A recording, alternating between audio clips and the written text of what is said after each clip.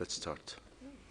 Dear colleagues, ladies and gentlemen, welcome back to the last day of the second session of the Intergovernmental meeting. We are almost there, with 6 remaining paragraphs to go. Once we are finished with the last paragraph of the preamble, we will be done with the consideration and approval of the entire text of the instruments. As agreed yesterday, and as indicated in the agenda adopted at the beginning of our session, once we completed the consideration of the preamble, I will adjourn the meeting for 1 hour so that the Secretariat will have the time needed to prepare the text of the recommendation for circulation together with the report of the Rapporteur. During this break, I will also be convening the Bureau meeting. So I would like kindly ask dear colleagues, the Vice Chairpersons and the Rapporteur to be available for that meeting. When we reconvene, we will proceed with the adoption of the text of the recommendation in its entirety, followed by the report of the Rapporteur. Without any delay, let's continue with the consideration of the text of the recommendation where we left yesterday. That is paragraph 22 of the preamble. I would like to ask the Secretariat to please read out the paragraphs so we can have the interpretation in all 6 languages. Please. Thank you, Chair. So the paragraph PP 22 as amended reads as follows. First amendment by Canada, understanding and strike convinced that AI technologies can bring important benefits, but that achieving them can also amplify tension around innovation, asymmetric access to knowledge and technologies. Canada also including the digital and civic literacy deficit that limits the public's ability to engage in topics related to AI. Barriers, Canada's strike of rights, and continue to information and gaps in capacity, human and institutional capacities, barriers to access to technological innovation, and a lack of adequate physical and digital infrastructure and regulatory frameworks regarding data, all of which need to be addressed. There's another amendment to the same paragraph that reads as follows. Convinced that AI technologies can bring important benefits, UK addition, and opportunities, but recognizes the challenges related to digital divides, including those relating to, and strike the sentence until, access to knowledge and technologies, UK add access, instead of barrier of rights, to information and gaps in capacity, human and institutional capacities, barrier to access to technological innovation, and a lack of adequate physical and digital infrastructure. UK strike the rest of the sentence, and which need to be addressed. Thank you. So, as usual, I'll give the floor to the member state who submitted their amendments. We'll start with Canada, followed by the UK. Canada, you have the floor, followed by the UK. Merci, Monsieur le Président. Bonjour à tous. Thank you, Chair. Good morning, everybody. And first of all, I would like to thank you and congratulate you on this last day of our work. We're almost there, and we are delighted. First of all, Canada wishes to withdraw the first amendment, given how our work has been going, and in order to achieve consensus and a compromise on the wording. Thank you. Next, regarding the second amendment, Quebec and Canada wish to see recognition of closing the digital and civic literacy deficit. It's important for us to have full citizens' access to AI in order to have enlightened use of this technology, which seems to us to be most useful. And secondly, we wish to delete the word right from this wording, because although the Universal Declaration of Human Rights, other documents guarantee human rights, they do not necessarily and explicitly recognize the right to obtain. Canada feels that there is no right to information as such in international law, and this wording would be more appropriate without the use of this term. Thank you, Mr. Chairman. Canada. I'll give the floor now to the dear representative of the UK. Thank you, Chair, for giving me the floor, and good afternoon again, colleagues. I also want to thank the Chair and everybody for their constructive engagement over the last few weeks. And as I'm sure many of you are really looking forward to reaching, hopefully, the end of this discussion today. On PP22, I think what we can. I'll start with the two that is most straightforward. So, as with Canada, our edit around the right to information is in line with the edits that we proposed earlier in the text, and I think which we agreed upon was to remove the terminology of a right to information, recognizing that not all member states do sort of expressly acknowledge a right as such. I think here we could probably work with barriers of access to information, or as Canada have outlined it, barriers to information. Either of those could work for the UK. In the latter part of the paragraph, we found it a little bit odd that regulatory frameworks was specifying specifically regarding data. I think we could live with and regulatory frameworks, but we would not want to sort of single out data here. And I think we would dispute the fact that all regulatory frameworks would be sort of seen as inadequate in some way. So that was our concern there. But we are flexible to look at that language, perhaps just deleting regarding data.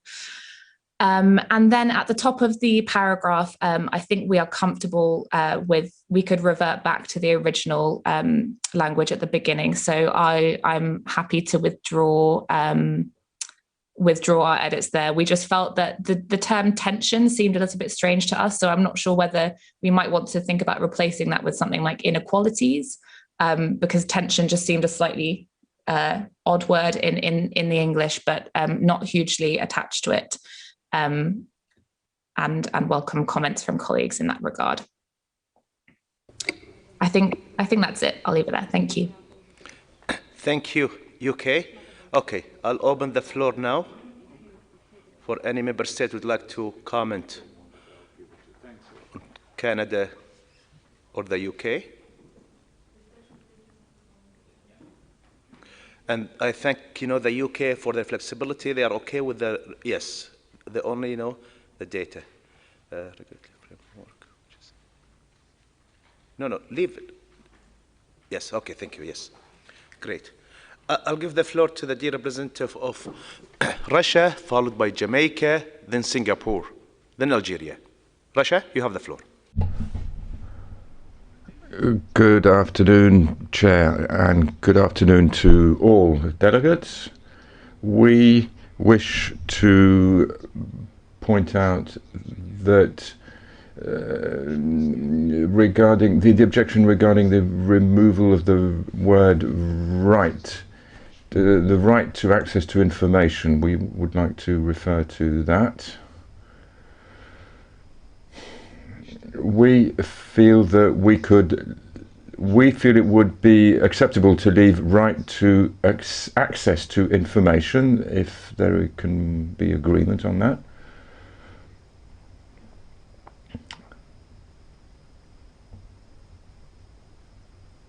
Right to access to information, says Russia.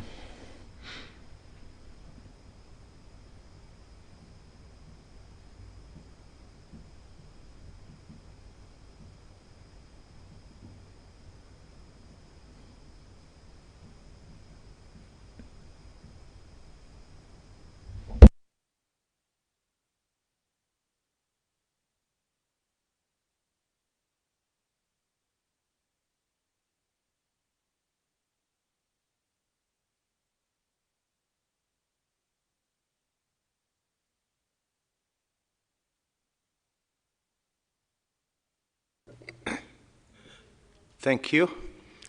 Okay, so we have a change from the Russia saying rights of access to information. I'll continue my list. I'll give the floor to Jamaica, followed by Singapore, then Algeria. Thank you very much, Mr. Chair, and good morning from Jamaica.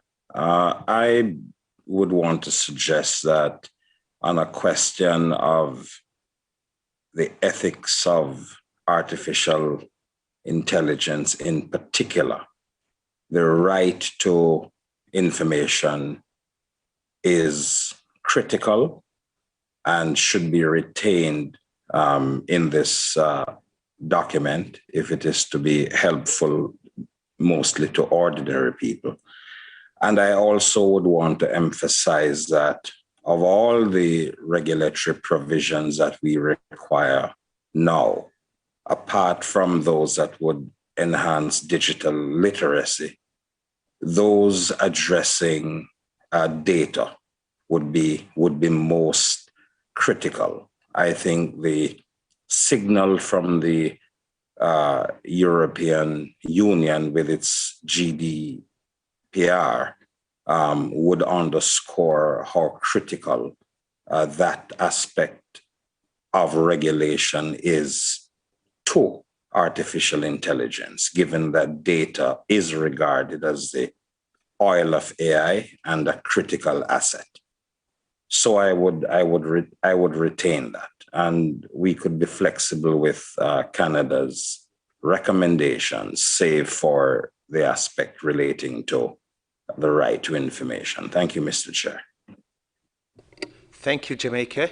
I'll give the floor to Singapore, followed by Algeria.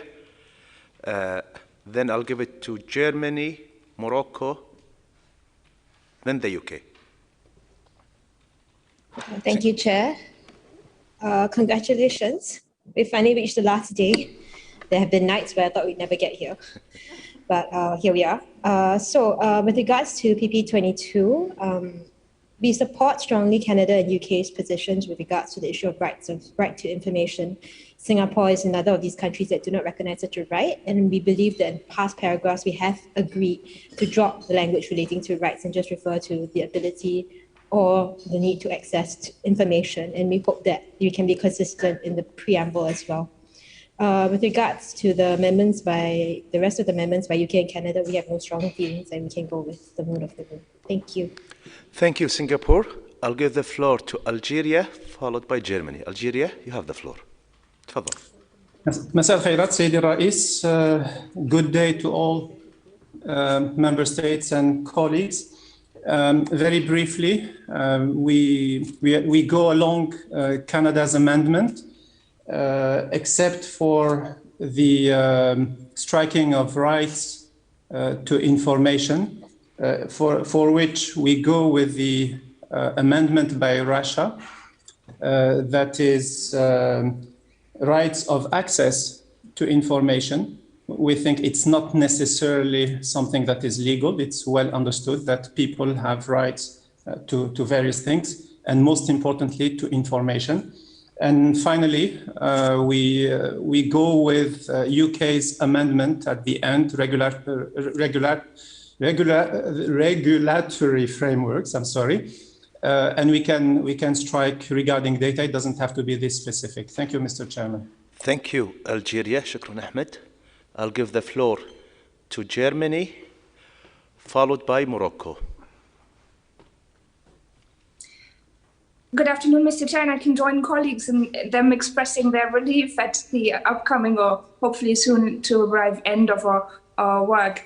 I would like to support literally all of the amendments. I feel that they add in substance, specifically the Canadian amendment on spelling out more specifically where our challenges are. With regard to the access or right of information, I think we should really keep in mind that right is a technical term. And given that we have struggled to overcome technical challenges all through the text, we should be able to follow that example. We have established a compromise line in speaking of access to information all through the text. Whenever it came up, we understood that it is just a problem of legal technique. It is not a matter of will. So in that sense, in order to have a recommendation that does not prescribe any rights or also does not imply that we open things up for discussion that we should not discuss here, I suggest we stick to the access to information as suggested by the UK and Canada. Thank you. Thank you, Germany. I'll give the floor to Morocco, followed by the UK. المغرب, تفضل. شكرا السيد رئيس ونهنئ. Thank you, Mr. Chairman. We also wish to congratulate you, Chairman. Well done. Well done for your handling of these negotiations over more than 3 weeks. I would like to commend you because you have managed to ensure fair treatment of all delegates. You have displayed open-mindedness, you've listened to everyone, you have been very positive, you took on board the negative aspects, but you have remained constructive and positive throughout. I would like to warmly thank the Secretariat and all those who took part in the meeting. I would also like to thank the translation section which translated these documents. Now, regarding the Canadian amendment, we feel that this amendment is a good amendment, but we emphasize that referring to the right to information is an important matter for us. We have to bear in mind that artificial intelligence has brought with it a new war, which is data warfare, and even more conventional forms of warfare, psychological warfare. For example, all these forms of warfare need ammunition, which is data. Therefore, for web governance, we need this ammunition, which is information and data. So in this text, we need to refer to access to information and the importance of data. All countries are trying to update their strategy in order to include the modalities and the new rules governing data. Thank you. I'll give the floor to the UK, followed by Brazil, then Finland. UK, you have the floor. Thank you, Chair, very much for giving me the floor again. I just wanted to signal the UK's support for Canada's addition here around digital and civic literacy. We think that's a very helpful addition to make here.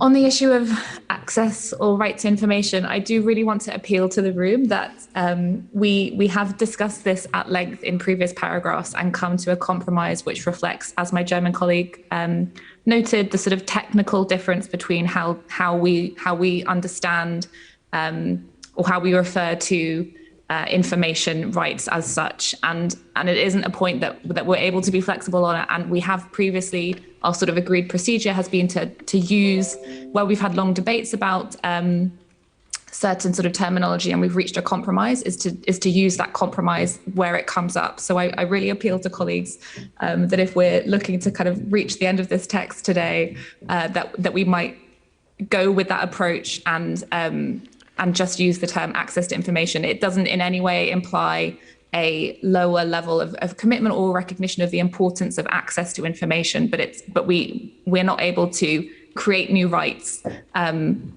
within sort of the international framework as part of this discussion. So I do appeal to colleagues there to be flexible. As regards to the last point on data, we can be flexible here. We felt that it sort of unhelpfully narrowed the scope, but if colleagues feel very strongly about including it, we can be flexible. So I think I will leave it there. Thank you very much.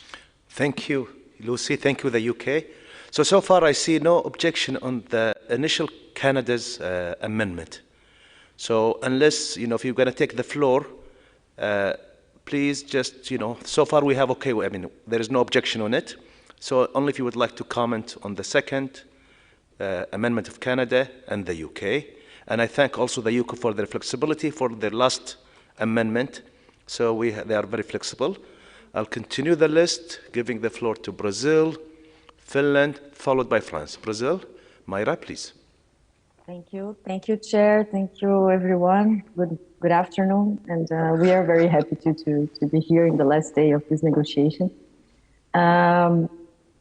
Yes, Brazil supports also the first amendment of Canada. I think it adds something new and interesting to this paragraph. Regarding the right to information, yes, I would like to also echo what my colleagues from the UK and Germany said. For us, it's very important the right to information, but at the same time, we already had this discussion and we already arrived to an agreed language. So I think it would be consistent to keep this language here. Maybe to address some of the concerns that other countries raised about this formulation, we could maybe mix both amendments, you know, the Canadian one with the British one, and then say something like various barriers of access to information. I don't know if that would help. And then regarding the end of the phrase, the last British amendment, we would also like to propose an alternative that maybe would address both concerns, because we also understand that if we leave it here regarding data, we are limiting a bit the scope of the phrase. And at the same time, we heard that some delegations said that it's very important to keep data here. And we do agree that data is key in this issue. So maybe we could say something like, after regulatory frameworks, we could say something like,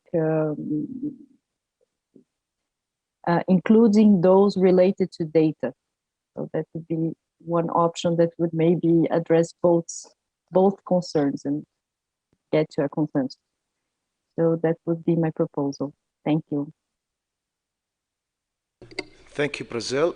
So we have a suggestion. I will say, first of all, I think UK, they were flexible in revoking that amendment.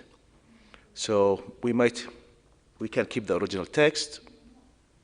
So just to let the member state that the UK are flexible with that one. I'll continue the list, but we took note of the Brazilian suggestion, which it says including to those. Yes, I'll continue the list. Finland, followed by France, then Belgium. Finland, you have the floor. Thank you, Mr. Chair, and good afternoon, everyone. Yes, the reason why we are nearing the end of our momentous or monumental task is that we have been able to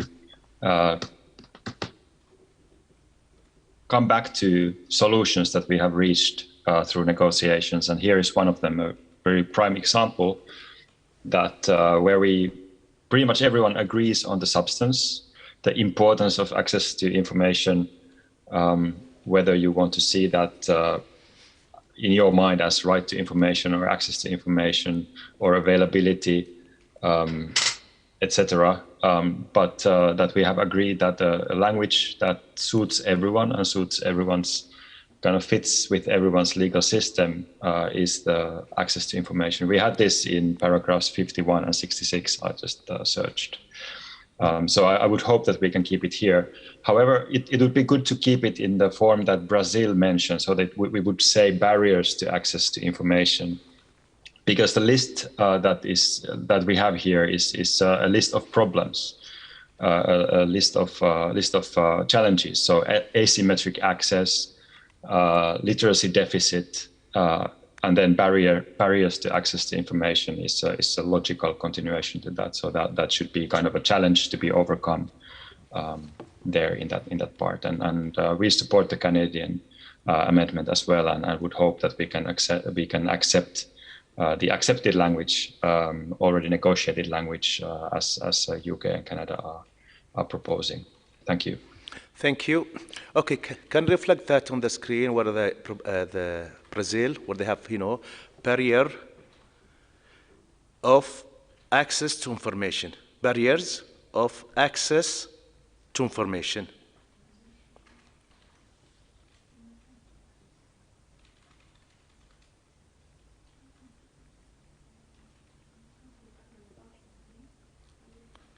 Okay. And at the end, where they have regulatory framework. including those related to data.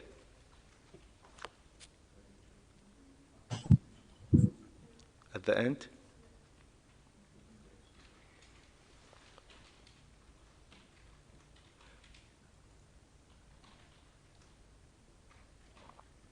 Okay. Is it reflected in both languages, Secretariat? Okay. I'll continue the list. I'll give the floor to France, followed.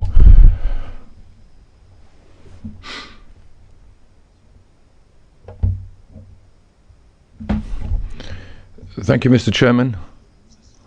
We wish to echo the congratulations to you on your work, on your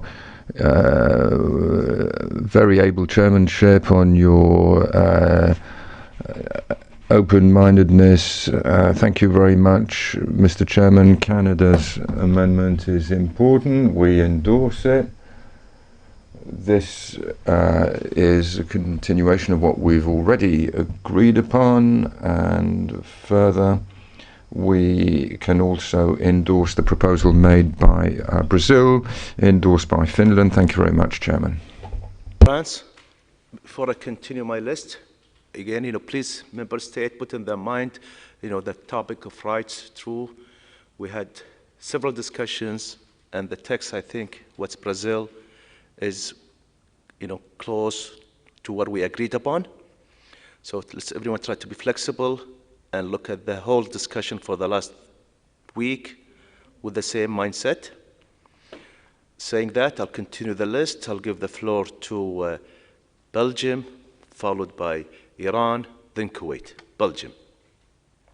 Thank you, Mr. Chair, and I will, of course, join others in congratulating you. However, I have to say that I'm a bit surprised that so many colleagues are expressing relief at almost being finished.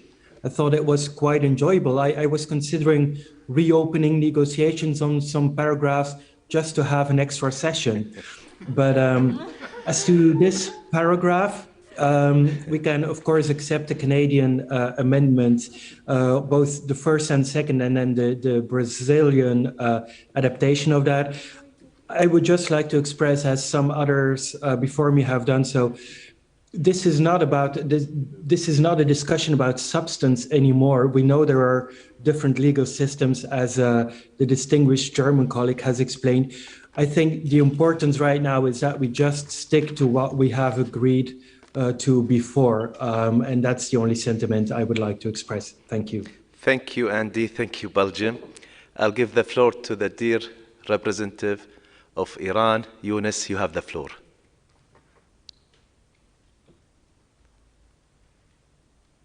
Much, sir. Good afternoon. We feel that the essence and the gist of the paragraph here is about the barriers, not the rights. The rights are taken for granted as usual, the barriers of rights to information or the barriers to access to the technological innovation. These are the important points of the paragraph. So we feel it's good to keep both the barriers of right to information and at the same time the barriers to access to technological innovation. The paragraph says itself, the problems arise after this process that the countries, especially developing countries, try to adopt new technologies and have access to them. So we prefer to keep barriers of right to information and barriers to access to technological innovation. Thank you so much, sir. Thank you, dear representative of Iran. I'll continue the list, give the floor to Kuwait, followed by UK and Cuba. Kuwait, you have the floor. Thank you, Mr. President, for giving the floor. We also congratulate everybody for this journey. Since we're reaching the end of it, we hopefully it is benefits for all. Actually, Kuwait supports the Canadian and Brazil amendment.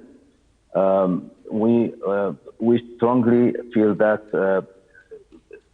the data that has been mentioned at the end of the paragraph should also be mentioned in the middle of the paragraph, so that it's, as amended by Basil, access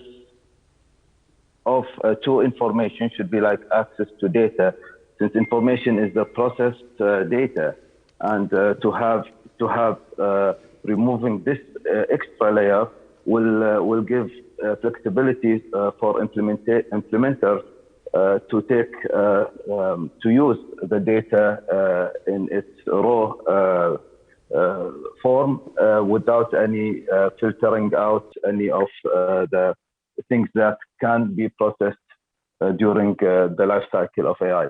So it is. I understand it is already mentioned at the end of the sentence, but we feel that having it at the first mention give it strengthen the whole paragraph. Thank you. Thank you, Kuwait.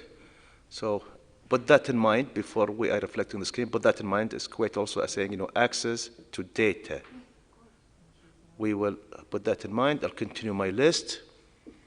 I'll give the UK, Cuba, Venezuela. UK, please. This is the third time. Please, unless you have something new to add. I just wanted to take the floor because consistency was in my mind, and I'm looking at this paragraph and seeing that we use the term AI technologies, and elsewhere in the text we use AI systems. So I just wanted to flag that. I am assuming that perhaps this will all get scrubbed afterwards, but I just wanted to flag that. That was the reason I was taking the floor. And if I may very quickly just respond to the proposal from Q8.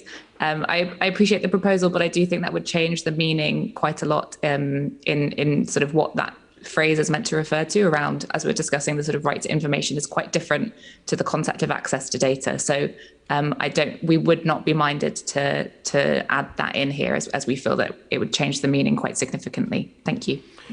Thank you, UK. I'll continue the list with the dear representative of Cuba, followed by Venezuela. Cuba?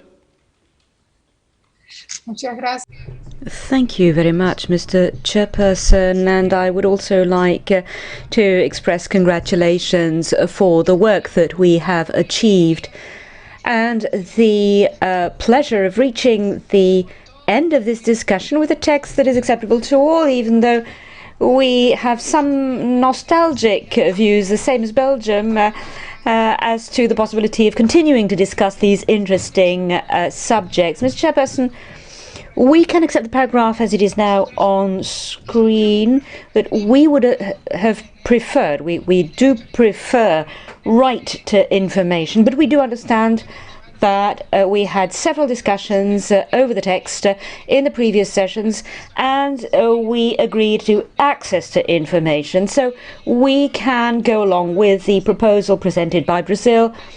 We can accept the text as it is now. We also support Brazil regarding the end of the paragraph. And as to the proposal tabled by Kuwait, we are flexible.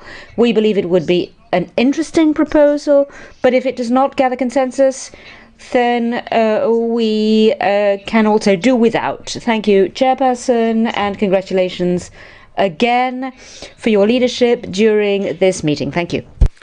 Thank you, Cuba, for the constructive intervention. And I'll give the last speaker, dear colleagues from Venezuela. Maria, you have the floor. Thank you very much, Mr. Chairperson. I'd also like to congratulate you for your great patience with all of us.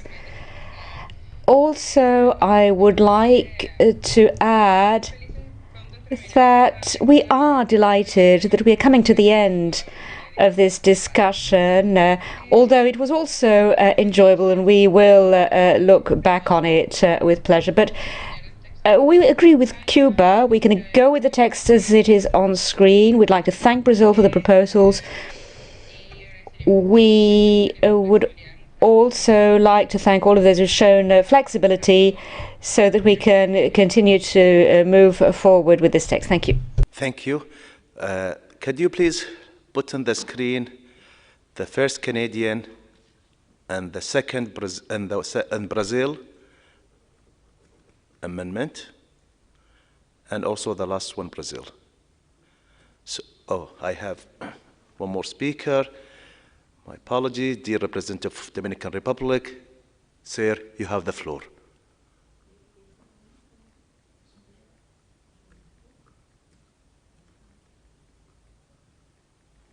Dominican Republic. You are muted, sir. You are muted. Bien. Bien, gracias. Thank you, Mr. Chairperson. I would like to congratulate you also for your leadership during this meeting. We would agree with both Brazil and Cuba regarding the paragraph, and we would like to congratulate you for your leadership. Thank you. Thank you. Okay. So did we do the cleaning? Yes. Remove the Canada where they strike. Yes, access. Yeah, remove that one.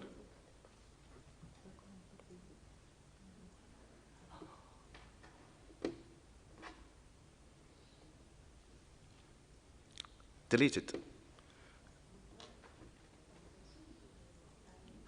Because the Brazil was access to information.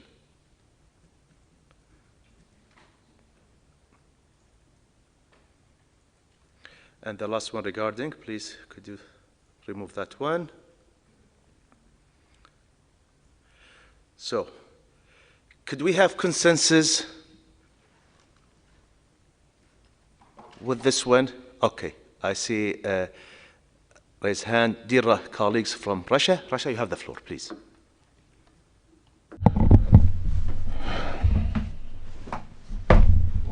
Thank you very much, Mr. Chairman. We would like to propose one stylistic amendment to the text. Just before barriers, to include as well as, just before barriers. As well as before barriers. And barriers to access to information, says the delegate. This is what is implied by the text,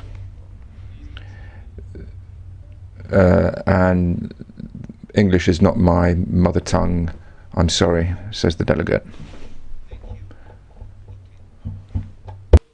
Can we have consensus on this para, PP 22?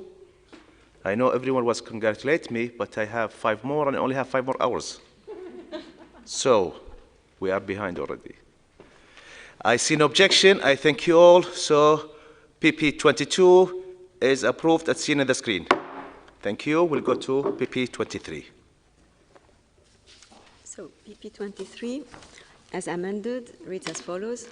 Underlining that global cooperation and solidarity are needed to facilitate fair access to AI technologies and address the challenges that they bring to diversity and interconnectivity of cultures and ethical systems, and Russia amendment to strike the text that reads mitigate potential misuse and to ensure that AI strategies and regulatory frameworks are not guided only by national and commercial interest and economic competition. And then Egypt to add a sentence to continue to realize the full potential that AI can bring, especially in the area of development. Another amendment to the same paragraph introduced by Iran, and the paragraph will read as follows. Underlining the enhancement of global cooperation and solidarity through multilateralism are necessary to facilitate fair access to AI technologies and address the challenges and obstacles, including UCM, that they bring to diversity and interconnectivity of cultures and ethical systems, to mitigate potential misuse and to ensure that AI strategies and regulatory frameworks are not guided only by national and commercial interest and economic competition, while addressing the principle of common but differentiated responsibilities in the AI life cycles. Thank you. Before I give the floor to the member states who submit amendments, I urge all member states, if they had any amendment From now on, from this para till the end, and it's been already discussed, I really would appreciate the flexibility not to consider that amendment, since we've discussed it and we have an agreement upon. Saying that, I'll give the floor to the dear representative of Russia, followed by Egypt, then Iran. Russia, you have the floor.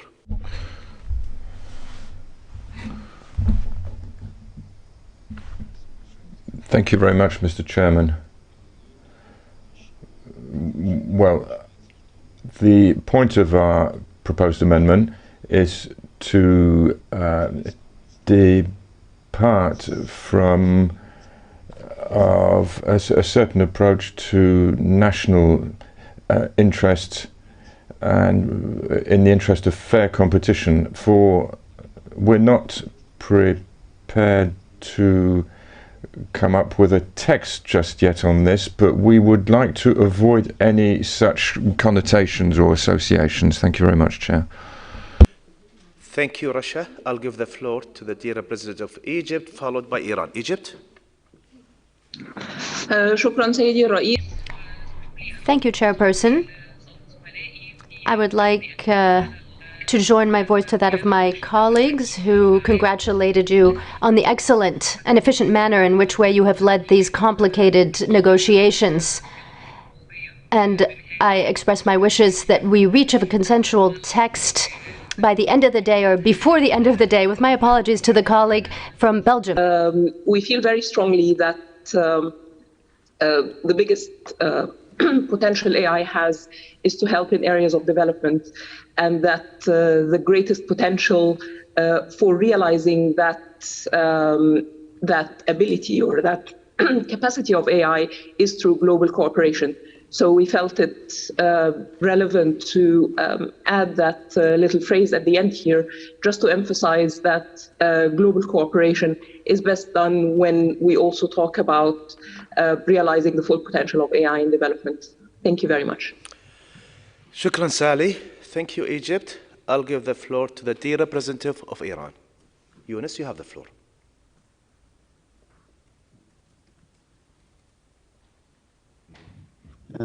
السيد الرئيس شكرا. Thank you, Chairperson. Let me start with the enhancing. Enhancing is the trying to inline the paragraph, and then through multilateralism, as the we try to mention multilateralism because multilateralism, the way that we are acting in this platform is a kind of multilateralism. We wanted to mention multilateralism is here because, as we mentioned in the previous meeting, unilateralism is always dangerous, and also we have to recognize multilateralism specifically in this important document. And then, Excellency, let me go to the next one, as this paragraph addressing the challenges and obstacles. So the UCM in the AI the environment, it's a main challenge. We previously mentioned the UCM. We don't want it to open up again for the discussion because the colleague proposed that that's be reflected in the preamble, and then we strongly suggest that be reflected here at least once, and that this is the right place as talking for the challenges. And then the last part is also talking about the principle of the CBDR. This principle, so accepted that we all have the responsibility, but such responsibility is different because we have among ourselves different groups like LDC, LLDC, seeds, and then that they need to be supported from the developed countries and the countries that are able to protect them. And this is the reason that behind that we reflect the principle of the CBDR as well here. Yeah. And then they, as you know, and then colleagues know, they have the different level of the technology. And then some of them, they don't access to any kind of, that simple technology that they can develop. So they need to be supported by all. And then sending such, and by accepting that one, it's a good message for such a kind of, this large countries that need to be supported. Thank you, Excellency. Thank you, dear President of Iran. I'll start the list now. Start with Morocco, Germany, Austria. Morocco, you have the floor. تفضل المغرب. Thank you, Chair.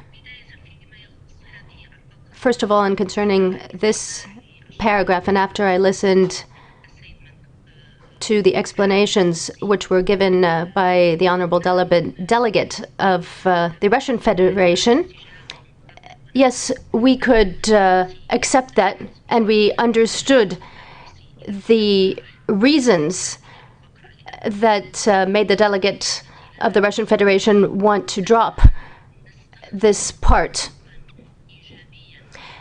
We have to use positive expressions and express a positive attitude in these paragraphs, and we should refrain from being negative.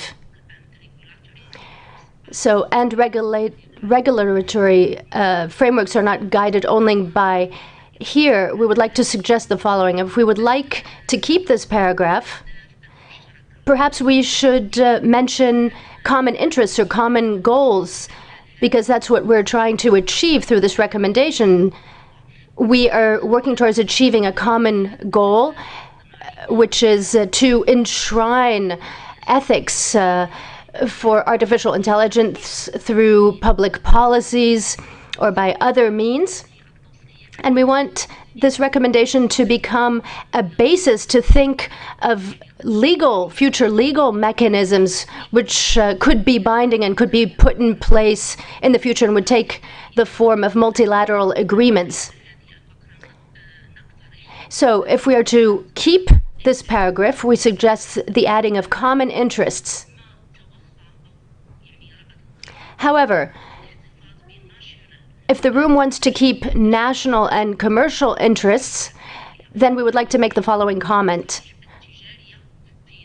We can't put commercial interests on the same level as national interests. So this is not an appropriate phrase to use. We should use only national interests. Those could be commercial or military or cultural or interests in any field. But we should drop the remaining part of the paragraph. When it comes to Egypt's amendment and the addition they proposed, we dealt with that when we dealt with other paragraphs, so we see no need to add it here. We don't think that adding that adds anything or takes anything away from the recommendation, but we can show flexibility on this. But this is something that we discussed many times, and we discussed when we were discussing most of the paragraphs in the recommendation. Thank you, Morocco. I'll continue. Germany. I thought there was Austria, but they lowered their hand. Germany. Thank you, Mr. Chair. I can be, I think, fairly brief. I would like to thank the Russian and Egyptian colleagues for their amendments, and Germany supports both of them. With regard to the Russian amendment, this part of the paragraph includes some political judgments that we find difficult because, frankly, national interests or commercial interests may well be guided by ethical reflections. It is a short-sighted perspective, and in fact, economic competition is something that we have underlined that it is important and not a problem. It is the absence of competition that for us was a problem. So I think this is a very odd part of the sentence, and we strongly support Russia to delete this part. And we also support Egypt to add the potential of AI with regard to development. We think this is in fact one of the most important subjects that we have discussed throughout the weeks. And we very much support this part. We think a development should not have a capital letter. That is the only point. However, strong support for these two. With regard to Iran, we've had this discussion. UCM do not belong into the preamble nor in any other part of this recommendation. They can be discussed in Geneva or New York, wherever it is appropriate, but not within the mandate of UNESCO. So no support for the Iranian amendments. Thank you. Thank you. Germany. I'll continue my list. Brazil, Finland, France, then the UK. Thank you, Chair. Well, actually, I don't agree with the proposal made by Russia. I think actually this is, in my opinion, of course, we are not prejudging things. Of course, national and commercial interests are legitimate too. But at the same time, I think the message of this paragraph is to enhance cooperation, collaboration, solidarity, and it's just making a kind of comparison. We should make prevail collaboration over just competition. And it's not saying that that this competition and commercial interests are not going to guide AI strategies, but they are saying that they should not be the only targets of AI strategies. And I think this is the whole message of this recommendation. So actually, I would prefer to keep this part as it is. We can maybe work on the wording if people think it's not acceptable the way it is drafted. But at least, for example, the beginning to mitigate potential misuse and ensure that AI strategies, I don't know, are not exclusively guided by commercial interests. I think this is a strong message, an important one actually from this recommendation. Because of course we know that they are also guided by commercial interests. This is the main thing that is already established in the world. So the whole idea of drafting this recommendation is exactly to also establish some ethical standards that should also guide the development of AI systems. Because if we don't establish those standards, of course, they are going to be guided by commercial interests. So honestly, I think this is an important message of the paragraph. We can redraft it in a different way if other countries think it's needed, but I think we should at least keep the message. Regarding the Egyptian amendment, we welcome. We think it's a very good one, and I think it enhances the paragraph too. Concerning the Iranian amendments, we actually think the first one is a good one, underlining that the enhancement of global cooperation and solidarity through multilateralism are needed or necessary to facilitate. I think it's okay. Regarding UCM, I think we have already discussed here in this meeting, and I think it's, even though Brazil, of course, supports this position, we are also against unilateral coercive measures, but we don't think this is the place here. I don't think it's, we should open a debate that is not part of UNESCO's mandate, and especially in this recommendation.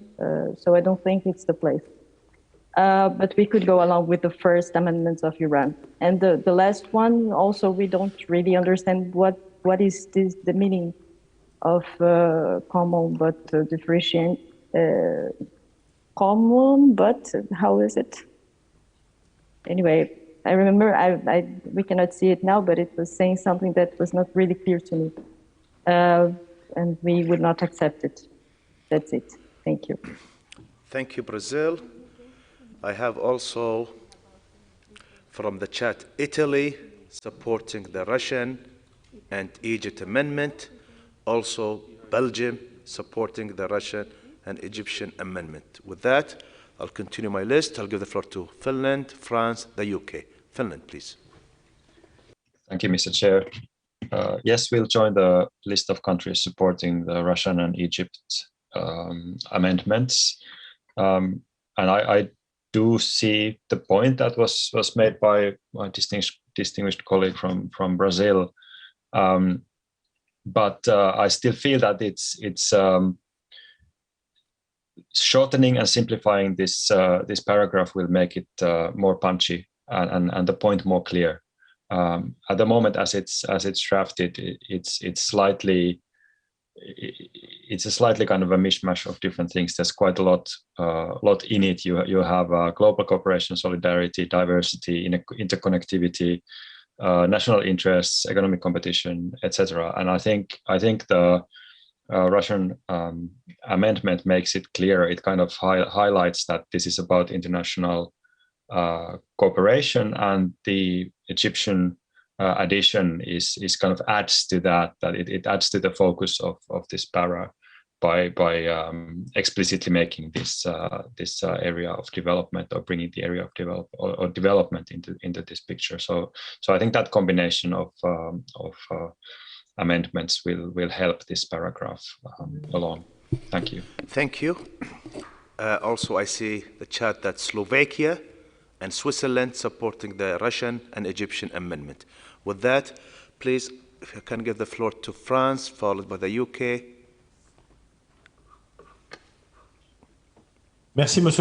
Thank you very much, Mr. Chairperson. We have this paragraph beginning with underlining that global cooperation and solidarity are needed too, etc. And this beginning of paragraph 23 means that Iran's proposal is not needed.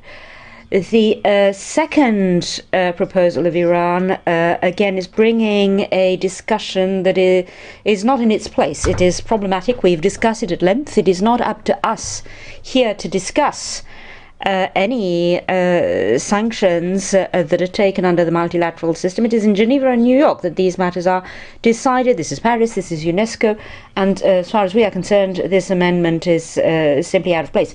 As for Russia's amendment, Mr. Chairperson, in fact, the text is stating that ethics, or rather that regulatory frameworks of states and commercial entities must follow ethics. And this is an adequate idea, but the paragraph in the text is too long, and therefore we support Russia's amendment, which clarifies matters, as well as the amendment presented by Egypt, which we also support, and which highlights an issue that we have discussed at length and is completely appropriate. Thank you, Chair. Thank you. So I see more on the floor that's supporting the Russian and Egypt amendment. To the floor, please. The UK, followed by Iran, then Cuba.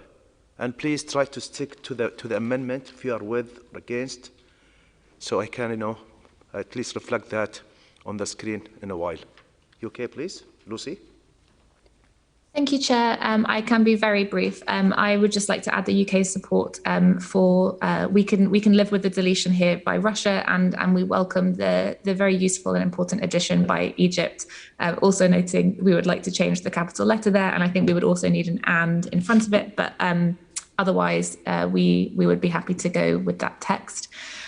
With regards to the Iranian amendments, I won't repeat what colleagues have said in any length, but of course we agree that this text is not the place to talk about unilateral coercive measures, and we would strongly object to the reference here to multilateralism, which goes against the sort of multi-stakeholder approach that we've outlined in the rest of the text, and would quite radically change the meaning of this paragraph. We also could not support the reference to common but differentiated responsibilities, and not really clear to us how that applies in the context of AI in any case, but we could not support that. So we can work with the Russian and the Egyptian amendments, but not with the Iranian amendments, I'm afraid. Thank you very much. Thank you, UK. I'll give the floor to Iran, followed by Cuba, then Singapore. Iran, please.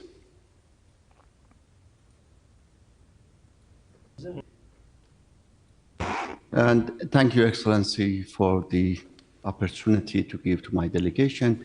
Excellency, I heard that some of the colleagues mentioned that so it is not a right place to bring the multilateralism.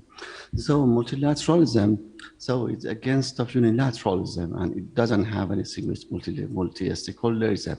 Multi-stakeholderism acting in the multilateral way.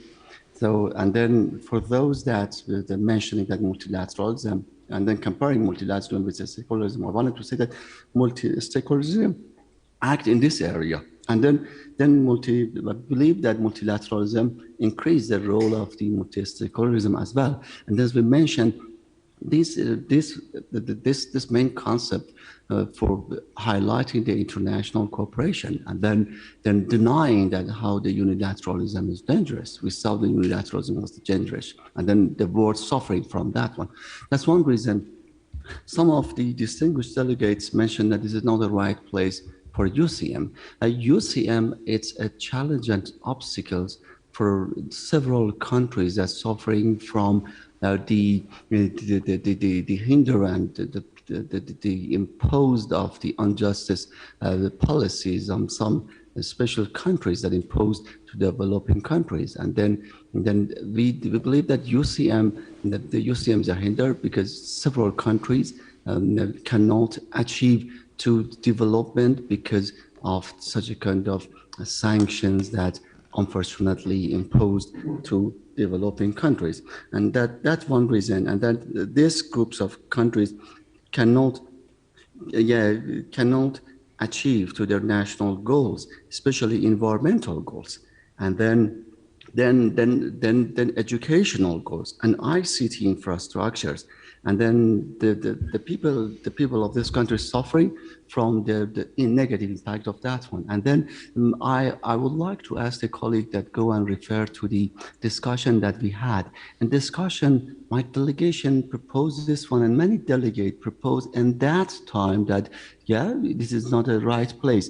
I remember that some of the European colleague mentioned that paragraph 47 under the policy section. Some said that 87 is good, and then whenever we showed are flexible at the end, they mentioned that at the end, no, not paragraph 46, not paragraph 87, it's a preamble. And now we showed our flexibility. Dear colleague from Iran, could you please, on the amendment, please, the time, Excellency, please. I wanted to remind that we are in the preamble, and I would like to remind the colleague that we need to be reflected here. And then my final point is that we believe that also the amendments of the Egypt is good, and then enrich the paragraph, and we support that one, Excellency. Thank you. Thank you so much, dear Representative of Iran. Again, dear colleagues, as we agreed upon from day one, some issues, it is important. We are not denying it. Sometimes we're just saying it's not the right place for an instrument of artificial intelligence. So let's please focus on that. All of member states have some issues, but as a chair, I need to focus on the instrument, on the document of artificial intelligence, and I want to keep the text within that square, within that barriers. Please, let's not try to put several interests and repeat ourselves again. This is my last day, and we need to be very efficient. We need some time to finish the report, and we cannot do anything unless we have all the paragraphs. So whenever you have the intervention, please be specific to the amendment in front of you.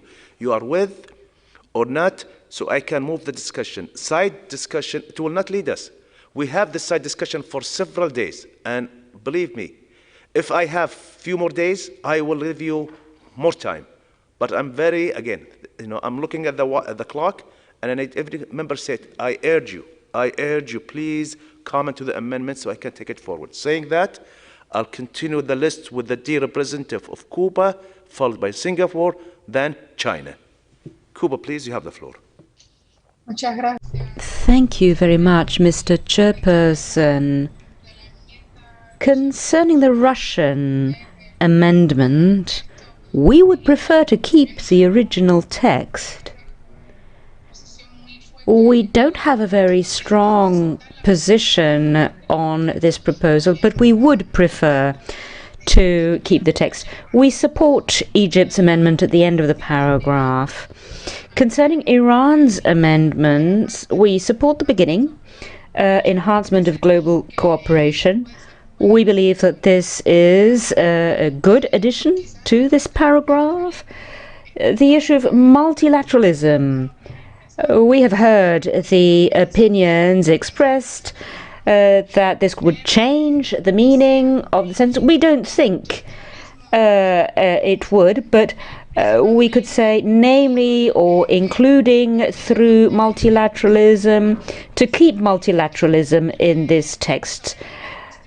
Now, on the issue of UCMs, Mr. Chairperson, I need to make a declaration of principle. As a country affected by UCMs, we'd like to reiterate our thanks to our colleague of Iran for proposing this amendment. And we believe, generally speaking, that it is always a contradiction when we hear that this is Paris, not Geneva, not New York. I think that all delegates know very well where we are, and it is not necessary to put this argument forward.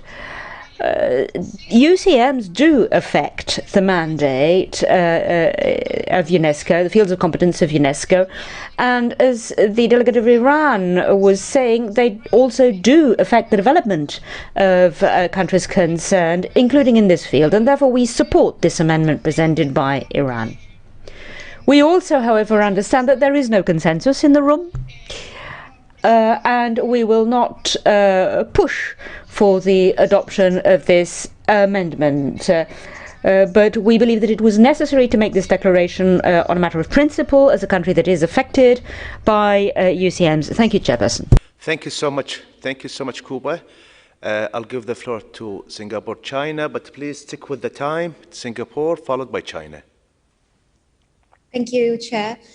We've listened to the debate quite carefully. We think that the Russian and Egyptian amendments, when read together, actually are very good because they focus the text on the keyword, which is global cooperation and solidarity. And perhaps it would be best not to refer to where it is likely to divide countries. For Iran's amendments, we do sympathize with Cuba and Iran in the position that they've been placed in, but we don't think that this is the appropriate place to include these matters. We've had this debate at length. There is clearly no comfort in the room about adding any reference to UCM in this recommendation. So we really would urge Iran in particular to maybe reconsider its position in pushing for this in this paragraph. Thank you. Thank you, Singapore. I'll give the floor to the dear representative of China, followed by Venezuela, and my last speaker, Austria. Then I'll reflect what I've seen on the screen. Dear representative of China, you have the floor. Thank you. So I would like to talk about PP 23, national and commercial interest. So I would like to keep the paragraph as it is, because when we write the principle, when we write the paragraph in here, actually there are already some national AI principles that we need to obey their own value system. And some of the companies already said that we need to maximize our interest and our benefits. So this is why the sentence said that we need to avoid this kind of tryings by avoiding only guided by national and commercial interests. I think this is really essential. It's already happening. So this is why we emphasize global cooperation and solidarity, and then to explicitly point out that this using only national and commercial interests is not the way we're going. So thank you. Thank you. China, I'll give the floor to Venezuela and my last speaker, Austria. And please, both speakers, try to stick with the time. Will be much appreciated. Maria, please, my dear, you have the floor. Thank you very much, Mr. Chairperson. I'll do my best to speak briefly. Concerning the proposal tabled by Russia, we would prefer to keep the original text. However, in order to move forward, perhaps we could also hear again the position of the experts concerning this drafting.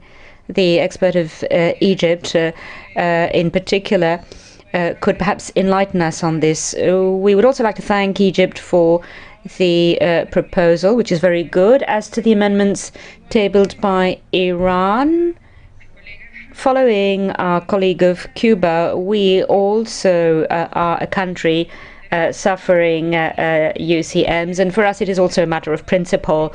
We understand that this is an addition that some have difficulties in accepting. Nevertheless, we do not think it is out of place. We will always look for consensus, but we think it is completely appropriate to consider it since we're discussing ethics of artificial intelligence. It's part of the discussion. It is part of the management and the reduction of the digital divide for developing countries. And UCMs is something that is completely opposed to that idea. And I think that the difficulties encountered in including this is very unfortunate. Of course, we understand the positions that have been expressed, but we believe that it is fully in place. It's important for our country, and it is related to the central issue that we're discussing here. Now, that being said, as stated by Cuba, we believe that at least we should retain a reference to multilateralism. It could be solidarity, including through multilateralism, and that would include other considerations within cooperation, but multilateralism would still be highlighted. This is the multilateral sphere, and we need to highlight it. And we think that this would be at least a small step to find a consensus to not reject any proposal that refers to multilateralism or to UCMs. And I think that this would be one small step that could be very important and would help us to move forward towards a consensus. Thank you. Thank you so much, Maria. Thank you, Venezuela. I'll give the floor. Austria, I think also Netherlands will take floor. Austria, please, followed by Netherlands. Thank you very much, Mr. Chair. I'll be very brief. I would just like to thank Egypt for their proposal, and we think it's a very good one and would like to support it. We could also go along with the Russian proposal. And as regards the Iranian amendment, as many speakers outlined before me, unfortunately, we're not in a position to support it. Thank you very much. Thank you, Austria. My last speaker, Netherlands, please, you have the floor. Thank you very much, Chair. To propose a way forward, we would actually like to propose the following text amendment to add to ensure that AI strategies and regulatory frameworks are guided by ethical principles and not only by commercial interests. This would be our proposal to as a way to move forward, and we would like to hear from the room what they think of this. Thank you very much. Could you please state your suggestion so Yes, I can reflect it on the screen? It would be to ensure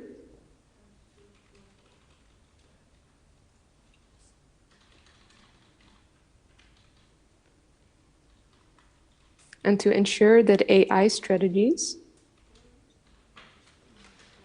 and regulatory frameworks are guided by ethical principles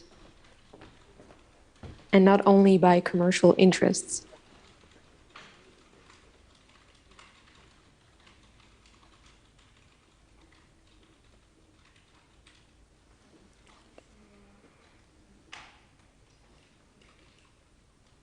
Yes, thank you, Chair. Okay. I'll give the floor to Brazil, followed by Russia, then Venezuela. Thank you, Chair. And actually, I just wanted to react to the proposal just made by my colleague from Netherlands, and to say that we fully support it. As we have said in our previous intervention, we think this idea should be kept in the paragraph. And I think the way she tried to formulate it is more positive, as some delegations were asking for that. And at the same time keeps the idea that I think it's important. So thank you very much for presenting this proposition, and we fully support it. Thank you. Thank you. I'll give the floor to Russia.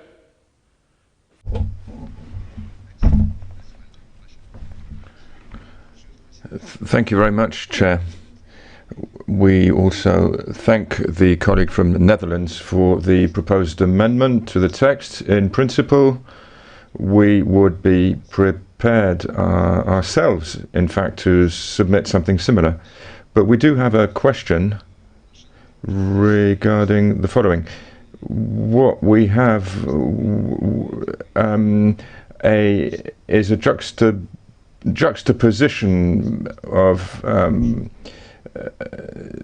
principles. On the one hand, we have something that's positive and something that's less positive. So could we simply have only the reference to ethical principles, and to ensure that AI strategies and regulatory frameworks are guided by ethical principles.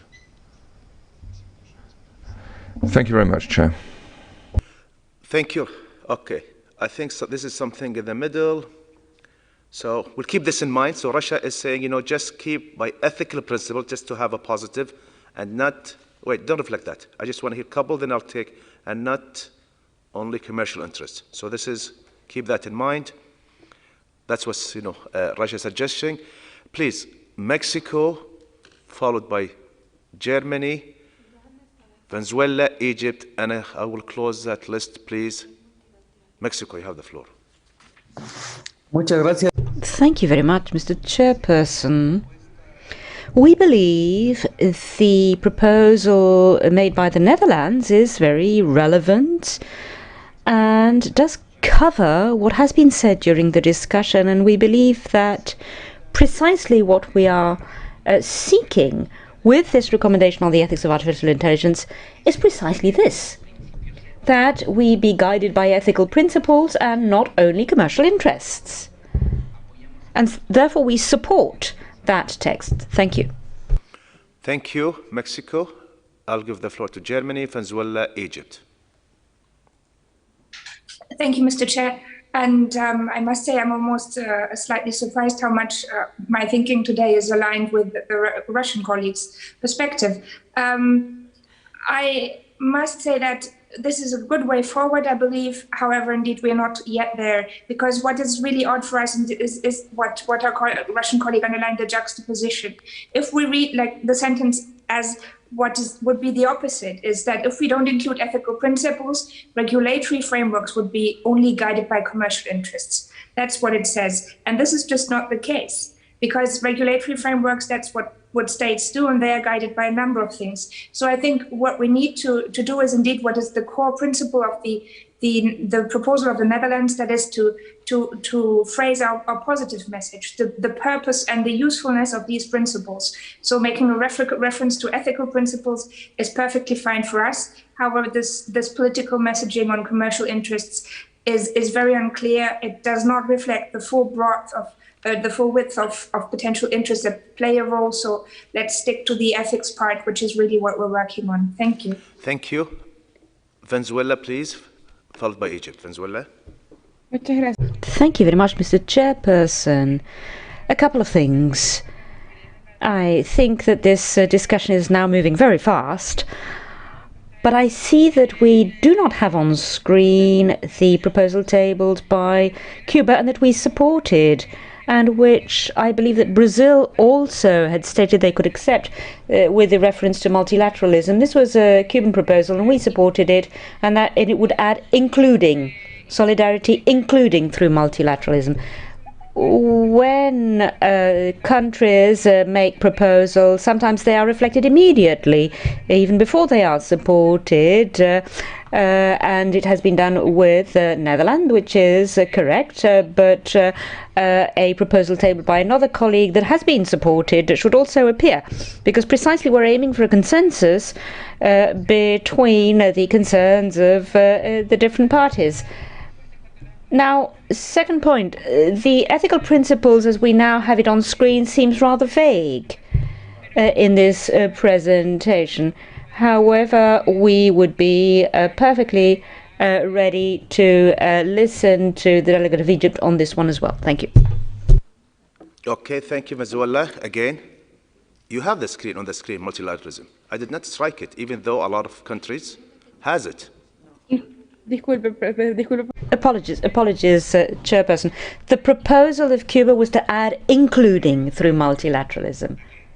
What I've been doing, from day one, when I see, a large number are opposing an amendment, changing it or including, still, you have the same point of view of the member states.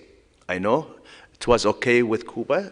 Cuba submitted, suggested. Venezuela and Brazil. That's different what's Netherlands, because Netherlands we have split. I have a lot of member states who wanna supporting the deletion of Russia. Again, like I said, they might have almost half of the member state, and some of the member states they say no, they want that concept. And what Netherlands did is try to, to bring the two points of view. So this is the difference between what's the Cuba did as an amendment and Netherlands. And please, I'll give the final speaker to Egypt. Egypt, you have the floor, please. Thank you, Mr. Chair, and we thank the Netherlands for the helpful suggestion, which I think strikes a good balance. I just wonder, having listened to some of the speakers before me, whether it wouldn't be better placed at the end of the paragraph, so that it would read to diversity and interconnectivity of cultures and ethical systems, comma, to realize the full potential that AI can bring, especially in the area of development, comma, and that national, the way we would phrase it is, and ensure that national AI strategies are guided by ethical principles, kind of eliminate the contentious kind of regulatory frameworks part, as well as the commercial interests part. And as my colleague from Morocco previously mentioned, national interests can be anything. They can be commercial, they can be political, whatever. So this kind of gives the, I believe, conveys the spirit of the paragraph, which is countries need to look at ethical principles as well as their own national interests, but then frames it in a more positive way, I think. Thank you very much. Thank you. Okay.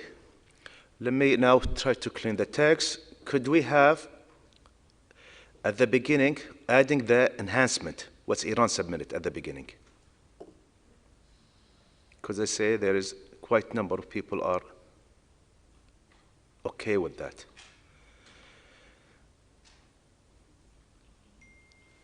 Then, no, without the multilateralism.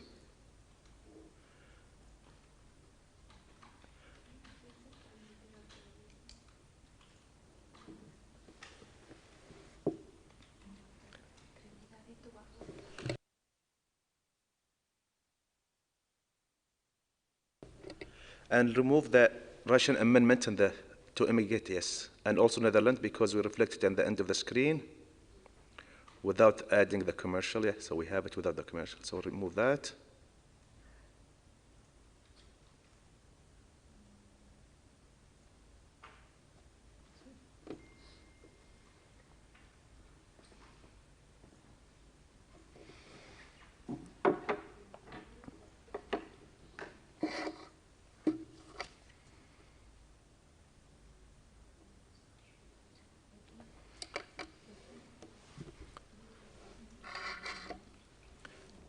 Okay. Can we have consensus of this, please, dear colleagues?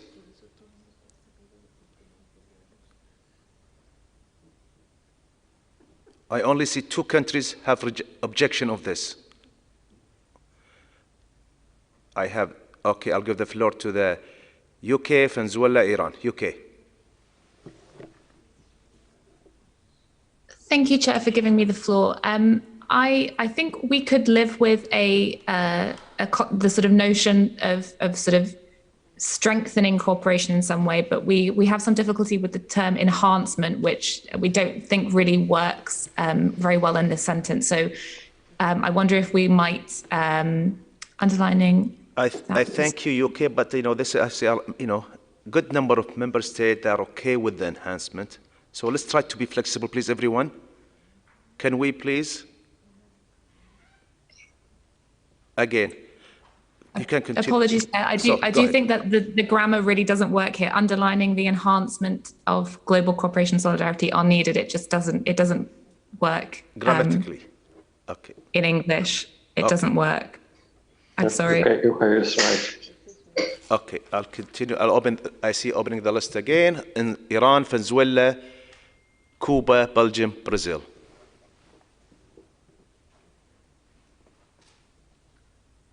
And Iran, please. Excellency.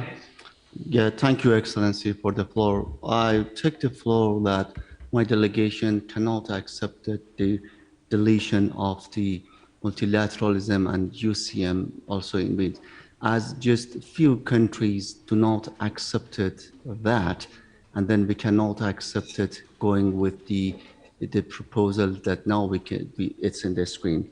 just for the colleague that mentioning that such a kind of, so multilateralism, so dear representative of Iran, dear representative of Iran, could you please, try to, when you reflect in the room, to be, very, accurate, please. Again, I've read majority, the number of states, the majority of the member states did not support that. So, so I do not reflect something is not correct. Please, now you can continue. So we can continue. Just make sure, so I don't have to reply to you and we deviate from discussion, and especially I need to focus on the time. Please be specific. Your point of view is you want the multilateralism. We'll note it and continue the list. And if I see, the majority of the room wanted to have that, I will reflect it. That's my role. So your point of view is well taken. You want to keep multilateralism. Is there any other point of view you want to add, please? No. I appreciate that. Please, Venezuela, could you please, followed by Cuba? Maria? Thank you very much, Mr. Chairperson. Now, following the contribution of Iran, we also believe it is important to keep a reference to multilateralism, even if it is including through multilateralism. And if the room is not in agreement, we would like to put it between brackets and send it in that manner to the General Conference. Thank you. Thank you, Venezuela. I'll give the floor to Brazil, followed by Cuba. Sorry, I give to Cuba, followed by Belgium, then Brazil. Sorry, Cuba, you have the floor. Thank you very much, Mr. Chairperson. We would like to support the amendment. In the beginning, I see that amendments that are written in the chat have not been included, but there is one tabled by Brazil that we believe would be an improvement. The strengthening of global cooperation instead of the enhancement. It's a better word. It is the terminology that we normally use here within UNESCO, and I think that that could help us achieve consensus on this part of Iran's amendment. On the other hand, we would also like to have in this paragraph that we're drafting at least to have including through multilateralism after solidarity, to at least have a discussion in the room and to see if we can achieve consensus on this proposal. Cooperation and solidarity, including through multilateralism. This is a formula that on many occasions has helped us to achieve consensus between the two positions, Mr. Chairperson. And once again, we believe that this could be a wording that could help us. The wording including does not exclude other forms of solidarity and cooperation, and that would help the two positions to perhaps find common ground. So we will align with the consensus, but we would prefer to have the amendment, and maybe Brazil will mention it again, strengthening instead of enhancement. I think it is more acceptable, and also to have including through multilateralism after solidarity. Thank you, Chair. Thank you, Cuba. So Cuba want to add instead of through, add including. And I urge everyone, do not add amendment in the chat box. If you want an amendment, please raise your hand and I'll be more than happy to give you the floor. I'll continue my list. I have Belgium followed by, and we have instead of enhancement, we will strengthen of instead of enhancement. Strengthen at the beginning? Yes. I'll give the floor to the dear representative of Belgium, followed by Brazil, Mexico. Thank you, Mr. Chair, and I will not go into the hornet's nest of the substance. I will say that we can definitely live with strengthening, as it is also, by the way, the language that we use in C4, C5. I would just like to follow up with what UK said. Grammatically, I think the word that is absolutely necessary here to make sure that the sentence makes sense grammatically. That's all. Thank you. Thank you. Yes. Can we have the word that, please?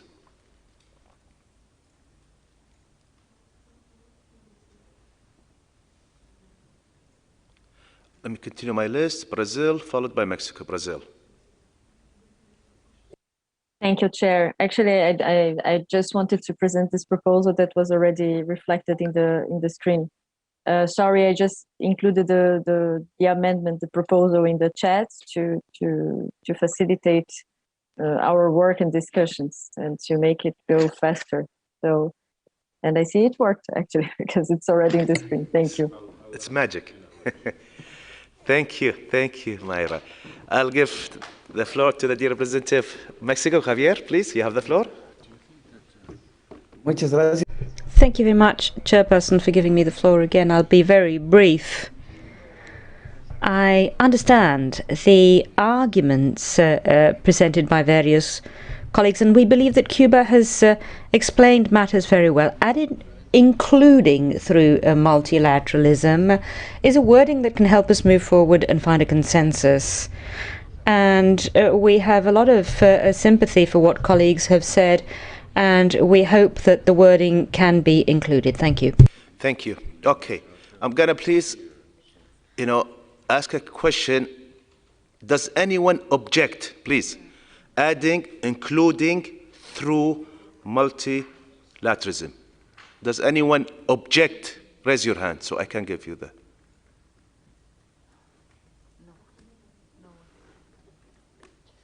I thank you for your flexibility, everyone. Could we please reflect that on the text above?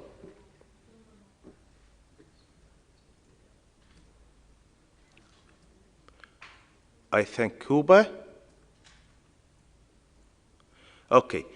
Can we have consensus on the text in front of you? Could you please delete 23 in the bottom so that people don't get confused?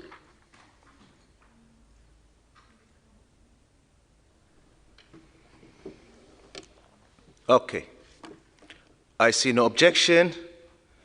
Paragraph PP 23, as shown on the screen, is approved. Let's move to the next one, PP 24. So, PP 24 as amended reads as follows. Taking fully into account that the rapid development of AI technologies, UK amendment, can present challenges, and recognizing the importance of agile responses to the potential risks of new technologies, and the rest of the sentence is deleted. There is another amendment to the same paragraph introduced by Iran that reads as follows. Taking the principle of common but differentiated responsibility into account, that the rapid development of AI technology challenges and obstacles, including UCM, their ethical implementation and governance, because of the diversity of ethical and then background instead of orientation, continue, and cultures around the world, the lack of agility of the law in relation to amendment transfer of technology and knowledge societies, and the risk that local and regional ethical standards and values be disrupted by AI technologies. Thank you. I see, wow, UCM is coming again. I'll give the floor to the UK, followed by Iran. Please, the UK. Thank you, Chair, for giving me the floor. I think this edit originates from a similar point that we made in relation to an earlier PP, that we have some difficulty with sort of describing the law as inadequate in some way, and implying as though it is not capable of responding to the challenge of new technologies, even in the context of their rapid development. Whilst also recognizing that there have been some gaps in regulatory approaches or in legislation, but that we must sort of meet that challenge rather than assume that it is a sort of it will always be the case that the law is not agile. So that's the sort of point of view that underpins it. I think we can be flexible to actually keep the vast majority of the paragraph, with perhaps just dropping that phrase of the lack of agility of the law, and could work with that approach if colleagues would be amenable. But welcome comments from the floor. Could we please reflect that? Agility of the law. Just the last sentence where they are. Keep the whole paragraph and take that out. So it would just be to delete the lack of agility of the law, and I suppose in relation to technology and knowledge societies, because that's the whole clause. It goes together, and maybe we could repeat something like the fast pace of technological change, or something along those lines instead, and then just keep the rest of the paragraph as it was. That's fine. Thank you. Thank you. I'll give the floor to Iran.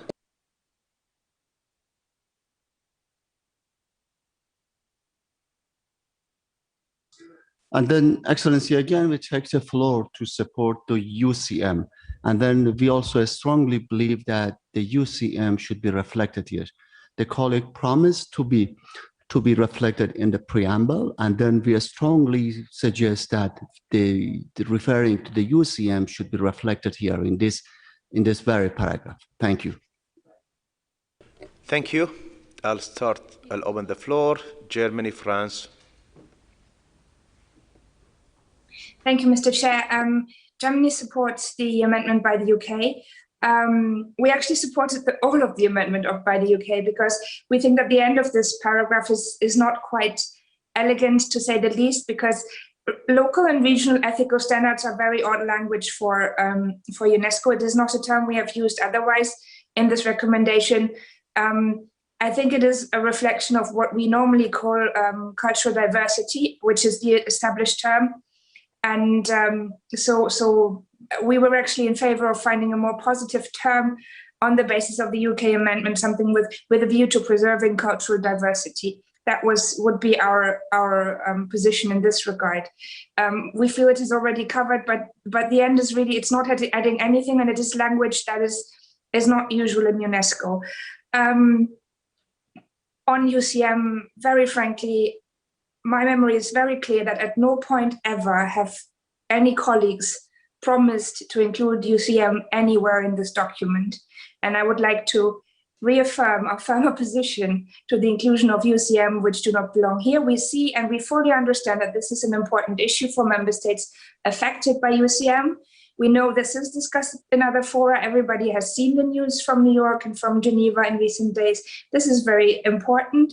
However, what we're doing is as important, and we shouldn't meddle and mix things that do not belong together. And I would encourage colleagues to stick to the position of the room, which has been more than clear on it. Thank you. Thank you. I'll give the floor to France, Singapore, Mexico, Russia.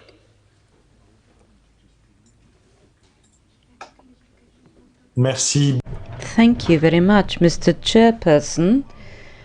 We are in favour of the amendment tabled by the United Kingdom.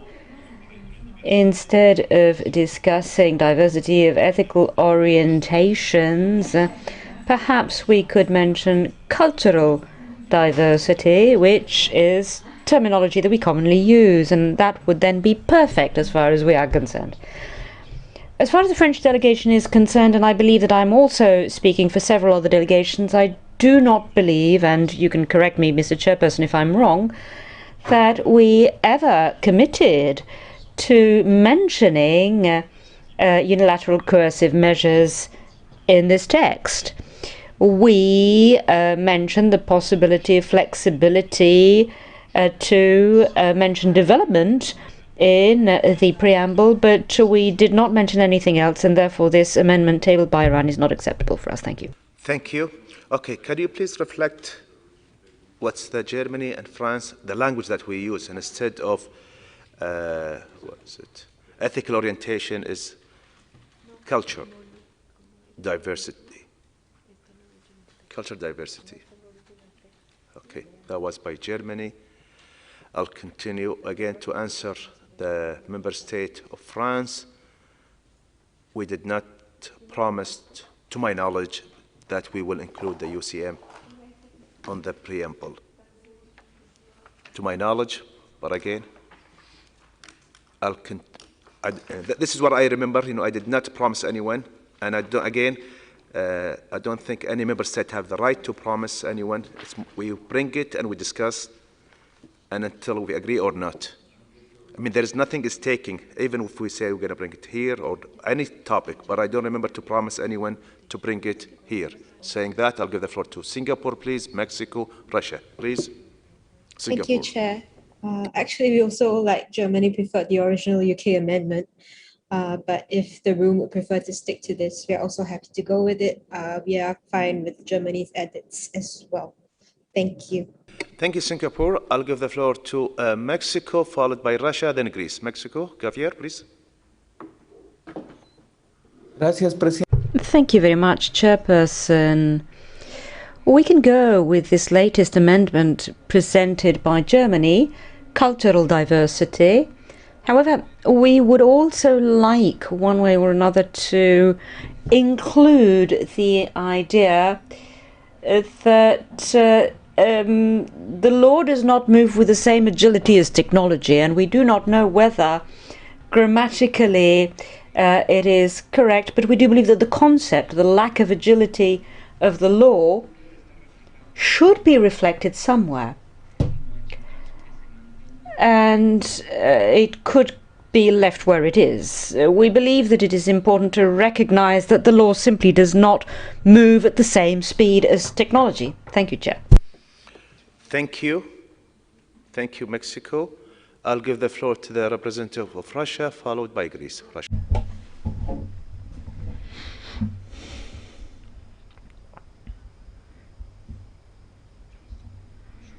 Thank you very much, Mr. Chairman.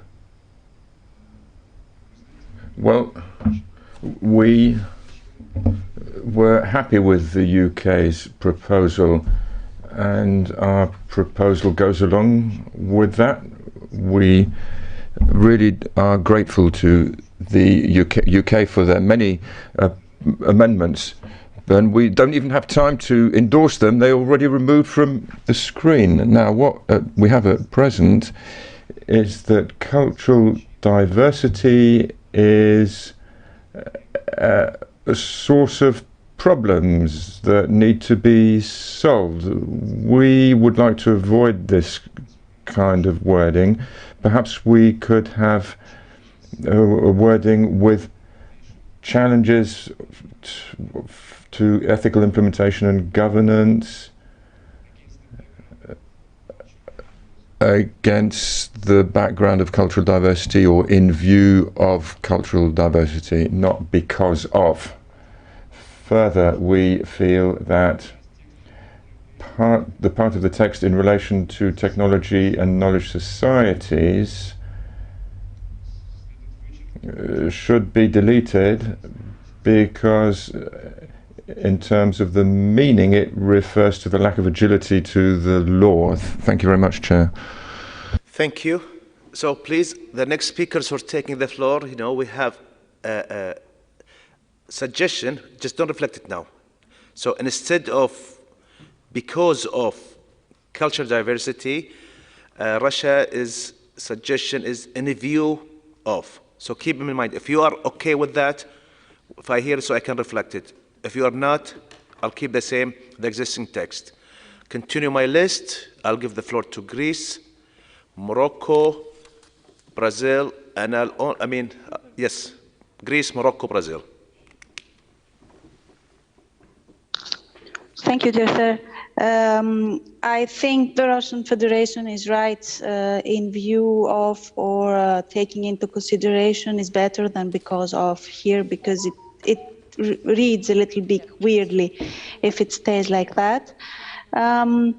What I wanted to say in the first place is that I thought that the original proposal by the UK was also to delete the last part of this paragraph, unless I'm mistaken, but I guess that they withdrew that. I wish they hadn't withdrawn, actually, because we would much rather prefer to delete this last part of paragraph 24. In particular, the part where it says, and the risk that local and regional, this one. Thank you. Thank you, Grace. Yes, indeed. The UK, they are only concerned of that part word strike. So I see also the UK are supporting the Russia interview and also Oman. So could we reflect that instead of because? We have, yes, interview. Again, let me remind everyone, try to be flexible. I'll continue my list, which is Morocco, followed by Brazil, then the UK. Morocco, you have the floor. Thank you, Chair. So concerning this paragraph, we, like our colleagues from the UK and Greece, had been in support of the first proposal of the UK. Why? Because I don't think that we can link the challenges increasing in speed of artificial intelligence with cultural diversity.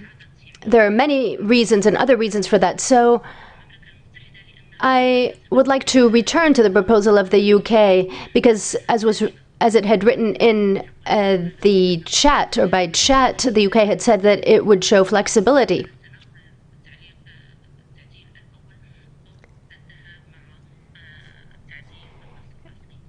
So perhaps we could bring back that proposal.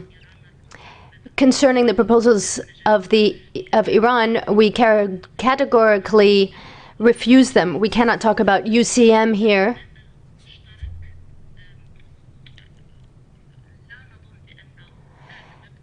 And also to talk about a common principle. I don't think there is such a principle in international law. We know the principles of international law. They are clear, and I don't think that that is one of them. Therefore, we refuse the proposal of Iran. And again, put in mind, they have Russia, Morocco, and as she said, you know, the UK is flexible to strike the last part of the paragraph. So if any member state would like to take according to that direction, wait, don't reflect it. Also, please reflect that in your discussion if you want to also to delete the rest of the paragraph. I'll continue my list, the UK, Germany, then Egypt. Thank you, Chair, for giving me the floor. I only wanted to say that, of course, we are flexible to strike the end of the paragraph, and actually the rationale behind it was also that we agree with, as other colleagues have highlighted, that it seemed to make a slightly odd link between challenges to ethical implementation as being caused by cultural diversity and being caused by the other elements in the list. So we would be very comfortable, of course, to return to the UK's original proposal if everyone would prefer to. With regards to if the sort of lack of agility of the law is very important to colleagues, we could be flexible here, but we would need to modify the language quite substantially to make it less sort of factual or less direct in suggesting that would always be the case. So we could show flexibility, but we would much prefer a streamlined paragraph as per our original suggestion. So I'll leave it there. Thank you. Thank you, Lucy. Thank you. The UK. I'll give the floor to Germany, followed by Egypt, then Dominican Republic. Germany, you have the floor. Thank you, Mr. Chair. I think this is a very good direction, supporting the proposal by the Russian Federation and the last one by the UK to stop this paragraph at cultural diversity and make a full stop and delete the rest. With regard to the lack of agility of the law, I would like to remind colleagues of a discussion that we had on this point, and I believe it is already fully covered in the preamble. If colleagues would like to look at preamble paragraph 13, which we agreed upon yesterday, it reads that recognizing that ethical values and principles can help develop and implement rights-based policy measures and legal norms by providing guidance with a view to the fast pace of technological development. This is exactly what we have been talking about, that AI ethics can provide guidance because the law is not as agile as technology. This is what paragraph 13 spells out very clearly and a lot better than this paragraph does. So we should really stop it at cultural diversity. This is the core information of this paragraph, and all the rest has been contained elsewhere. So I would very much support the original UK amendment to delete the rest of the sentence and stop there. Thank you. Thank you, Germany. Okay. Again, I see more people want to stop at cultural diversity, but I will not reflect it. Let me finish the list of my speaker. I have dear representative of Egypt, Sally. Please, you have the floor. Thank you, Mr. Chair. We would actually we would support the Russian amendment for in view of, and cultural diversity by Germany is fine. However, we would like to keep the rest of the paragraph, including the spirit of the phrase lack of agility of the law, and suggest a if I could suggest a formulation, something like the in view of the time lag between the technological advancements and their corresponding legislation, or something like that. And then we would also very much like to keep the last part of the paragraph. I don't think the link between the effect of technology, especially AI, on local and regional ethical standards and their potential disruption is odd at all. In fact, it's a very real risk. And we would very much like to keep that in. Thank you very much. Thank you, thank you, Egypt. Thank you, Sally. I'll give the floor to Dominican Republic, followed by Brazil. Mr. Jose, please, you have the floor. Thank you.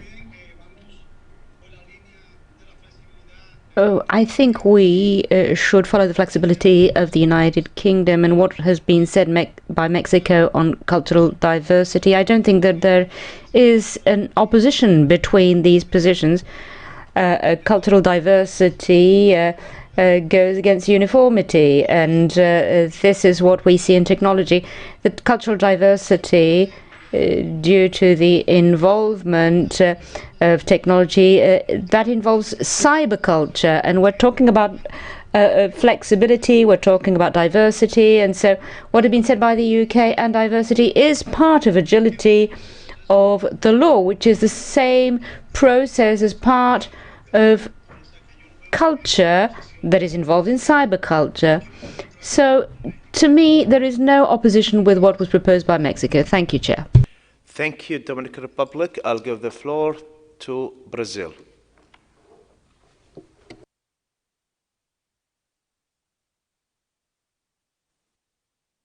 Thank you, Chair. Well, in principle, I tend to agree with what Germany said regarding the agility of the law. But at the same time, we could live with this if the room prefers to keep it. But we tend to think that the whole idea, the main idea of this paragraph is actually to refer to the threat to cultural diversity related to technology and to the rapid development of technology. So at the same time, we think that the formulation as it is now, it's a bit weird. I'm not really sure if in view of cultural diversity is enough, or I don't know if the message is really clear. So actually, I would like to propose something a little bit different, something like, because we are saying taking to fully account that the rapid development of AI technologies challenges their ethical implementation and governance, as well as the respect of cultural diversity, and that it may pose risks to local and regional ethical standards and values, something like this. I'm not really sure. I didn't reflect so much about how the formulation would be, but something like this to keep the idea that Egypt just said, that it was important for this paragraph, which I agree. I think this is the main message of this paragraph, which is in the last phrase. So we would not favor the deletion of this part, but we could maybe rephrase it in a more simple and concise way. Well, that's it. If you don't mind, I can think about one formulation and write in the chat, or I don't know if there are no other delegations to talk now, to speak. I'm not really sure what is the procedure you want to. We don't have any more speakers. Yes, you be flexible if you have something to bring it to consensus and like to formulate it again. This is why we are here. Yes. Yes. So then that would be instead of in view of cultural diversity, I would say as well as the respect of cultural diversity. As well as respect. As well as the respect of cultural diversity.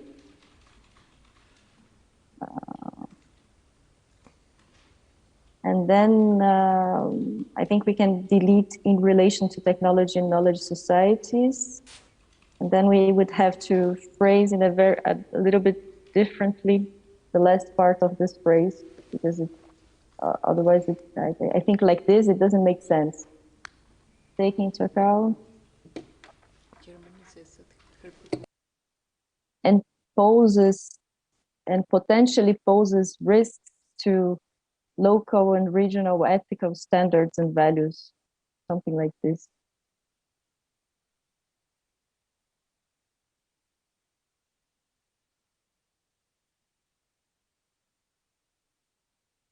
And then we could, yes, delete this last part.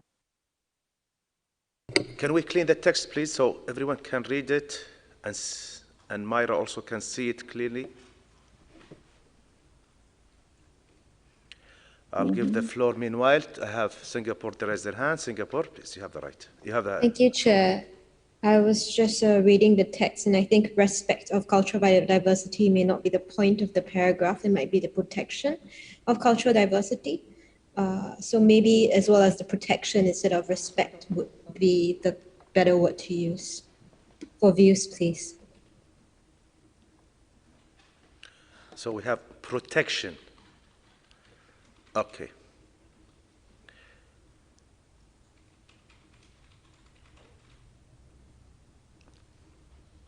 Let's clean the text. Please remove everything that's striked. And give everyone a minute to read. I hope we can reach consensus with this.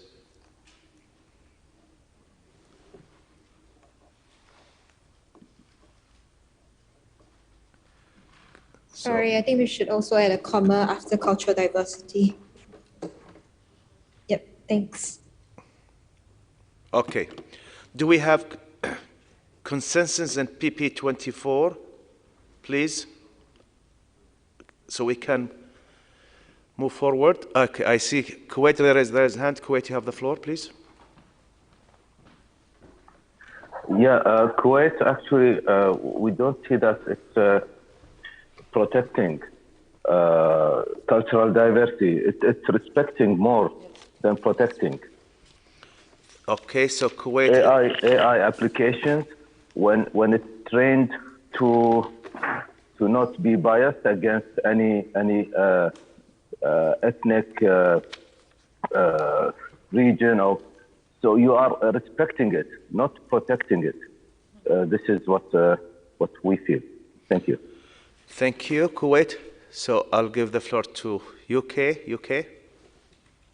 Thank you, Chair. I just wanted to respond to that. I think the sentence should be read as that it challenges the protection of cultural diversity. So I think it does work. The verb that protection relates to is challenge in this sentence. So it is in fact saying that AI could challenge the protection of cultural diversity and may pose a risk. So if that reassures the QAT colleague, I just wanted to flag that. Thank you. So I have supporting the text in front of us: Finland, Germany, Mexico, Egypt, Lithuania, Singapore, Morocco, Andorra,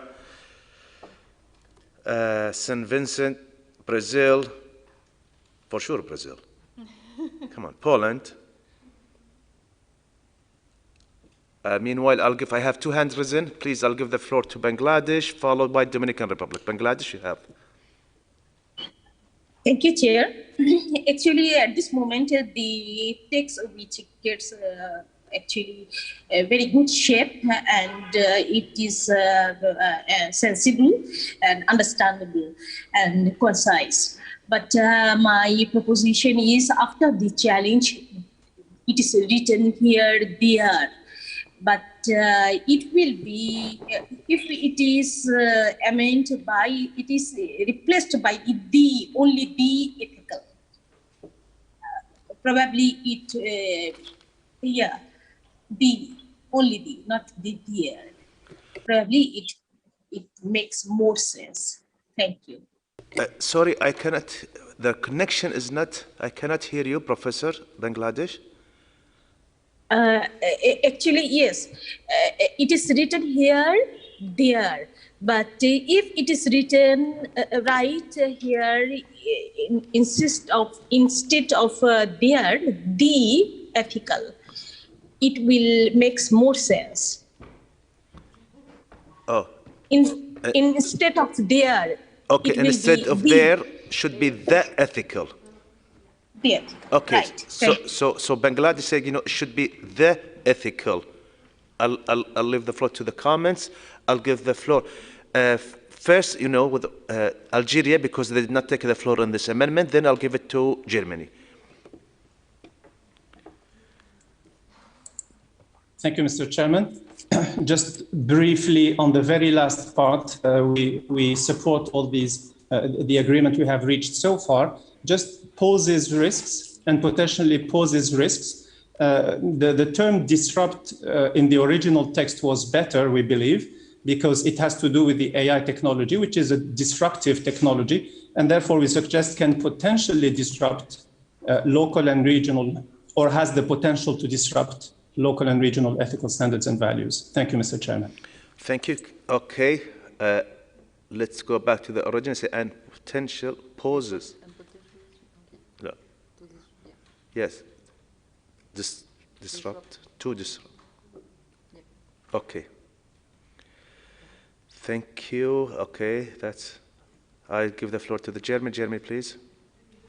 Very briefly, I find the Algerian addition is actually a good step forward. It is very good. We support it. As with regard to there, it really needs to be there, because the reference is the implementation and the development of AI technologies. The reference for the implementation is the technology, so it is their implementation and their governance. So it needs to be, in fact, there and not the. With regard to the comment made by our colleague from Bangladesh. Thank you. Thank you. Okay. Can we have consensus on this? Oh, I see someone objection. St. Vincent, please, St. Vincent. Thank you, Mr. Chairman. Good afternoon. I would like to support my German colleague to keep there. And I would like to support Kuwait, Mr. Chairman, to keep respect instead of protection of cultural diversity. Thank you. So we come back to the wording proposed by Brazil. Thank you very much.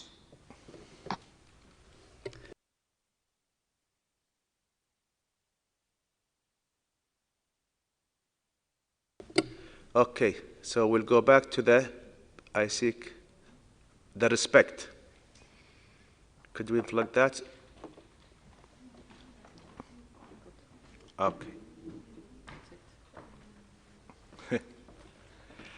I'll give again, now the floor for discussion. People still want to, with respect, I'll go back to, okay, open the floor. Anyone would like to take the floor as Germany?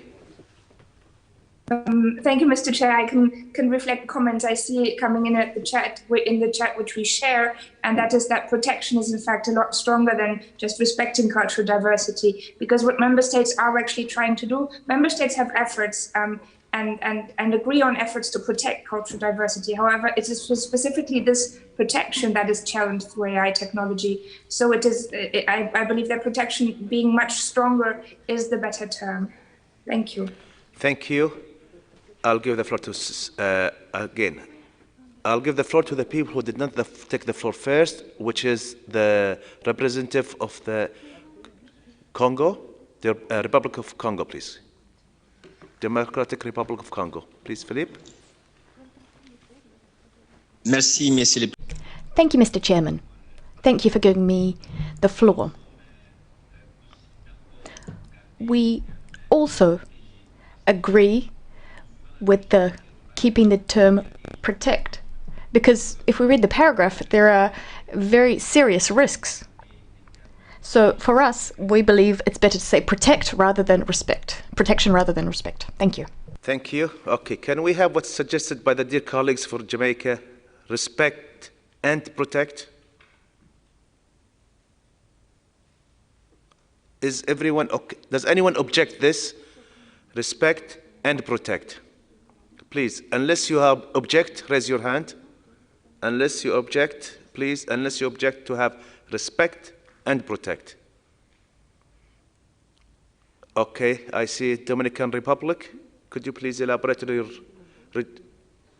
the objection?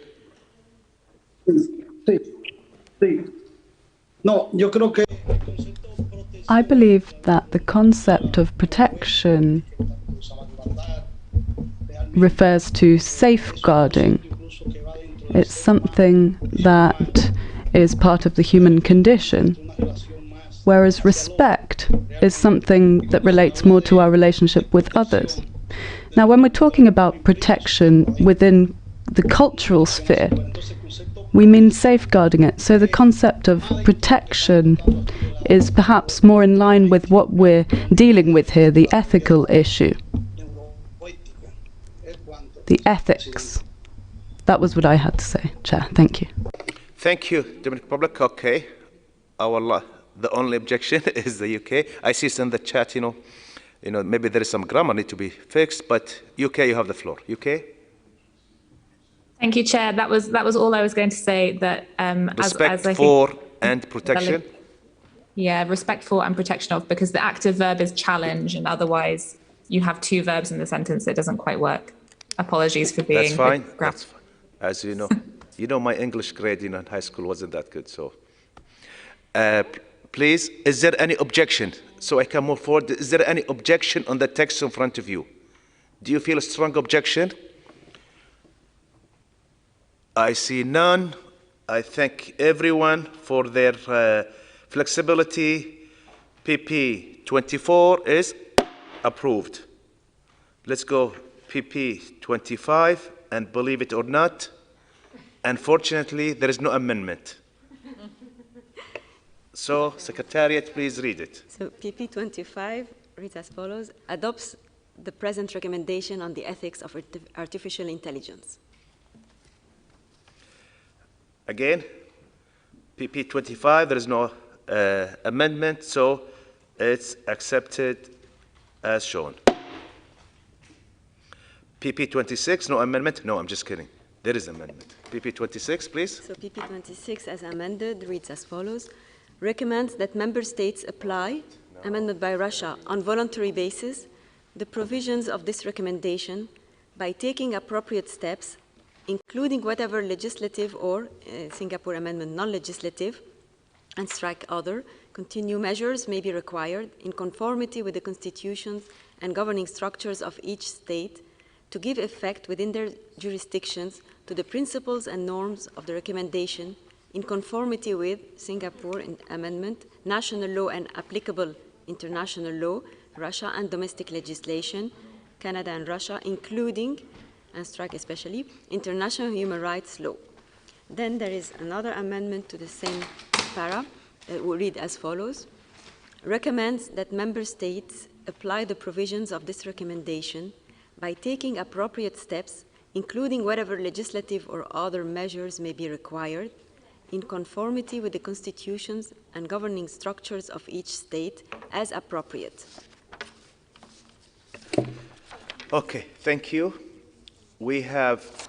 I'll give the floor to member states who have submitted amendments. I'll start with Russia, followed by Singapore and Iran.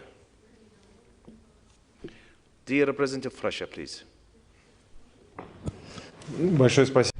Thank you very much, Mr. Chairman.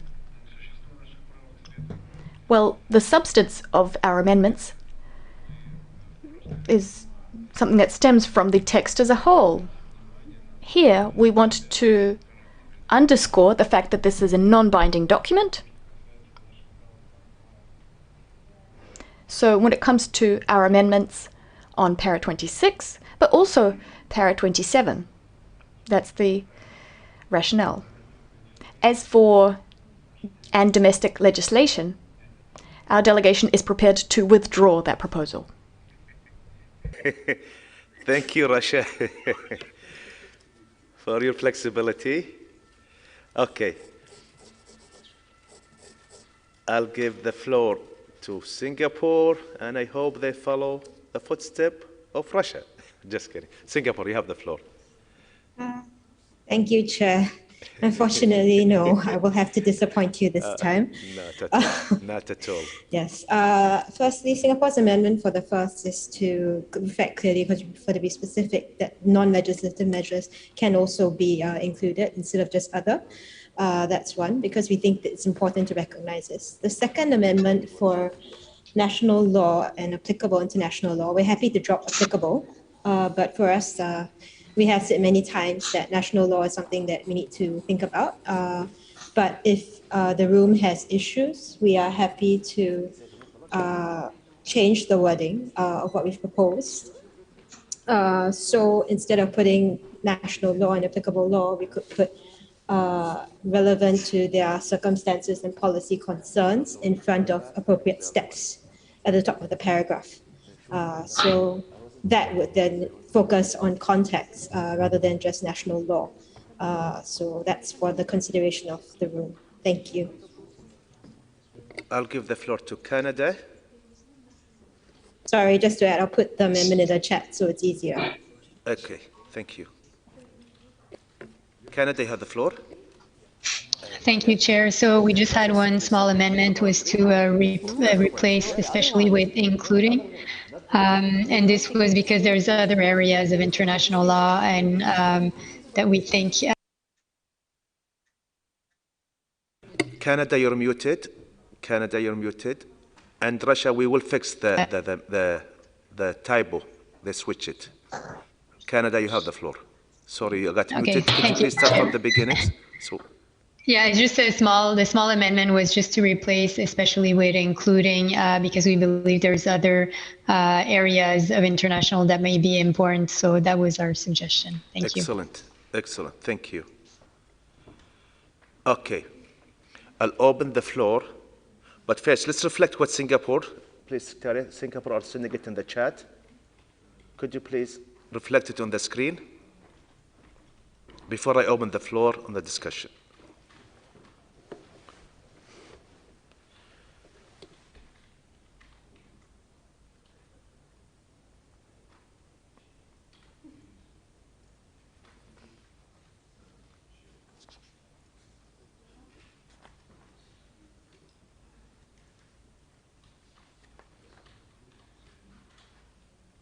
I'll give the floor to the dear representative of Iran.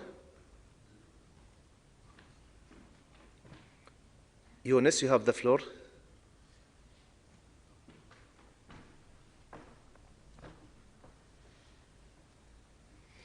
Dear representative of Iran. And Excellency, and then we are in which paragraph? I appreciate you clarify. Oh, we are in paragraph 26. Sorry, we are in paragraph 26 where you have an amendment. Yes, yes. Yeah, thank you for the floor. We believe that we added as appropriate here because, yeah, the different the nations have different the interpretation. So we believe that we should leave it to the member state to make decision in this regard. Thank you. Thank you, Iran. Okay, I'll open the floor now, starting with Morocco, Belgium, Mexico.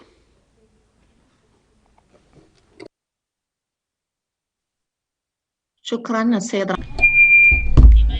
you, Mr. Chairman. Concerning the amendment suggested, we support the Russian and Canadian amendments. As far as the amendment submitted by Singapore, we do not know, actually, particularly the second amendment. The measures are of three types: institutional, legislative, and financial.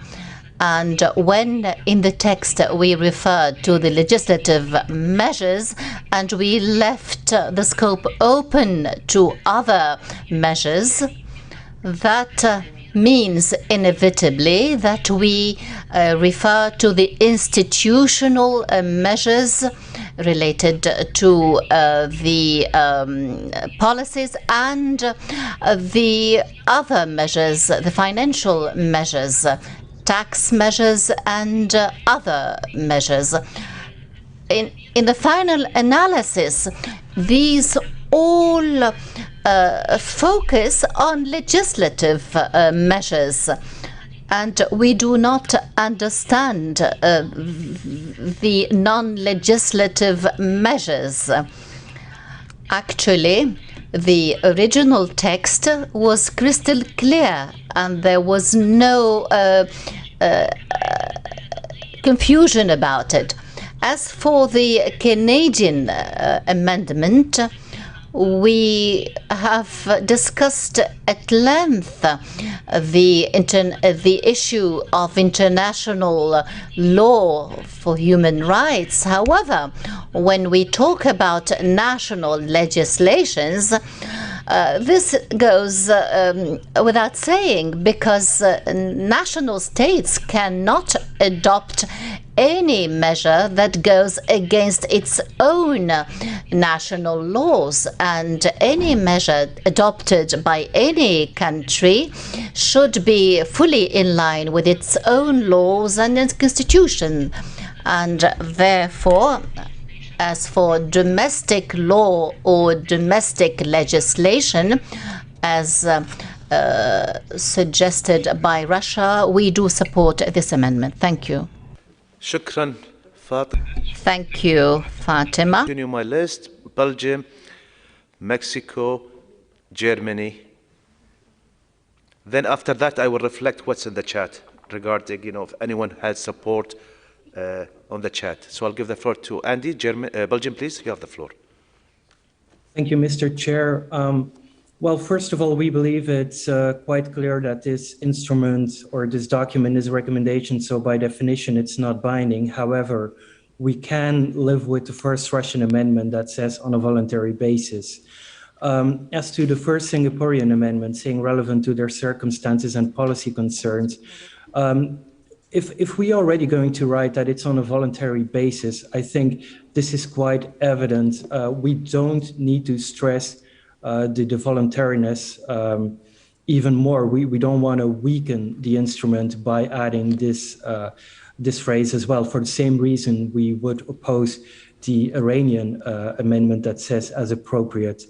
For the second Singaporean amendment, where it says non-legislative, we would also prefer to have the broader language that says other measures, which can include all sorts of measures which are not legislative, quite obviously.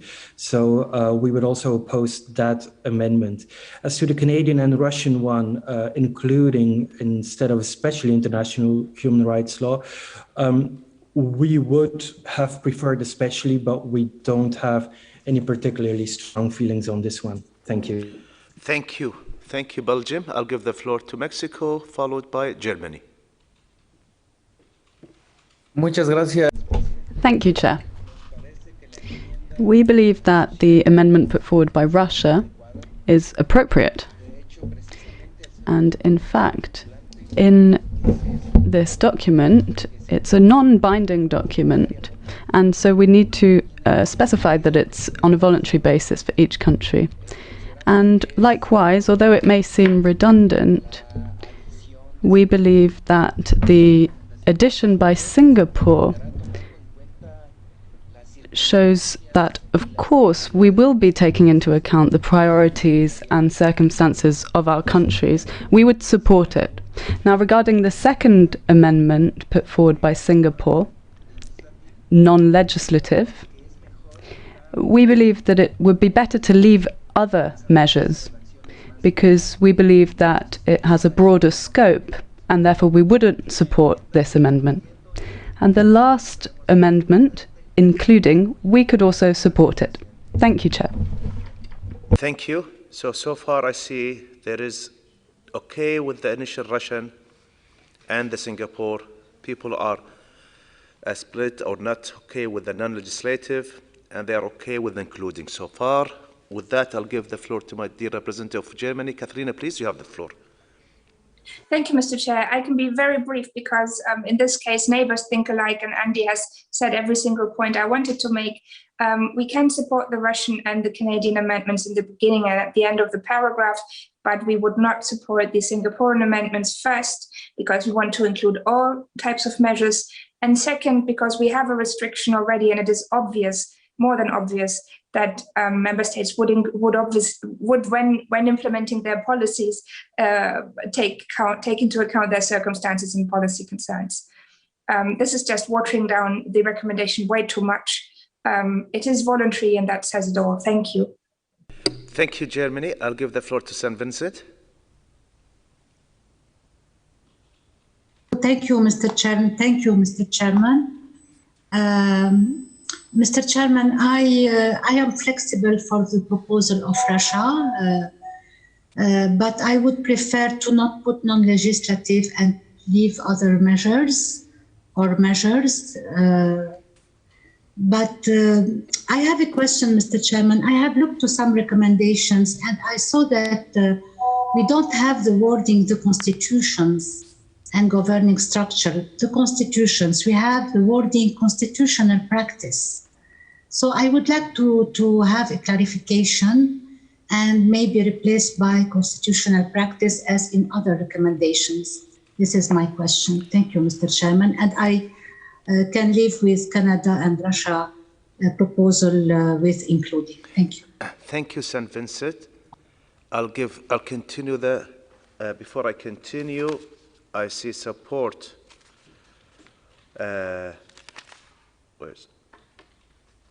Yes, Russia supporting the Singapore from the chat. No, there's nothing else. I'll continue my speakers, the UK, Pakistan, followed by Brazil. Thank you, Chair. I can be very brief. The UK can also go along with Russia's edit here because as the nature of the text is a recommendation, we feel that it does sort of factually describe the sort of status of the text, and if that would make other delegations more comfortable, we can go along with it.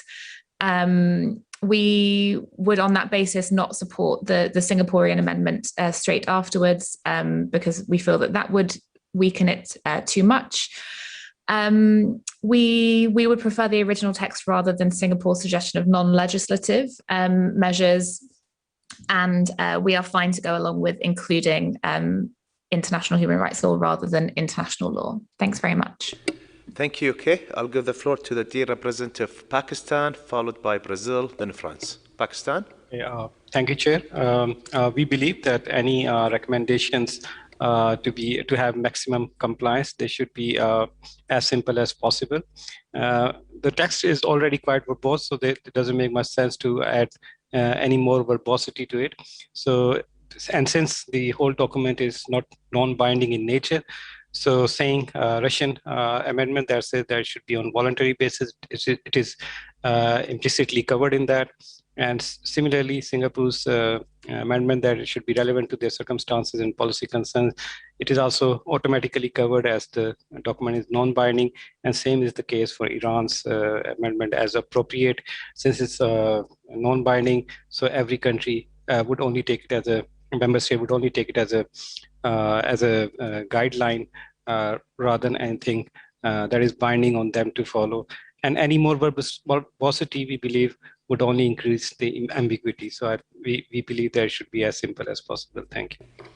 Thank you, Pakistan. And I see also Brazil and Argentina are supporting the Russian and the Canadian amendment on the screen. I'll continue my list with Brazil, France, then Iran.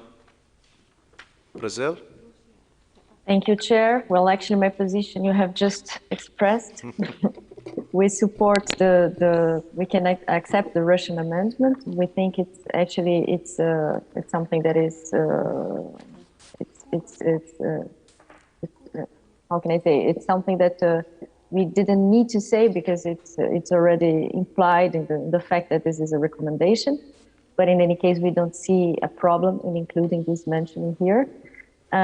Regarding the Singaporean amendments, we do not support them. We think they actually weaken the text, and I think they are not needed because I think the paragraph is already very carefully drafted in a way that it allows the states to, to assess their own conditions, their governing structures, and consider everything when implementing the recommendation. So I don't see the need to include one more mentioning to this, reference to this. And I think, and also the non-legislative, we also think is not exactly the same thing as other. Other is more open and it includes more things, other kinds of policies and initiatives that are related to the recommendation.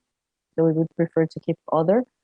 And the Canadian amendment, substituting especially for including, I think it's a good one actually, because we're talking about international law in general. There are other documents that can be important too and relevant for this recommendation, and not only human rights law, even if they are important ones.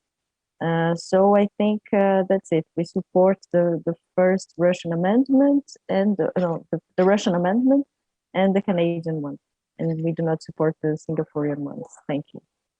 Thank you. I'll give the floor to France, followed by Iran. Merci, Monsieur le Président. Thank you, Mr. Chairman. As for Russia's First Amendment, we are working on a non-binding recommendation.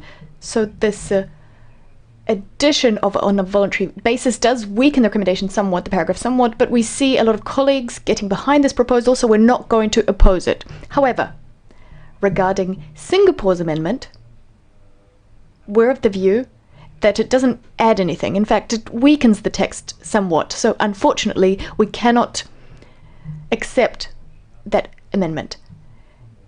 Especially, and also we prefer the original wording with the word other in there, legislative or not.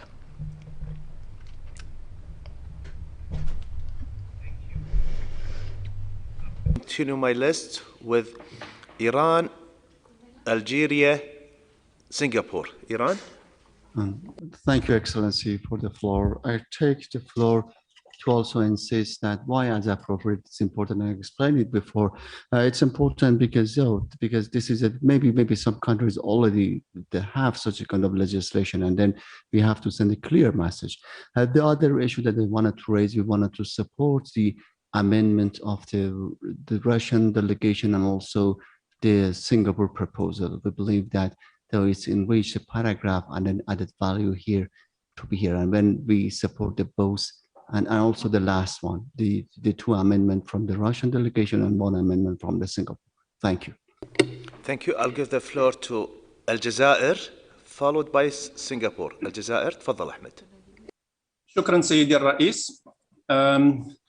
We also believe that the Russian amendment is not strictly necessary since this is a recommendation, but going along with the consensus, it's fine to keep it. However, we do not believe the first amendment by Singapore, we do not go along with it. So it weakens it. I agree with a number of delegates who have expressed the same opinion. As to the second amendment by Singapore, we also believe that other measures is more appropriate here and more general. And finally, we go along with the amendment by Canada and Russia concerning including international human rights law. شكرا سيدي الرئيس. شكرا الجزائر. I'll give the floor to the dear representative of Singapore, followed by Bangladesh. Then St. Vincent, because she want to clarify something. Singapore, followed by Bangladesh. Thank you, Chair. We've listened carefully to the views of the room. With respect to the use of non-legislative, if the room prefers other, we're comfortable to go along with it. That's fine with us. We obviously prefer to be specific in general, but I guess some people can say that we are too pedantic, so that's okay. We can go along with the Canadian and Russian amendment for including. For us, if Rubun prefers to keep the Russian amendment and not keep ours because if read together, it weakens the text too much. We are comfortable to withdraw provided that the Russian amendment is kept. That is our view. Thank you. Thank you. We will continue. No, but don't remove it. We will continue the discussion until I know again. Until I see there is agreement on the Russian, because I cannot have a condition right now. I still don't have. I have Bangladesh followed by Netherlands. Please. Yes, thank you, Chair, for giving me the floor again. Actually, it is we understand that it is a non-binding recommendation, and that's why this amendment, first amendment by Russia, the voluntary basis, it is not necessary actually. And in this recommendation, this is the first time this phrase comes, and it weaken the it does not look good, and it weakens this sentence as well. I supported the Belgium and others, those who actually disagree with this amendment. And the second one, that is a non-legislative, legislative and non-legislative matter may require. Actually, I like to thank those who put input in this amendment, but I supported actually the original text, which express all the importance of the subarticle 26, and it is also concise and understandable original text. Thank you. Okay, thank you. So let's remove, and again, thank you, Singapore, and showing flexibility. And a little while ago, you said, oh, I will be disappointed. You did not disappoint me, see? You end up removing it. You've been very patient, thank you, in waiting. I thank you, really thank you. Okay, I'll continue my list, unless if you have objection of the amendment in front of you. My first speaker, Netherlands, Finland, Kuwait, Austria. Please. Thank you, Chair. As it's the first time I take the floor, I just wanted to thank you warmly for your excellent leadership. Thank you so much for that. And also our great enthusiasm about being at PP-1. So we're almost there. So we're going to be as brief as possible. Three things. With regard to the first Russian proposal, we join France, who said that it weakens it, but we don't want to block consensus, so we can follow that one. Regarding the Singapore amendment, we think that it does not add substantial meaning to the paragraph, and therefore we would like to stick to the principles that you put in front of us, the 4 principles about how to lead these negotiations, and therefore stick to the original text. And then lastly, with regard to the Iranian proposal, that is more problematic to us because it also weakens it, and it even takes away an important explanation about what we are actually trying to do here, namely to give effect to these principles and norms that we've been negotiating for almost 4 weeks. So we really would ask kindly our Iranian colleague to leave the text in the original version as it was. Thank you very much. Thank you so much, Netherlands, for your kind words. But I hate to tell you, the last PP 27, we had 17 amendments. So hold your horses. Don't be excited. 17 amendments left in PP 27. Why, member state, you keep all your amendments to the last one? Why? You could have done it in PP 1.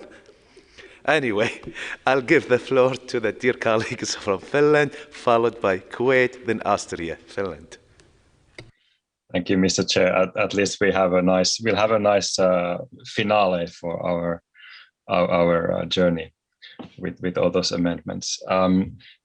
Finland would primarily prefer the original text for preamble or paragraph 36, but in the interests of consensus, we are flexible to accept the text on the screen on top, so with the Russian and Canadian amendments. Thank you very much. Thank you, Finland. I'll give the floor, dear colleague. Kuwait, تفضل دكتور عبد الله. تفضل. شكرا دكتور محمد ملا. في مقولة تقول وختامها مسك. As we often say, the end always reserves the best surprises.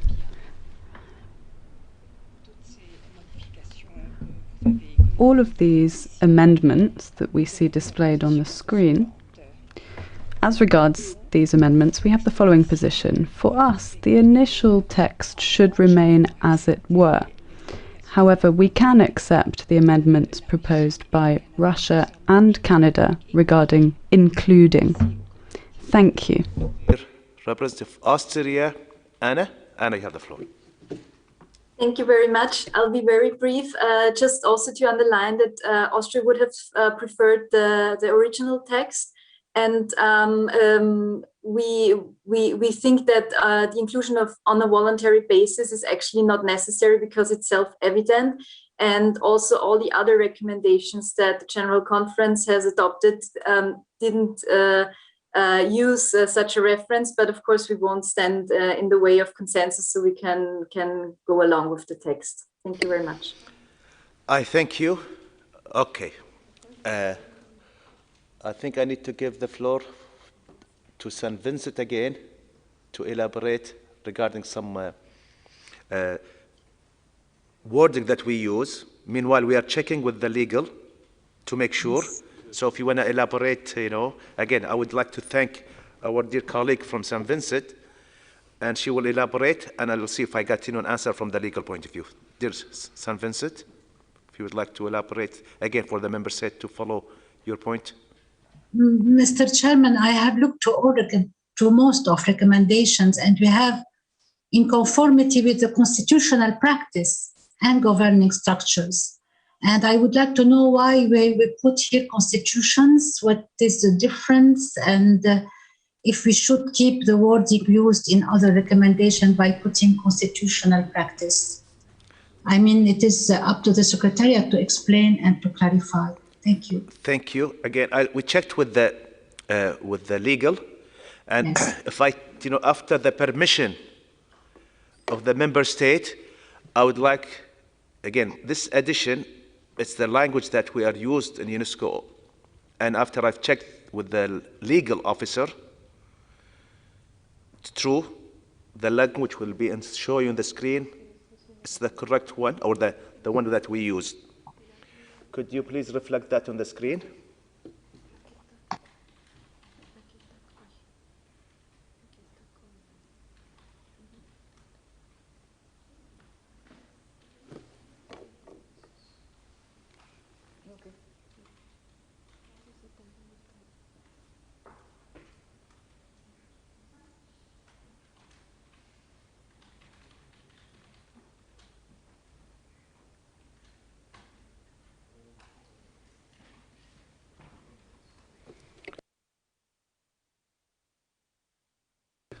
Okay. Can we have consensus on the text in front of us? Okay, I have Fatma, Morocco. Yes, please, Fatma. شكرا السيد الرئيس ولكن نود الاحتفال. Thank you, Chair. I should like to retain constitution because international law must comply with the constitutions and not the constitutional practices of countries, which are different to the constitutions. We could also use, as we suggested in the chat, perhaps an approach where we would consult paragraphs 20 and 19. However, we insist on constitution rather than constitutional practice.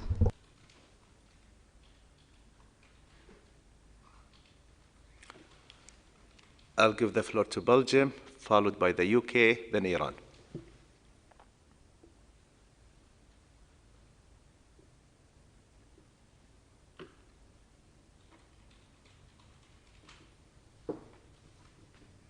I think we lost Belgium. I'll continue with the next speakers. I'll come back to him. I'm sorry, Mr. Chair, Yes. I didn't hear that you gave me the floor. It was inaudible. You have the floor. Thank you, Mr. Chair. I've referred to this document before, but I would like to refer again to the fact that UNESCO actually does have rules of procedures concerning recommendations, and that indeed Article 1B of those rules of procedure says or talks about in conformity with the constitutional practice.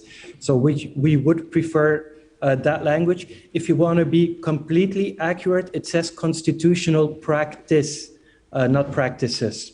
Okay. Thank you. Please, could we? I'll give the floor to the dear representative to the UK, followed by Thank you, Iran. Chair. I also wanted to just give my support and thanks to the delegate from St. Vincent for pointing this out.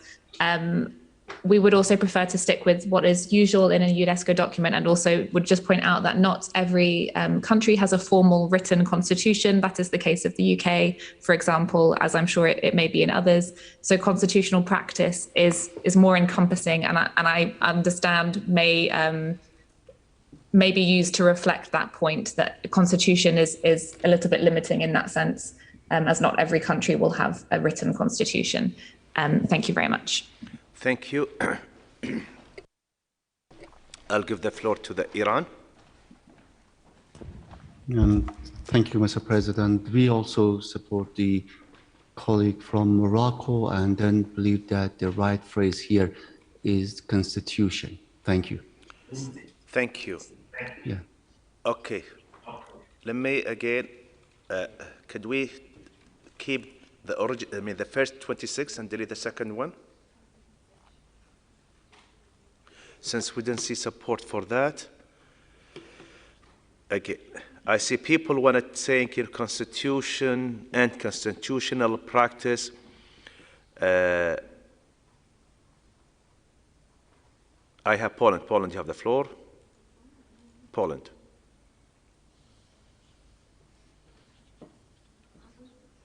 Good morning, Mr. Chair. Good morning, colleagues. That will be very quick. Maybe it's worth to add "and constitutional practice" after the constitution. That will, in that way, we could cover two circumstance states of that kind of document on the national ground. And in the same moment, I would like to thank you for the great chairing of our 4 weeks work. That was about to be a tired work. That will be a pleasure to take part in our workflow. Thank you very much. Thank you. The only reason we're adding is not to change the content. It's just I'm trying to follow. I wanted to follow the UNESCO's language. This, the St. Vincent is, there. She's, thankfully, she just remind us with the language that we are used in UNESCO. So when I checked with the legal, they're saying this is the language we used in UNESCO, constitutional practice, with the legal officer. So again, I hope I'm clear with that. I'm not saying it's constitution or constitutional practice. It's what we are used as a language from the rules and procedure of UNESCO, as I believe, our dear colleagues from Belgium, Andy, mentioned. With that, I have Singapore, their hands up. Singapore. Thank you, Chair. So we understand the intentions of Poland and Morocco to be more inclusive, but we think that in this case it would be best to follow the rules of procedure and UNESCO's usual practice, because if this is the agreed language there, then we should not be replacing it or changing it here. Thank you. Thank you. Okay, dear colleagues, can we have consensus on the paragraph in front of us, please? Could you please remove especially so it will be clean? At least we have. Can we have consensus? Is there any objection? I thank your flexibility. And PP 26 approved. And we will, I have Morocco. Morocco, you have the floor. Please, Morocco. شكرا سيد رئيس فقط نود أن نبدي. Thank you, Chair. I should just like to insist that we are highlighting that we should be using constitution. However, we support the proposal of Poland to use both constitutions and constitutional practices. As regards countries who do not have written constitutions, we must respect them, of course, and that's why we can accept using constitutions and constitutional practice. Apologies, we had already requested the floor before you concluded the discussions. Hey, Al-Maghreb, Morocco, to reflect your point of view and Poland on the report. I'm trying to reach consensus because, you know, as I did before, when we have one member state or two, and they have their point of view, I mean, they want the point of view, I will reflect it on my report. Would that be okay so I can reach consensus and move forward? From Polish side, yes. Thank you, Poland. I'm waiting for the Al-Akht al-Fadila al-Maghrib.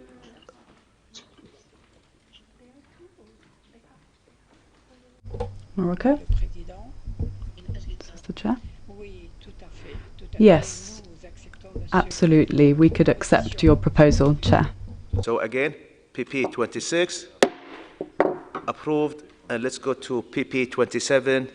And like I said, we have 17 amendments in PP 27. I'll give the secretariat. I might go have a coffee and come back, and she's still not done yet reading them. Go ahead. So PP 27, as amended, also recommends that member states, Germany, to strike the sentence and it continue, bring the recommendation to the attention of the authorities, bodies, research and academic organizations, institutions and organizations in public, private and civil society sectors involved in AI technologies, and strike the rest of the sentence. Another amendment to the same paragraph would read as follows. Also recommends that member states take, Russian amendment, on a voluntary basis, Singapore appropriate measures to Singapore support all stakeholders, including business enterprises, Singapore in meeting the relevant Canada Amendment legal requirements and responsibilities, and bring the recommendation to the attention of the authorities, bodies, research and academic organizations, institutions and organizations in public, private and civil society sectors involved in AI technologies, Singapore Amendment, struck in order to guarantee and put so, Canada, another amendment with a view to guaranteeing that the development and Austria whole life cycle of AI technologies are guided by both sound scientific research as well as ethical analysis and Russia strike and evaluation. Another amendment to the same paragraph would read as follows. Also recommends that member states take the necessary measures, Iran amendment, as appropriate and applicable to ensure all stakeholders, strike including business enterprise, continue meet their relevant obligations, commitments, and responsibilities, and strike the rest of the paragraph. Lastly, an amendment introduced by UK Colombia would read as follows. Also recommends that member states take the necessary measures, Colombia, as appropriate and applicable to UK amendment, encourage all stakeholders, including business enterprises, UK add to meet their relevant strike obligations, Colombia add commitments and responsibilities, and the rest of the text remains as such.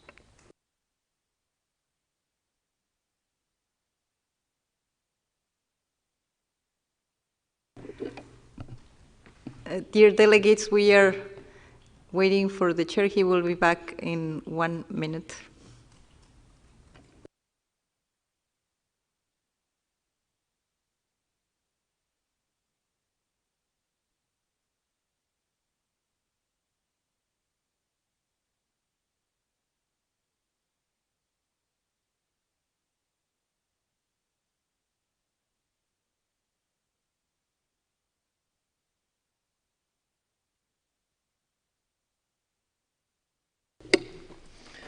Okay.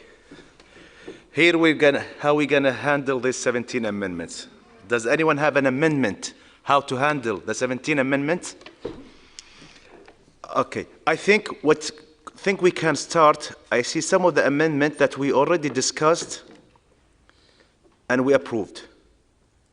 And some of the amendments that we've discussed and we did not approve. I'll be much appreciated could you please put the original text so the people, I would be much appreciated if any member state, if they have any amendment, it's been discussed before and did not want to go through, and any amendment, any amendment that's been discussed and not approved, they can remove it. I really appreciate it. Or any of the amendments that goes through the criteria that we discussed before, not watering down the amendment, things discussed elsewhere, is to look at their amendment and take it from there. So first of all, I'll give the floor to Germany to see maybe she has something to elaborate. Thank you, Mr. Chair. We have indeed gone back in advance or with a view to the amount of amendments on this paragraph, and we are happy to withdraw a second amendment, the deletion at the end of the paragraph. I can explain quite briefly. We feel uncomfortable with the term guarantee, but we think that mentioning, basically describing what we have negotiated towards the end of our recommendation is actually very useful and important. So we would be fine with keeping the end of this paragraph. And Mr. Chair, I could explain, I have a way out for our first deletion, but that depends. So I cannot entirely waive it, but I have a very small tweak that could help with that one. You don't want to show all your tricks right, at once. Well, I could now. No. It depends. I can explain, or I can explain now, or I can explain. Yes, you can. Go ahead. Thank you.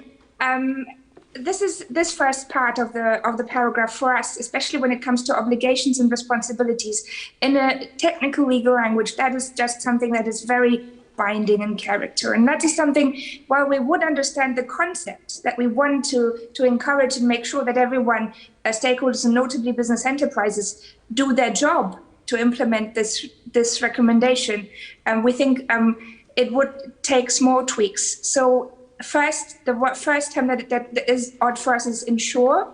We could take encourage, because if it's non-binding, then ensuring is too strong. So encourage would work for us. And then with regard to obligations and responsibilities, I think they should contribute to the implementation of this recommendation. So all stakeholders, including business and enterprises, contribute to the implementation of this recommendation. This is what we want to say. We want them to be part of it and to actively contribute. And in this context, we can live with the rest of the text. And it should solve the problem of striking a balance between strongly integrating all stakeholders, specifically business enterprises, but also keeping in the spirit that this is a recommendation and that we are quite far from existing obligations and responsibilities. Thank you. Thank you, Germany, for the flexibility and also for the modifying your first amendment. I think we're getting there. I'll give the floor. Brazil, followed by Russia, then Singapore.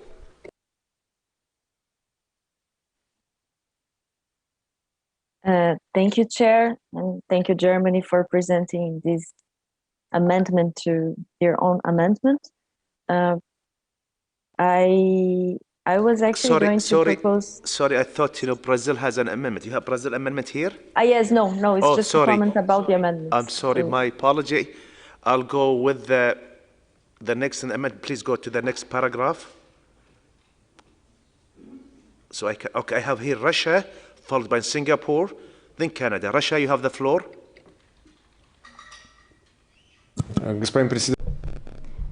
Mr. Chairman, I'm not sure if this is going to help our discussions move along, but my delegation was pinning great hopes on Germany's proposal. We thought it could be a basis for compromise. And in fact, Germany's proposal means that we could have withdrawn our amendments, but we're going to have to wait and see how the text evolves.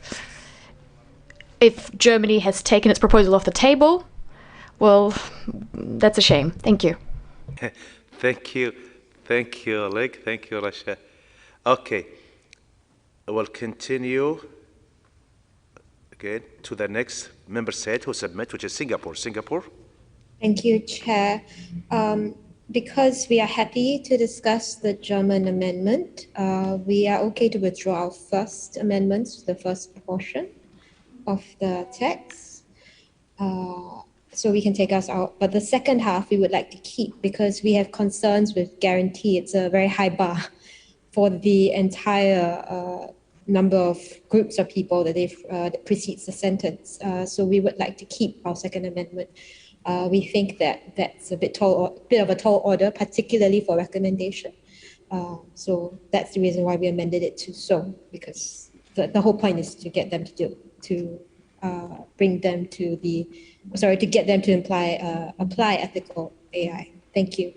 Thank you. Thank you, Singapore. I'll go to Canada, followed by Austria. Thank you, Chair. For our first amendment, I mean, depending on what will happen with the text, the proposal from Germany, but I'll just explain our amendment. Basically, we feel that we should use legal requirements rather than obligations because we feel that obligations is a term that should be used for states. And because we have non-state actors here, we feel that legal requirements might be better. And the second amendment is for the same reasons as Singapore, that we think that guarantee is already a strong word. So if we could say with a view to guarantee, then it kind of, it makes it a little less binding for us. Thank you. Thank you, Canada. I'll give the floor to Austria. Thank you very much, Mr. Chair. We felt it could be good at this point to underline that actually the whole life cycle of AI technologies should be guided by a sound scientific research and ethical analysis. So that's why we proposed our amendment. But we would be flexible. So depending on the views in the room, we would not insist on this amendment. Thank you. Thank you, Austria, for your flexibility. I'll continue with Iran, please.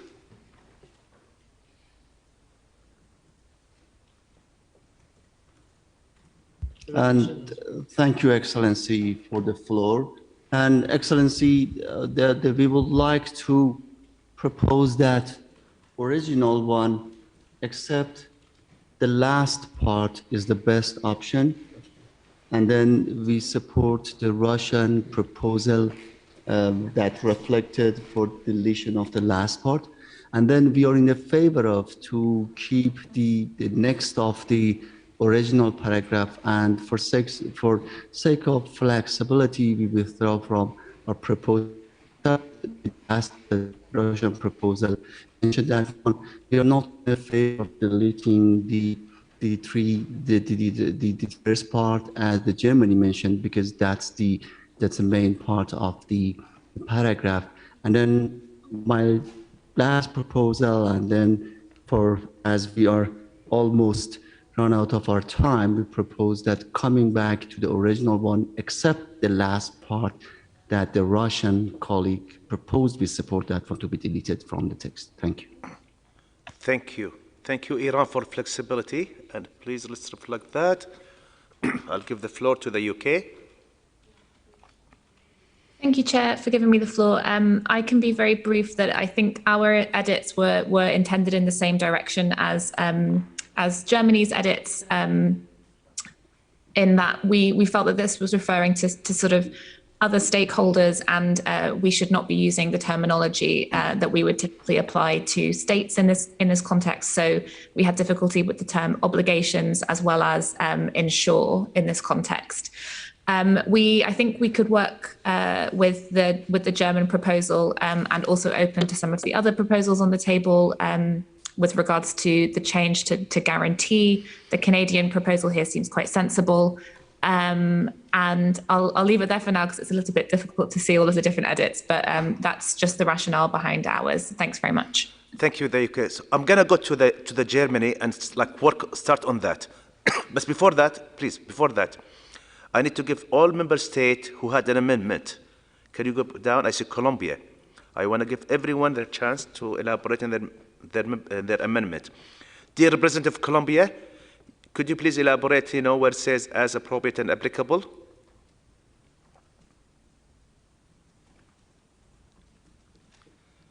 Is Colombia with us? Okay, could you go down? Do I see any amendment? None. So, okay, let's go back to where's the German amendment?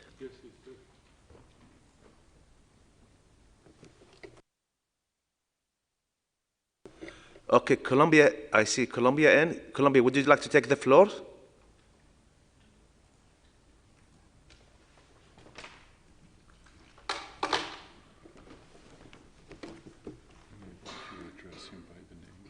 Okay. I have Mr. Pablo, if you'd like to take the floor. If not, I'll go to the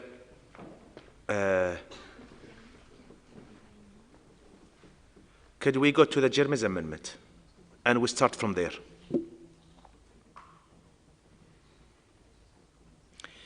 So is everyone okay to start to work on the German amendment?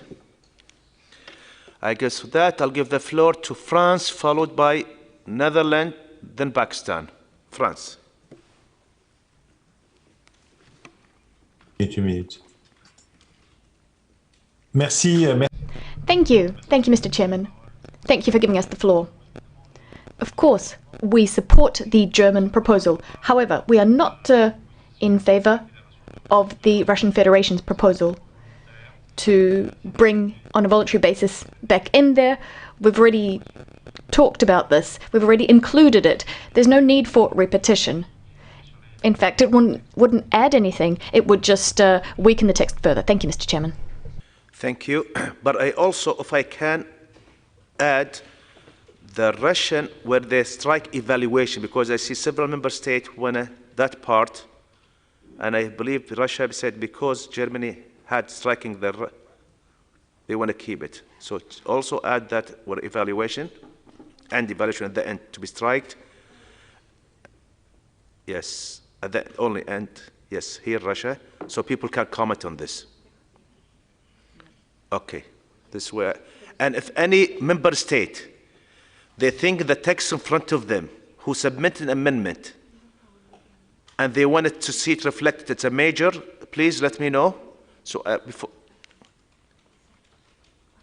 again, any member state who submitted amendment. Sir. Yes. Does this mean that we request for our amendments in the law in the other paragraph to be moved up? Yes, if you see something is major. Sure. Yes. So Singapore would like our amendments for the second part of the sentence. In order to guarantee, right? Yes, just strike out and put so.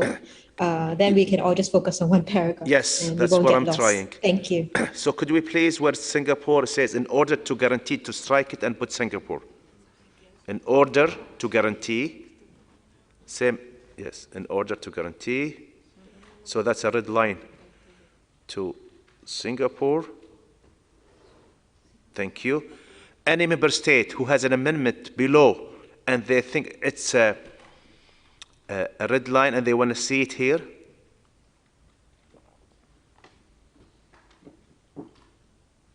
If yes, please speak up, because I have so many hands up. Any member state who has an amendment below and they want to see it in this paragraph that's in front of us, so I can move it up so we can have a focused discussion. Please, again, is there any member state? If yes, just speak, unmute your microphone and let me know. Okay, on a voluntary basis, please reflect that up.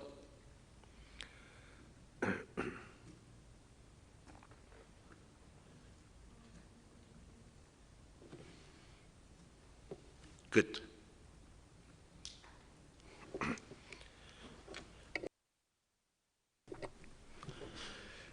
Again, I hope everyone heard me. Because I'm going to hit approved, and I'm just going to focus on the paragraph that's in front of us. I'm not going to go back to the other paragraphs. So this I have a focused on the paragraphs that highlighted. Please highlight the paragraph, this highlighted paragraph. Is there any amendment from member state who submitted amendment in PP 27? They wanted to see it in this highlighted one? If yes, please speak. Canada?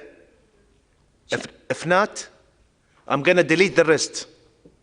Chair, may I just say, as the UK, I've put this in the chat, but we are very happy that the German edit captures the sort of sense of the red lines that we had set out in our paragraph. So we're content to work with this text, but if these edits, if it ends up changing back to some of the original formulation, we would still like to be able to bring in our suggested edits at that stage. If the conversation moves in that direction, we wouldn't be prepared to just withdraw at this stage entirely. So let's reflect it in the paragraph in front of us. So I have one time, I want to work in one paragraph. It can't be reflected in the paragraph at the moment because Germany's edits delete the bits that we had issues with. So it's just if we go back to the term obligations and responsibilities, we would need our edits to still come into consideration. But if we don't, that's fine. Okay. I'll give the floor to, I think, Canada. Canada, yes. Yes, thank you. Just to say that we support both the German and Singapore amendments as they reflect our own amendments. So with the text, with these amendments, take care of our own. So we're okay for now. Thank you. Okay. So let's start. Please just zoom in this paragraph so everyone see it. The highlighted. Zoom it. Zoom in. Okay. So we'll start with I'll start with who I have the floor. I have Netherlands, followed by Pakistan, then Bangladesh. Netherlands. Thank you very much, Chair. First of all, I would like to thank our dear neighbors from Germany for revoking their part of their amendments, as the relevance of ethical analysis and evaluation at the end of this paragraph is very important to us, and to have it included, because we also have a whole section on monitoring and evaluation, and it would be very logical to have it here reflected as well. So we are very happy with the proposal from Germany, and we support also this edit, and we can also be fine with with Singapore's proposal. However, we do strongly oppose the amendments by Russia, especially the one to add on a voluntary basis, because we find it repetitive and it also does not strengthen the recommendation. And I think that earlier we've agreed that we would not include any amendments that further weaken the text, but only strengthen the text. And we find this not strengthening the text. So again, we strongly oppose the Russian amendments, but we are very happy with the German one and can also live with the Singaporean one. Thank you very much. Thank you, Netherlands. I'll continue my list with Pakistan, followed by Bangladesh. Dear members, dear representative of Pakistan, Ahmed. Thank you. Yes, thank you, Chair. Firstly, I wanted to ask you if I can only comment on this one, which is being zoomed in, or we can also comment on the same paragraph, the other version of the same paragraph that would come next. What I did is collectively took all the amendments of the member state who have draft amendment. It's like to them, this is the must. This is the lead line. And it's been reflected in one paragraph. So with all the discussion, hopefully we can have consensus on the paragraph in front of us. Okay. Firstly, I would totally agree with the chair what he earlier said, that we should only the amendments that have already been discussed and they failed the test of passing through the failed to be passed by the delegates. The honourable delegates should not be discussed again, and we see a lot of them here. So number one. Number two, I had some we had some reservations regarding some of the comments made by Canada and amendments suggested by Canada. That can be seen in the other version of this paragraph, but I don't see them here. So if it comes on the screen, I will discuss it then. Thank you. Thank you, Pakistan. I'll give the floor to Bangladesh, followed by Brazil, but please focus on the amendment in front of you, if you are with or against, and if you have any elaboration. Dear President of Bangladesh. Thank you, Chair. Actually, I supported the German amendment. It is very smooth. This para become smooth, concise, and keeping all the meanings of this sub-article 27. And currently this amendment is encouraged by meeting our obligation and responsibility. These are the ethical stuff, and I think this amendment I do not agree with this amendment. So striking red, writing in red ink and striking. I think it will be better if it is kept in place. And I also do not support the Singapore amendment that in order to guarantee how this part is saying how it is this encouragement will be guaranteed. So in here the Singapore amendment striking the red in color, I do not agree with this part as well. And also the Russian amendment, the evaluation, this parasite that how we can guarantee the AI implementation. By the scientific research and ethical analysis and also the evaluation as well. So I do not also agree with the striking and evaluation. Thank you, Chair. Thank you, Bangladesh. I'll give the floor to Brazil, followed by Russia, then Austria. Brazil.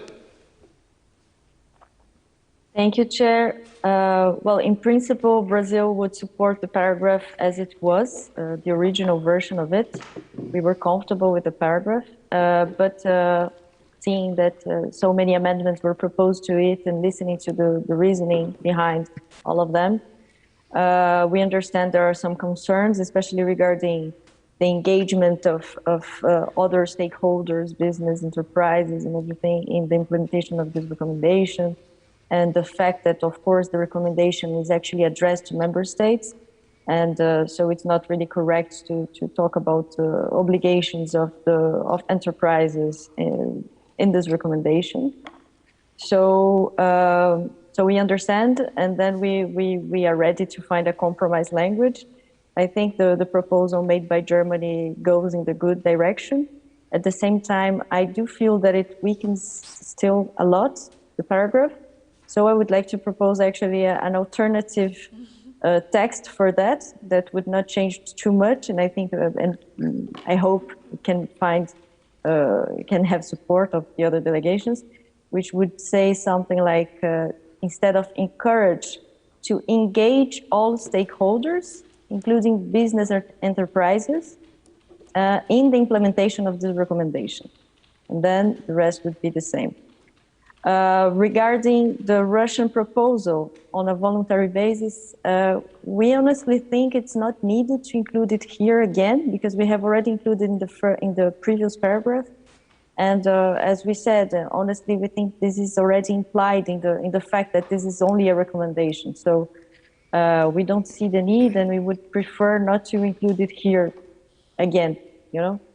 Also because we feel that this paragraph is losing a lot of strength with all these amendments. So if possible, we would prefer not to repeat it here. Regarding the Singaporean amendment, we also think it weakens the text, but if this is a red line for them, we could accept this. And the removal of evaluation would not be acceptable for us either, because, well, we have already discussed a lot the section that was actually referring to evaluation. We have adopted it, and we think it would be important to keep it here. So that's it. So just if you prefer, Chair, I can also paste in the chat my proposal of alternative drafting for this German amendment. Thank you. Thank you, Mayra. Thank you, Brazil.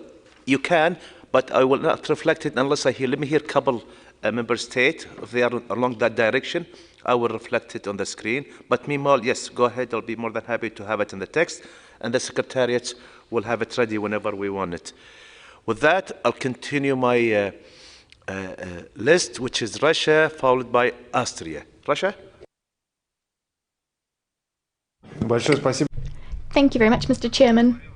Well, as it's already been said, we introduced on a voluntary basis because, in fact, we've gone back on Germany's original proposal, but we're prepared to work with this version as well.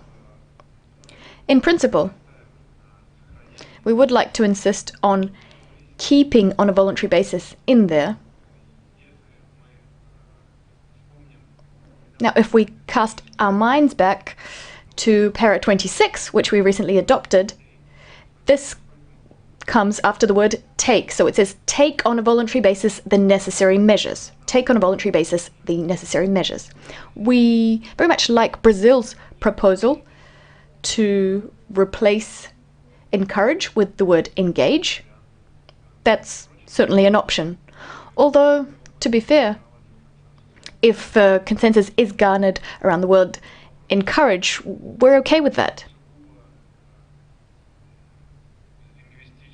This is a purely linguistic issue. Perhaps it's better to say that member states on a voluntary basis engage or encourage all stakeholders without mentioning the necessary measures.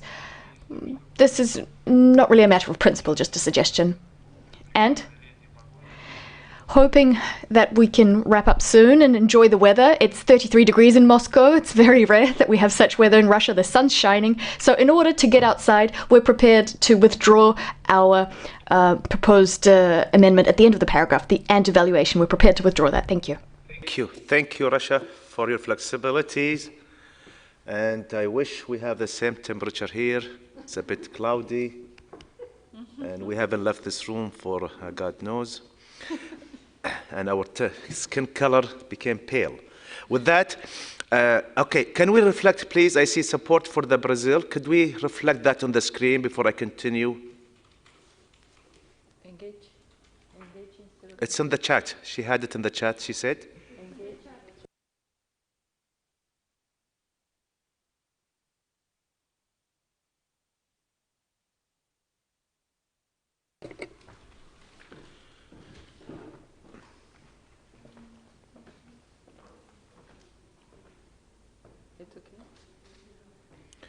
Engage all stakeholders, That's okay. It's like that. including No. including business enterprises, comma, in the implementation of this recommendation.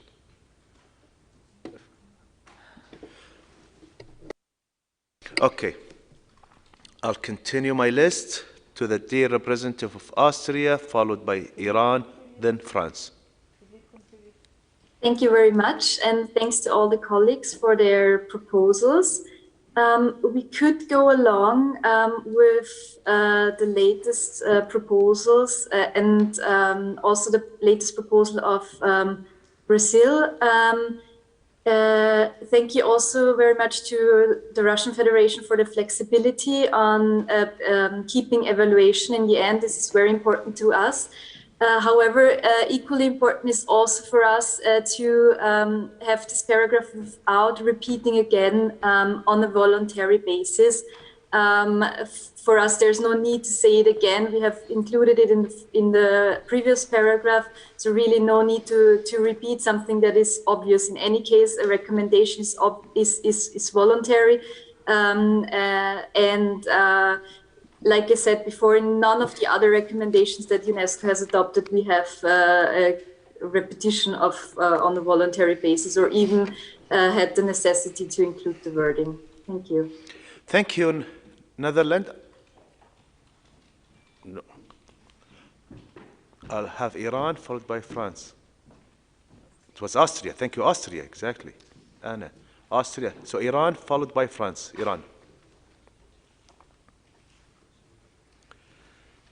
Iran? Thank you, Excellency. Excellency, we are in favor of that ensure, because this paragraph, the spirit of the paragraph is on due diligence, that, and then the trying to, the amendment that I say here, trying to reach the paragraph. And then for this reason, we also in favor of keeping ensure. And then we can go with the proposal of I think it's Germany in the implementation of the recommendation, so we can go with that one. But we are in favor of to meet the relevant obligations and responsibilities, as the delegates of the Bangladesh also mentioned. Otherwise, the paragraph doesn't have any meaning. So the final goal of the paragraph is to meet the relevant obligations and responsibilities. If we delete that part, so the paragraph doesn't have any action and doesn't mean. So we insist on keeping that paragraph. Thank you. That is specific caveat. Thank you. Thank you. So please put in mind, anyone take the floor. So Iran also wanted keeping ensure and also unstriking relevant obligation responsibilities. So anyone along that line, show your support so I can reflect it on the screen. Meanwhile, I'll continue my list, which is France, Finland, Singapore. France.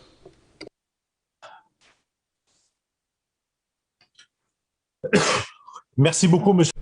Thank you very much, Mr. Chairman. We wish to reiterate our proposal. We're in favour of Germany's proposed amendment, as well as Brazil's amendment that could also work for us in this context. As for the Russian proposal, as has already been said, it weakens the text yet again, which is not what we want. Furthermore, as the distinguished delegate of the Russian Federation mentioned, this was already said in para 24. As for the other amendments, Mr. Chairman, they are eating away at the substance of this text, so we're not in favour of them. Thank you, France. I'll give the floor to the dear distinguished representative of Finland and Singapore. Thank you, Mr. Chair. Really good work from everyone to get from that massive list of amendments to a paragraph which is extremely close to a consensus, I feel. Finland can support the text on the screen apart from the Russian proposal. I think here, Mr. Chair, the important thing we approved in paragraph 26, the wording, take on a voluntary basis the necessary measures, because 26 was talking about legislation and other kind of harder measures and harder, more difficult, maybe heavier things and actions. And then perhaps in that context, it's kind of understandable that we want to make the language softer, even though this is a priori recommendation already. So there, in that context, that was kind of reading the consensus of our discussion, or reading the kind of feeling of our discussions throughout these weeks. I think that was in place there. However, here we are talking about encouraging.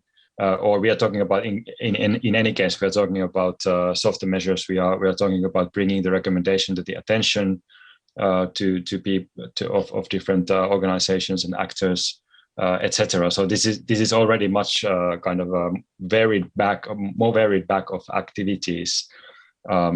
Moreover, it says the necessary measures, So that is already another thing, another softening or soft expression that gives every member state freedom to interpret what they feel is necessary.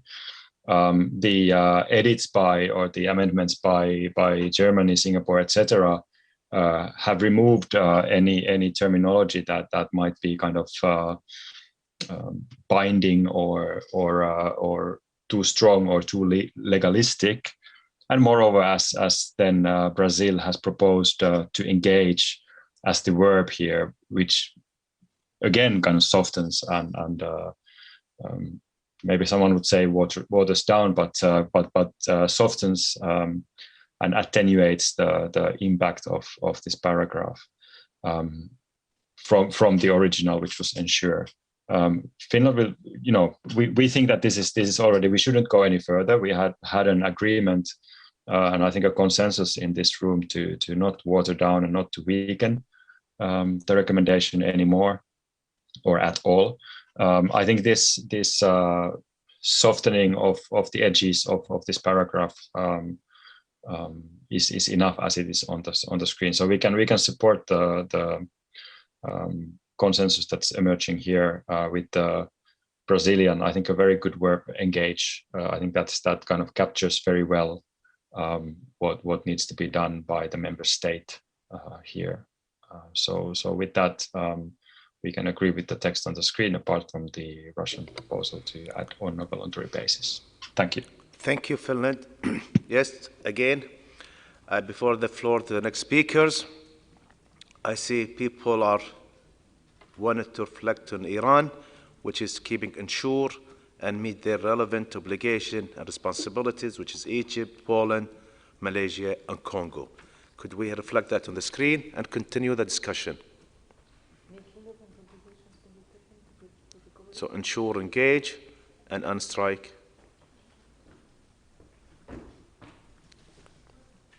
Ensure, not encourage.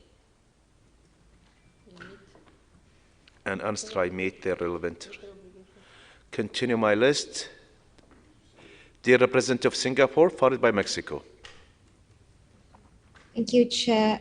Singapore supports, has a preference for the German proposal, but if the room prefers the Brazilian, we can go with it, but we cannot support the Iranian proposal, obviously, because we do have concerns that the word ensure would be a bit of a high bar in the expectation on governments with regards to this.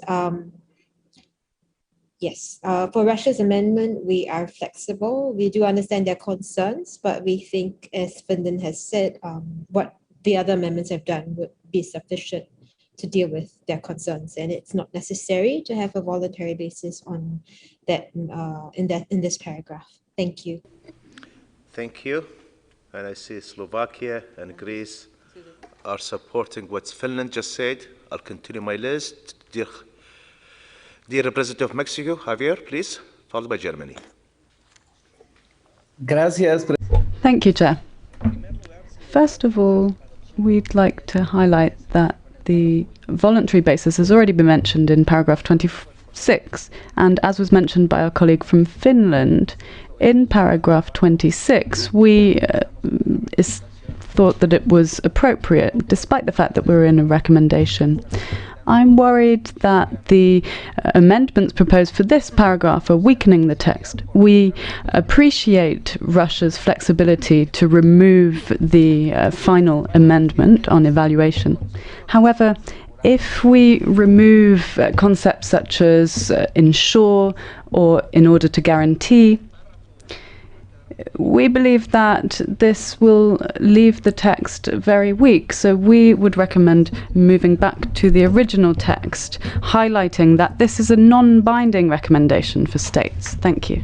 Thank you, Mexico. I'll give the floor to the dear representative of Germany, followed by Poland, then Latvia. Thank you, Mr. Chair. I would like to thank our colleagues for their flexibility in working on this.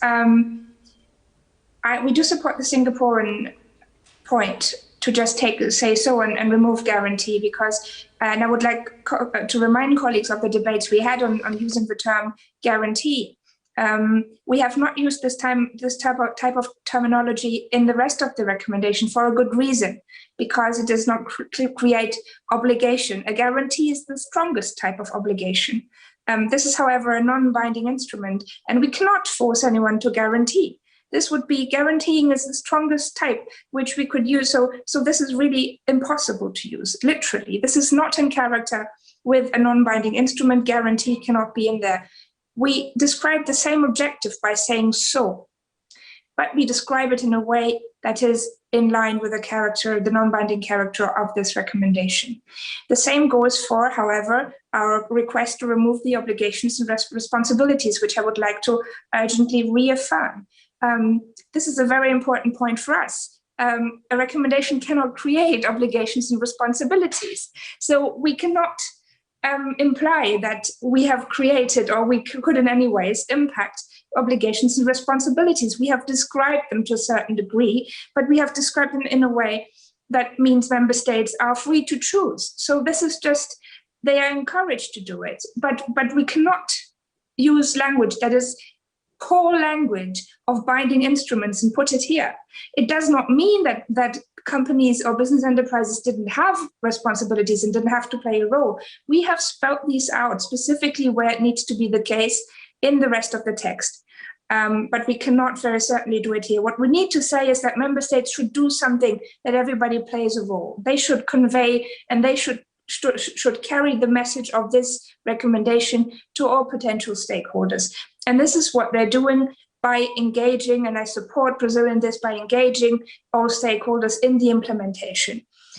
So I kindly request, again, to remove the reference to obligations and responsibilities. This is contractual language, it cannot be here.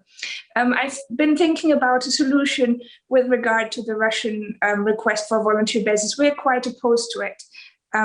Because it waters it down, it is not necessary, and specifically against the background of having it explicitly in 26, it is a repetition which would be weakening. However, I remember the Russian colleague having made the proposal of removing the measures.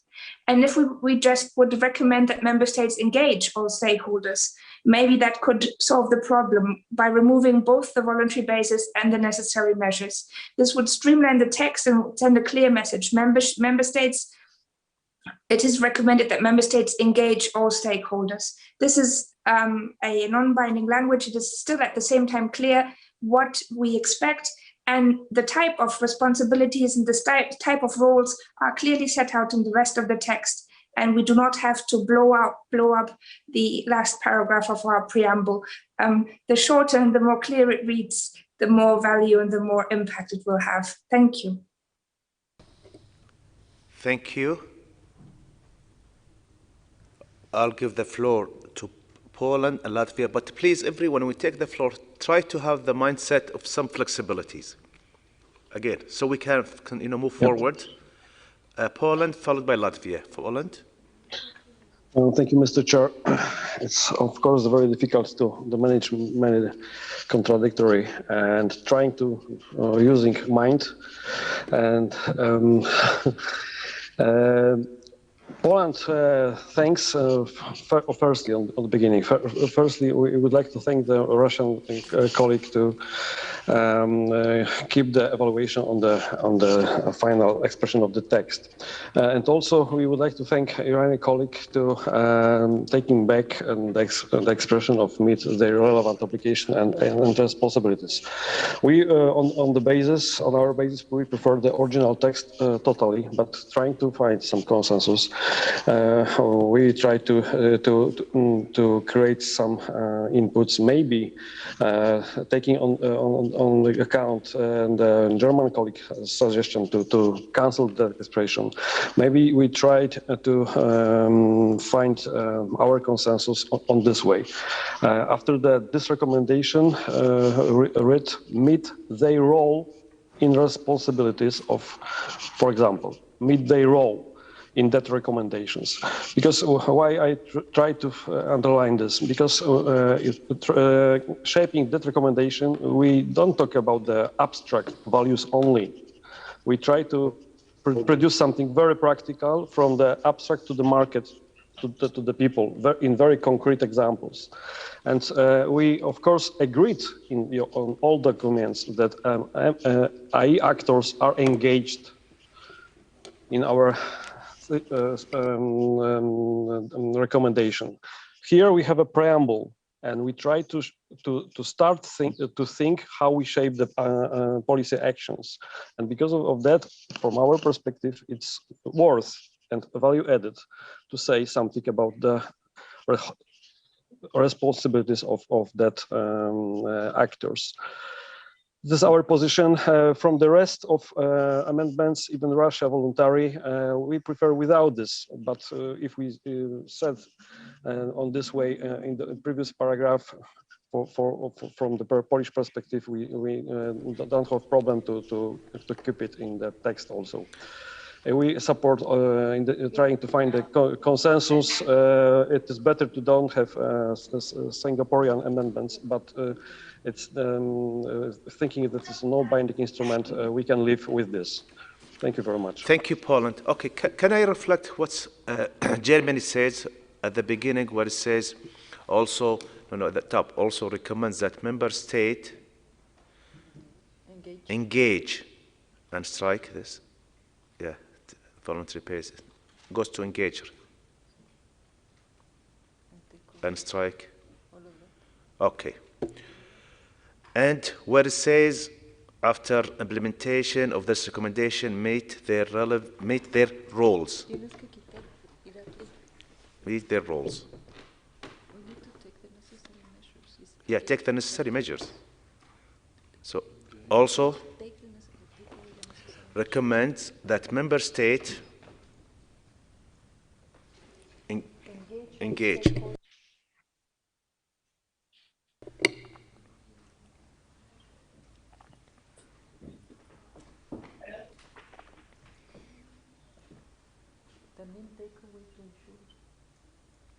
And relevant obligations and responsibility also, that's be strikes.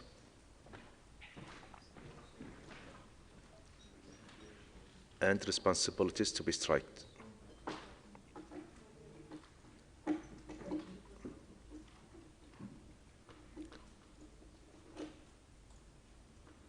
And take away mixed roles.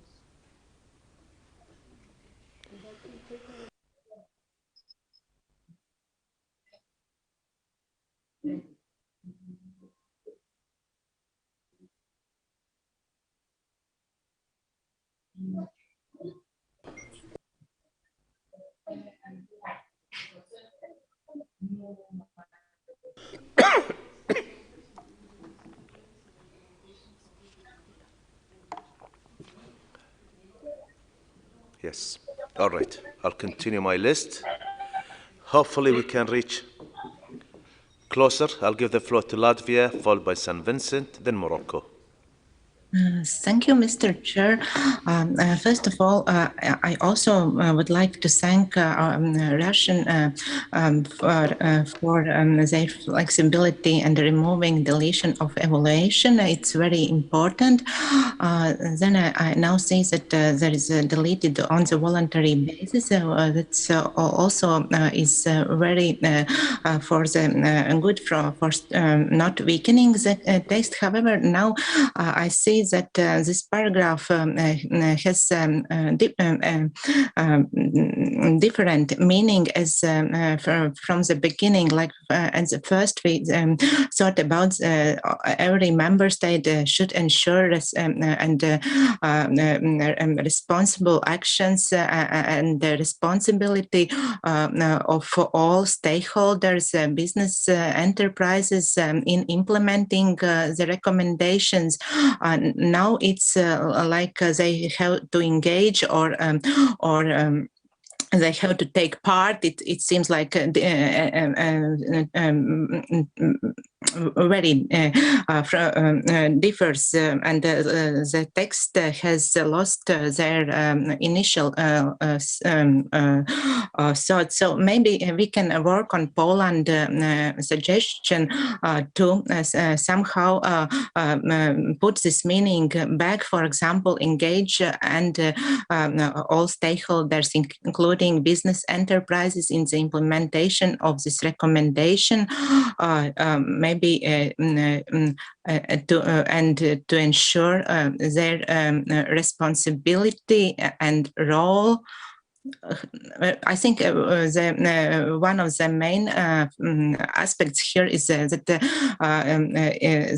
responsibility of all stakeholders should be ensured. So maybe we can add after engage all stakeholders, including business enterprises, in the implementation of this recommendation to ensure responsibility and meet and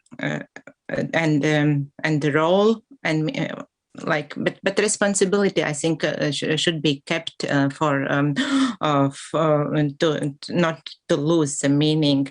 And I also am very happy we are at the very end of these negotiations. I hope we will reach the consensus very soon. Thank you. I hope so too, Latvia. Thank you. I'll continue, my dear Representative St. Vincent. Please. Thank you, Mr. Chair. Actually, I prepared my intervention for the precedent text, but now it's changing very fast. I would like to thank my colleague from Germany for her proposal, and we are happy with the text as it is now. Even I prefer to put in order to guarantee, but we are flexible, and we would like to thank Russia for their flexibility. But we are happy now to see engage all stakeholders and with the Poland proposal. Thank you, Mr. Chairman. Okay, thank you. I see, some member states want to add stakeholders, businesses, right, including, I see in the chat. Please, Brazil. Or is it Brazil? Yes, Brazil would like to take the floor to elaborate on the amendment that you have in the text, so can people follow before I give the next speakers? Yes, thank you, Chair. It's just because, yes, I also had a bit the same feeling that Latvia just expressed. I think that we lost a bit the sense of this paragraph. But I don't want to block the consensus, and I think that we are close to that. Yes. So I'm not sure if it would be acceptable, but maybe to strengthen a little bit the paragraph, I would propose that we include to ensure the implementation of the recommendation. And regarding the Polish amendment, to meet their roles, I understand the idea, and I support the idea behind it, but I'm not really sure if it makes sense like that. Maybe one of the native English speakers could clarify this, but meet their role seems to me a bit strange.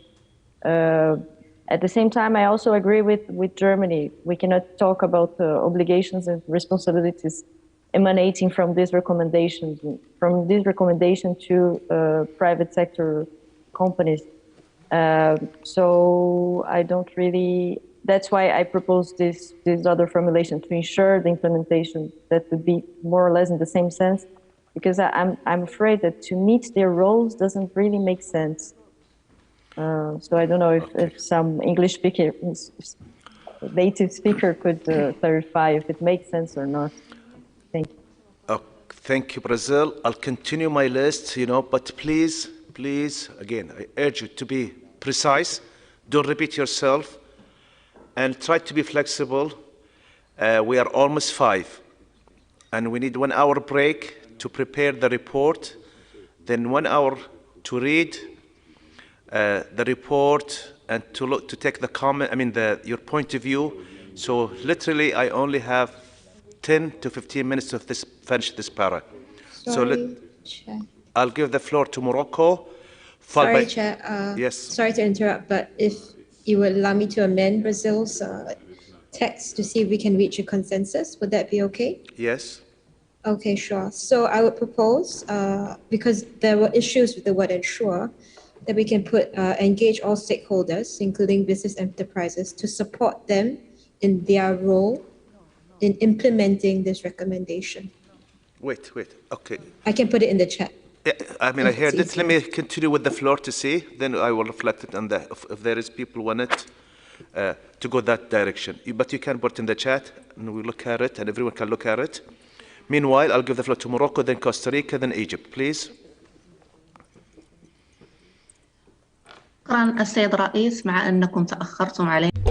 Thank you, Chair. Although I had already requested the floor a while ago. We support the text as displayed on the screen, that is to say with engage, as proposed by Brazil.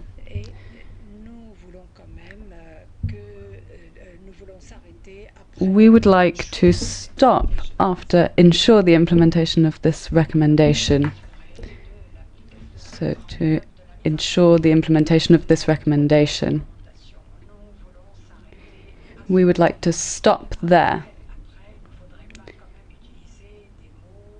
We shouldn't be using terms that aren't fully understandable in a legal sense.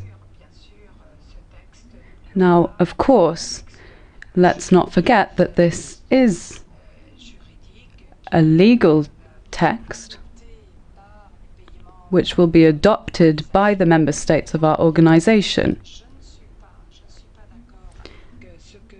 I do not agree with what was said by our colleague, our dear representative of Germany, that responsibilities and obligations would involve a binding aspect in this recommendation. Now, regarding the proposal of Singapore, we do not support their proposal. Thank you, Chair. Thank you, Morocco. I'll continue my list. Costa Rica, Egypt, then the UK. Muchas gracias. Thank you, Chair. First of all, I'd like to thank delegations for their flexibility to move from 17 amendments to very few amendments. And we'd also like to thank the delegation from Russia for their flexibility in leaving evaluation. We highly support the proposal put forward by Brazil. We believe that engage is the best verb to use here. And we also agree with the proposal of Poland on the roles. We also support the improvement made by Singapore in the chat, including the proposal of Poland within the Brazilian amendment. Thank you. Thank you, Costa Rica. I'll give the floor to Egypt, followed by the UK. Egypt. Thank you, Mr. Chair.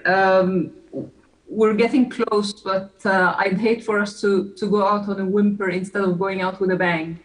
And watering down this paragraph that much really feels like going out on a whimper.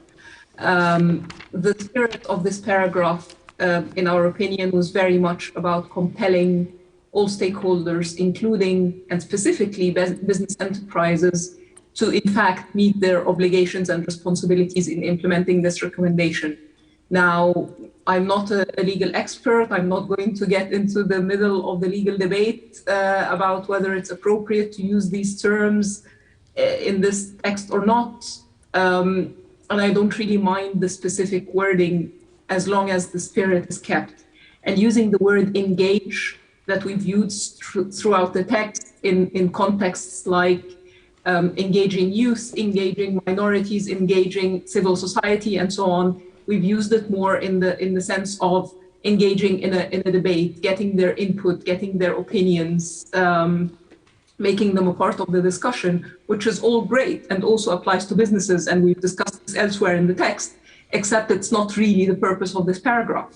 the purpose of this paragraph, and with in the back of our minds, is the fact that actually many of the ethical dilemmas in AI emanate from business uses of AI. There's just no way around that.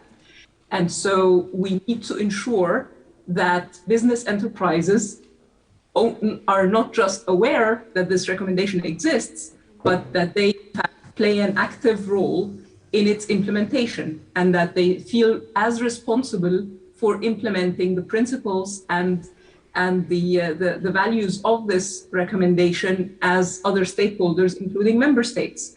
Now, how we phrase this specifically and what's legally correct and what's not, I don't really mind. I think something along the lines of what Poland suggested would be good. Agreeing that their roles sounds a bit awkward, but if some of the native English speakers can help us out, that would be great. But I would hate for this to simply say, this is just, we'll engage all stakeholders to, have a nice chat and then be on our way. Thank you very much, Mr. Chair. Thank you. Thank you, Egypt. I'll continue with the UK, followed by Russia, then Iran. UK, please. Thank you, Chair, for giving me the floor. I'm struggling a little bit to follow all of the different proposals on the table. I think, as we said from the UK's perspective, our concern really is only that we do need to make sure that we are being legally accurate in how we're describing the different responsibilities versus obligations, and I think that's particularly important in the preamble, that we do reflect that carefully. That being said, we are sort of relaxed about how we end up formulating this, but I think that the proposals put forward by Brazil and by Singapore are workable and could perhaps be improved on. I thank the Egyptian delegate for the concerns about the term engage. I don't think we would read it in that way ourselves, but perhaps we could look at strengthening that with something like actively engage, or I think, frankly, the original German proposal was perhaps stronger in that sense, that the term encourage is the typical terminology that you would use, and it does imply a sort of it's the strongest possible formulation that still is technically accurate in our view. So we would have been comfortable with the original formulation presented by Germany for that reason. The use of the term encourage to us is a little bit stronger than engage, but we can go with either option. Apologies, I feel like I'm not taking us forward, but I just wanted to reflect on some of the points and proposals on the table. And maybe also just to end that the Polish formulation, it is true, it doesn't read very well. And I think it would be better to sort of work with the other text proposals rather than with this. Thank you very much. Thank you. I'll give the floor to Russia. Большое спасибо, господин председатель. Thank you, Chair. It's true, we have moved forward in this text, and that's commendable. However, we've lost an important element for our delegation. In our view, it would be very important. Of course, we want to reach an optimal version of this text.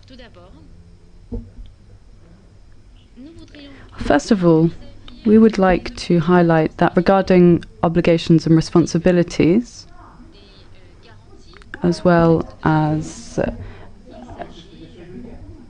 guarantees within this text, what we're talking about here are binding obligations.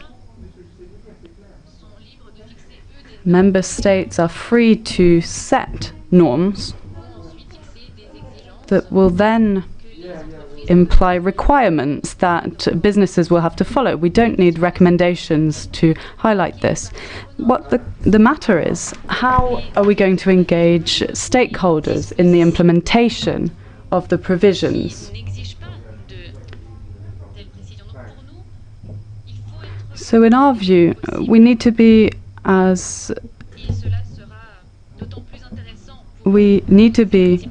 categoric as least as possible.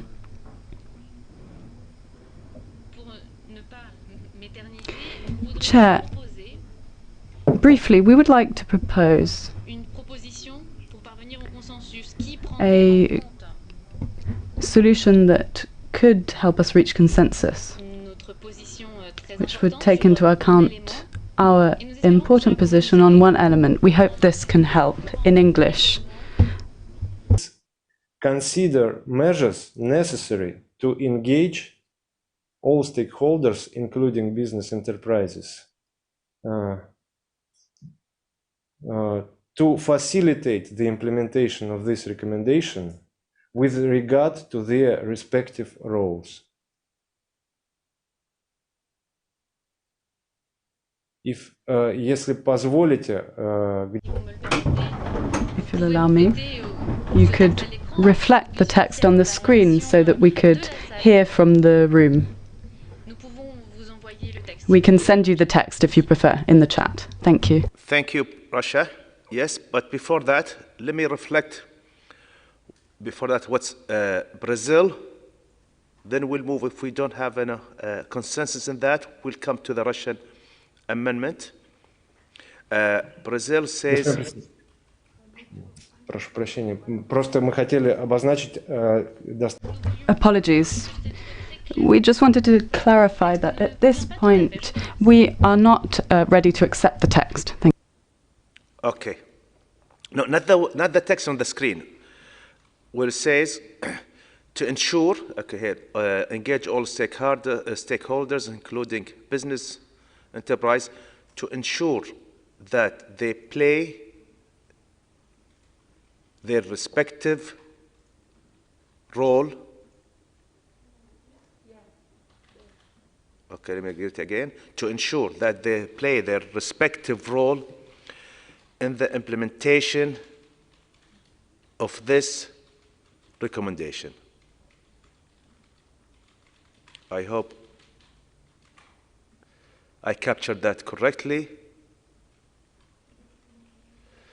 Okay.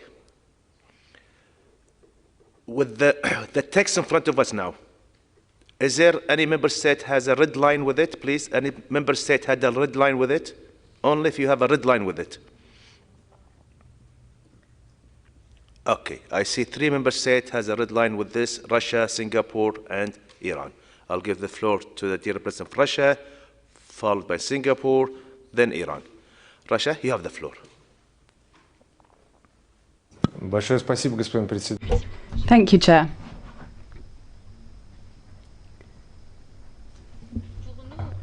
For us, the important element was to add on a voluntary basis. Unfortunately,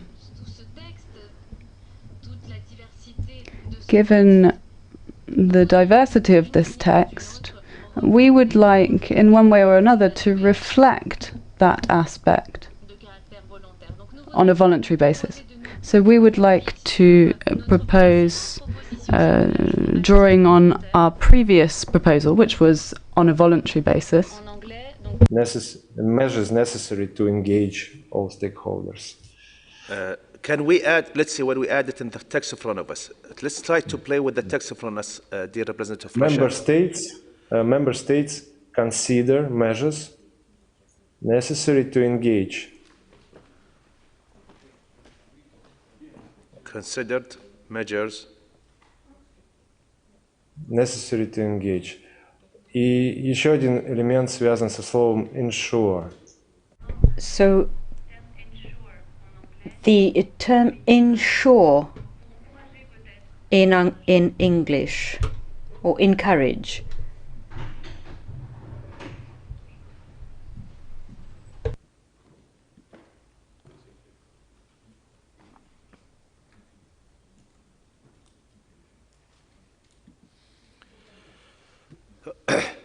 Let me read this. Recommends that member states consider measures necessary to engage all stakeholders. I have Singapore and Iran. Please, Singapore. Thank you, Chair. I can live with the text without the Russian amendment. Without the Russian amendment? Without the Russian amendment, but I will want to make a point. There is a lot of chatter in the text about how we need to oblige businesses in their obligations here. But if it's a non-binding text, it should not introduce compulsory obligations on businesses and not member states. That makes no sense, because if you want member states to implement the recommendation but it's non-binding, why are you then binding business enterprises to this recommendation? That is the reason why we had a concern with ensure. That's it. The text as it is now, I think, can address all our concerns without the Russian amendment. But if Russia really feels strongly for it, then I guess we can live with it. But I really just wanted to make the point that that's the reason why there is an issue with ensure.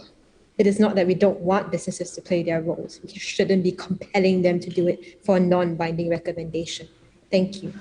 Thank you. I'll give the floor to Iran, followed by Greece, please. I'm trying to reach consensus. Again, I know it's not everyone perfect para. I'm trying to reach consensus. So I'll give Iran, please, Iran, be specific to your point, followed by and then Greece. Yes, Iran. Yes, thank you, Excellency. Excellency, as the focus of the paragraph is on two concepts. One is responsibility and the other is obligations. Now we missed both. And then we can go with the text while we have at least one of them, responsibility or obligations. So we support in this line that after the roles, we add and responsibility or obligations. We are flexible to accept one. And then the small proposal that we have is here, in line with other paragraphs, we need to have should. And after we propose that after the member state, we have should consider. So this is the language that we use in this recommendation. So this should. Sorry, if I open obligation responsibility, we go back to square one. That's what we've been discussing from the beginning. It's obligation and responsibilities. If I open it, I removed it up, it will be the same discussion. That's my sense.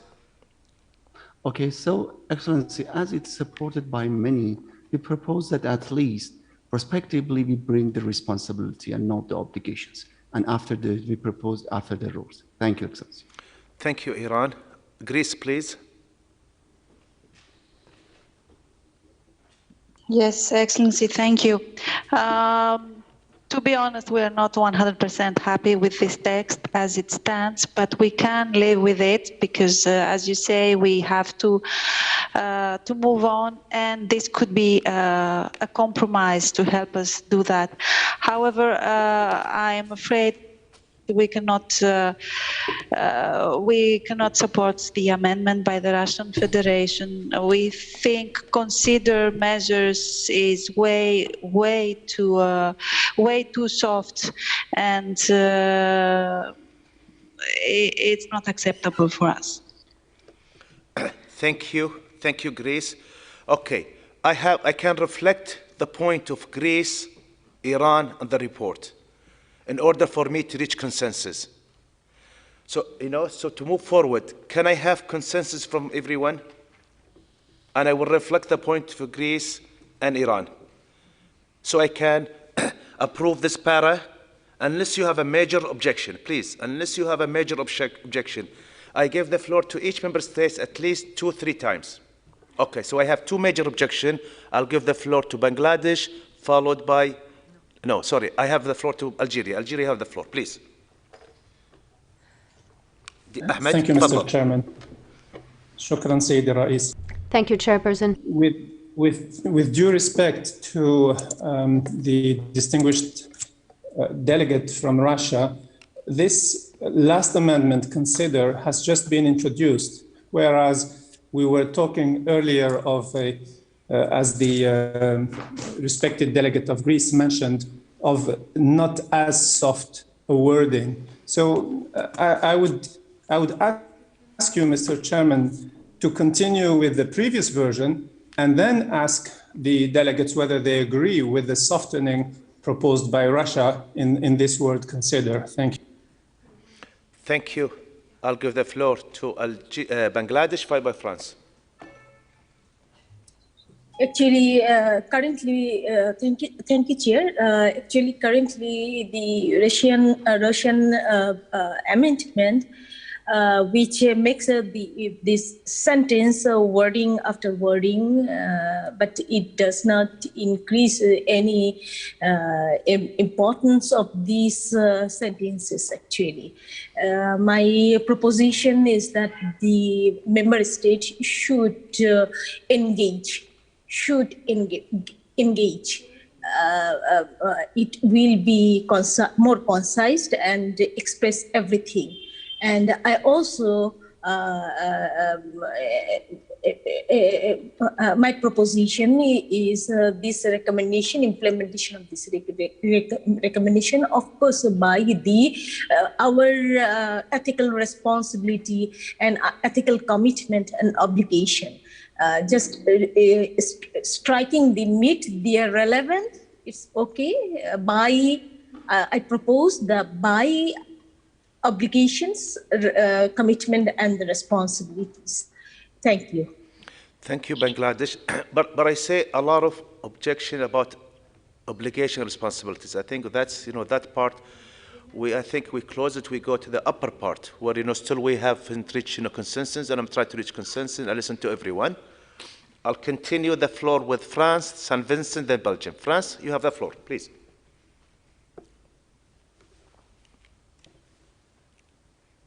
Merci, Monsieur le... Thank you very much, Mr. Chairperson.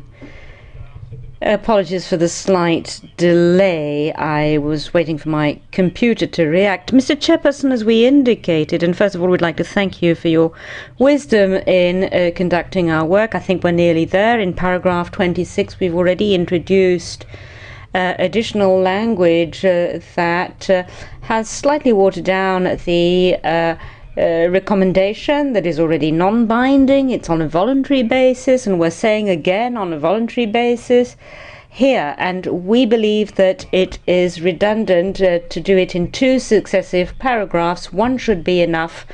We're watering it down too much. Now, with all due respect to our colleague of the Russian Federation, we would like to invite them to withdraw this amendment so that we can achieve consensus under your leadership, Mr. Chairperson. Thank you. Thank you, France. I'll give the floor to St. Vincent, followed by Belgium. St. Vincent. Thank you, Mr. Chairman. I think I would return to my previous intervention I have prepared. I didn't say it because I wanted to say that we cannot accept to put again voluntary basis. And we saw that Russia has withdrawn this proposal, and now we have another one, consider measures necessary to engage. Mr. Chairman, this amendment is weakening a lot the paragraph and the recommendation. My question, do we want this recommendation or not? We worked a lot on it, and all member states are free to take what they want to take from this recommendation. That's why it is not a binding instrument, we know very well. And now, if we add to consider measures, so we have to think if we consider or not. So I am very sorry to not accept this amendment. Already the paragraph, we have done a lot of compromises, and we don't want to weaken the recommendation. I mean, we had a lot of work on it, and it is the recommendation we want. We decided to do it. So if my colleague from Russian Federation could show some flexibility and to withdraw this amendment. And just I want to say that both versions are not the same. We have in the French version voluntary basis, in the English version, we don't have it. So maybe if we can harmonize both versions and to accept the proposal as done by Brazil and to move forward. Thank you very much, Mr. Chairman. Thank you. I'll continue with Belgium, followed by Brazil, then Russia. Belgium. Thank you, Mr. Chair. I've been witnessing these discussions mainly so far. I haven't intervened.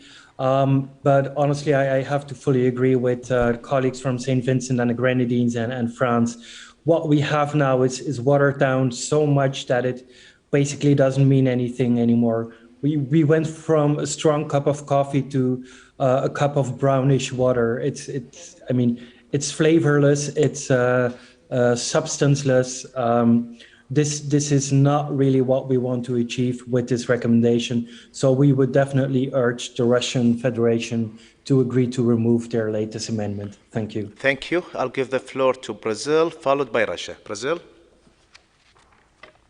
Thank you, Chair. Yes, I don't want to extend too much this debate either, because I think we are close to a consensus, but I would just like to echo what was said by the previous speakers, my colleague from France, Belgium, and I don't remember who it is. St. Vincent, of course, yes. We believe that we are conceding a lot because, to be honest, we were very happy with the paragraph, the original version of the paragraph. I think in our perspective, we have already weakened considerably the paragraph, removing meets their relevant obligations and responsibilities, because we understood the reasoning behind the other delegations that proposed it. We also agreed to remove in order to guarantee. But still now, if we include this last Russian amendments, it's really something that is already too much, I think. I think the paragraph is already very, very mild, and it's already much weaker than it was in the beginning. So we would really not favor including this one here. I think I would like to recall again what was said by my distinguished delegate, from my distinguished colleague from France, that this is a recommendation. This is a non-binding instrument. So all this kinds of limitations, you know, like the ones that were included in this paragraph, they were already unnecessary. Of course, member states are going to apply this recommendation if they want on a voluntary basis. This is implied by the fact that this is a recommendation. So let's not weaken even more the recommendation, you know, like it has already not so much power in terms of obligations.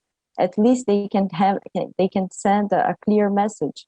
This is the only thing we are asking here, that the recommendation sends a clear and strong message. And actually, the message is not that strong as we and many countries actually, as we have seen in the debate, that wanted actually to include obligations and responsibilities, guarantee and everything. So we are conceding a lot. So I would just like to request to all the other colleagues that they also have the same spirit of compromise and understand that for many delegations, this is important. And for many delegations, this is already very weak. So we are ready to accept this without the Russian amendment, and we would like to kindly request our Russian colleagues also to take into account these considerations and to consider removing, to consider measures aiming at removing this amendment from the paragraph. Thank you. Thank you, Brazil. I give the floor to the dear President of Russia. Russia, you have the floor.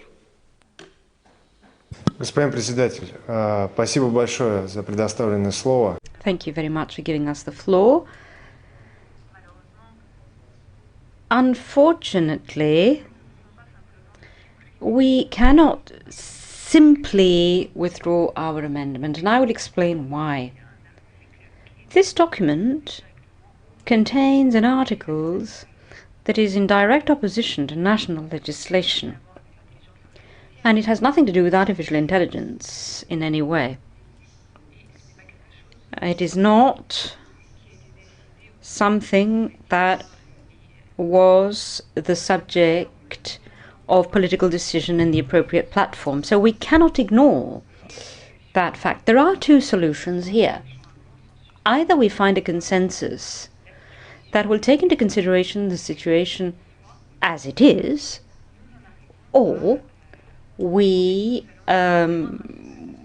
will question whether we can join this document or not. We are trying to find the appropriate conditions that will make it possible for our delegation, or rather that will make it possible for the document to enable different countries to have different positions or see different things in the document. If our amendment is stricken out, then there will practically be an obligation to use the recommendation in full as is. The word ensure has this connotation. And we are trying to do what we can with the text. We are ready to propose another modification, if you're willing. So if you'll allow me, we would say also recommends that all member states, including corporations, are committed to play their respective roles in the implementation of this recommendation. That member states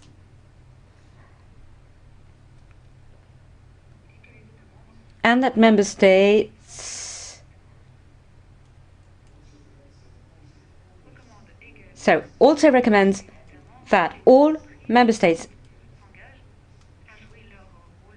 and business enterprises commit to playing their respective roles in the implementation of this recommendation, and that member states bring the recommendation to the attention of authorities, etc. The rest remains as is.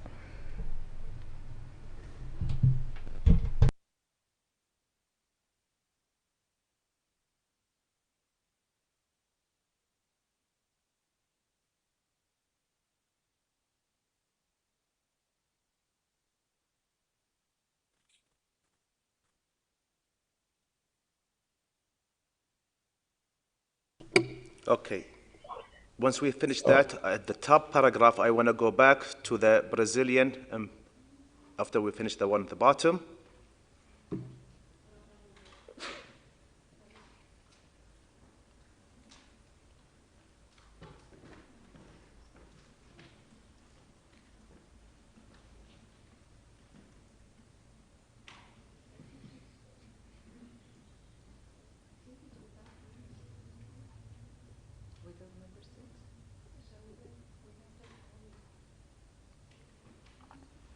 Yes, Rasha, you can take the floor. Спасибо большое, господин председатель. Thank you very much, Mr. Chairperson. Now, simply to assist in the drafting in English.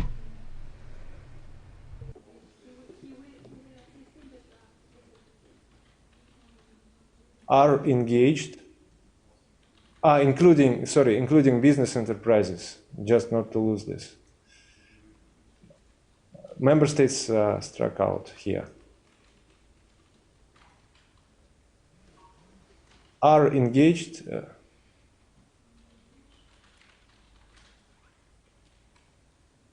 to play their respective roles in the implementation of this recommendation. And the next element has to have the notion of member states, since we apply this recommendation directly. And that member states bring the recommendation to the...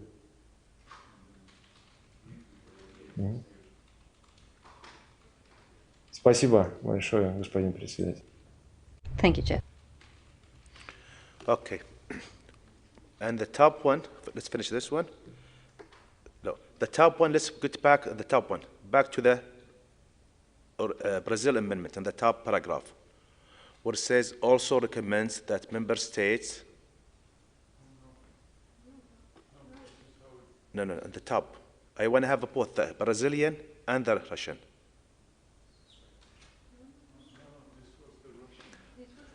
Yeah, the Brazil was reading to ensure that they play their respective role. Please, on the top one. Yes. The Brazilian was says to ensure that they play, to ensure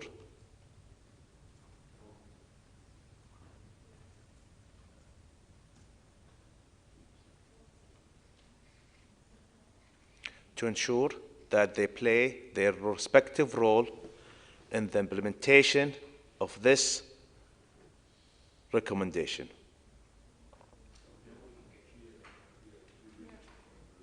Okay, I'll give the floor to Belgium. Belgium, you have the floor. Thank you, Mr. Chair. I'm not sure if you're opening the floor for comments on these two proposals already. Maybe I'm a bit fast. Just want to say that we can definitely live with the Brazilian one. However, as to the Russian Federation's proposal, just to be clear, legally speaking, we are talking about a recommendation to member states. That is the legal nature of this instrument. We cannot recommend anything to anyone but member states. So if we're saying recommends that all stakeholders are engaged, I'm not entirely sure who we are recommending that to. So that phrasing for us would not be acceptable. Thank you. Thank you. Belgium, I'll give the floor to Brazil. Brazil. Thank you, Chair, and thank you, the Russian delegation, for their constructive spirit. We know that they are trying to go with the consensus and to find a solution to this paragraph. Nevertheless, I also don't really agree with what was proposed. I agree with what my previous colleague just said. I don't think it makes sense to address this recommendation to all stakeholders, because all the recommendation is actually addressed to member states. So member states should engage business enterprises and all the stakeholders in the implementation of this recommendation. I don't know exactly what is the real concern of Russia, because as far as I understood from the beginning, it was just to ensure that it was not non-binding, that it was made on a voluntary basis and everything. So maybe we could think about another alternative, but I think their proposal is not really acceptable. I understood there is a problem with the word ensure. Maybe we could work on this. I don't know. Honestly, I think that encourage is too weak, but we could think maybe of to make sure. I'm not sure if it helps, but I think the Russian formulation is not really, it's really changing the meaning of the paragraph, and it's not what we wanted to say, because I think the idea here is to ensure that member states, they are going to engage other stakeholders in the implementation, because it's their role actually to regulate, to implement policies, to consider establishing regulatory frameworks and all these things. And all of this has to be done with the business enterprises, because they are the ones who are actually developing AI systems and implementing them. So it's of course absolutely important to have them on board in the implementation of this recommendation. And I think this paragraph specifically is saying this, that member states should ensure this. They cannot just say, oh, it's not my responsibility. You know, like member states, they have a role in regulating companies. And well, I think this message has to be clear. And I don't think that the Russian amendment is going to help with that. But we're in this very constructive spirit. We want to find a solution. But I don't see the Russian proposal as one of them. Thank you. Thank you. I'll give the floor to Netherlands, followed by Australia. Netherlands, please. Thank you very much, Chair. I think I can be rather brief and just echo what our colleague from Belgium has outlined already eloquently, as well as our Brazilian colleague. I think we were moving into a pretty good direction earlier, and I was hoping that we would still be able to finish on time. But honestly, I don't see how this is moving us in a helpful direction. It seems to make no sense anymore, and we strongly oppose this Russian amendment, and we would like to appeal to our Russian colleagues to revoke this and return to what we seem to already reach some consensus on earlier. So in sum, we strongly oppose to this. Thank you very much. Thank you. I'll give the floor to Australia. Thank you very much, Chair. Australia also does not agree with the proposed Russian amendment, and we do not feel that the word encourage is actually a weakening. We think it's fairly standard language, and we would like to propose a compromise text for the beginning of the paragraph, if you will allow me, Chair. Sure. What is it? Also recommends that member states encourage all stakeholders, including business enterprises, to play their respective roles, and continue as the rest of the paragraph. So to play their respective roles in the implementation of this recommendation. So, all the rest of the paragraph is the same. Wait. So also recommends that member state encourage all stakeholders. Encourage instead of engaged.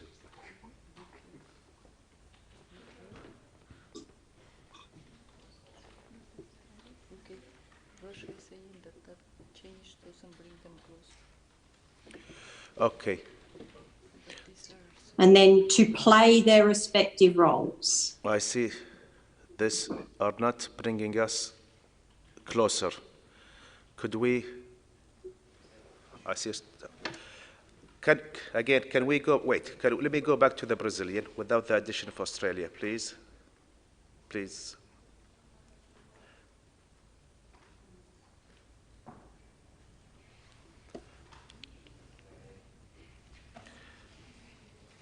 But take note of that, Secretariat, of the addition of the Australia, if we see appetite for that.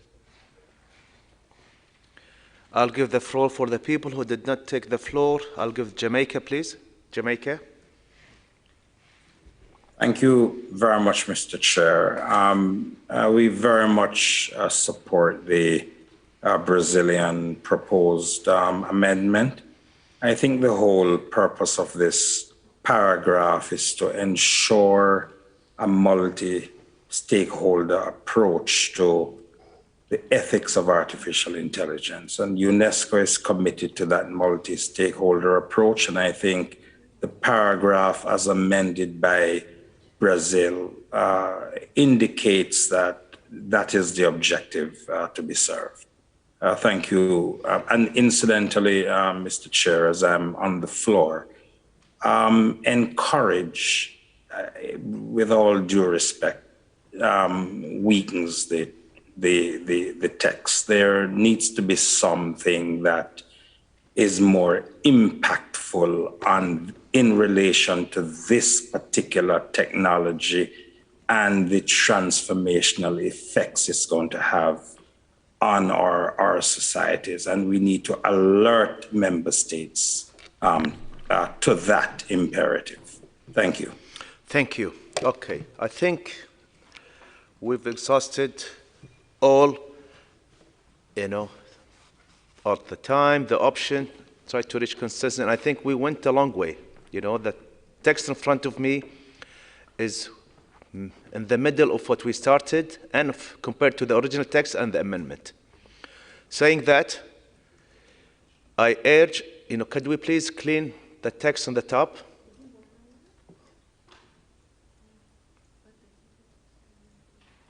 And I urge all member states to join the consensus. And if a member state, please, if you have a major issue in it, to move us out, I will reflect it in the report.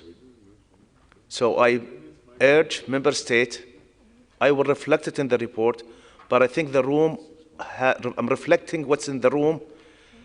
Russia, you can take the floor. Russia?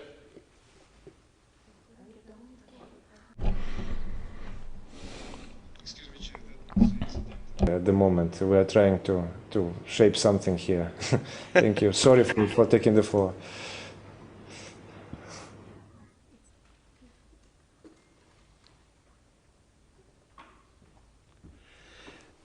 Please, again, we're going to work on the text in front of us, so keep the text that's highlighted. Russia, if you want to add anything, just let me know so I see if it's a minor or a major before I take a decision on this?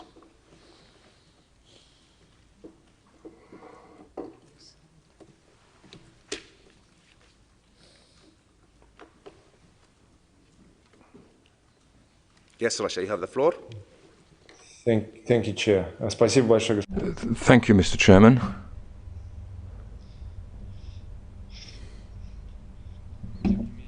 Nevertheless, we're having difficulties with the text. We're doing our level best.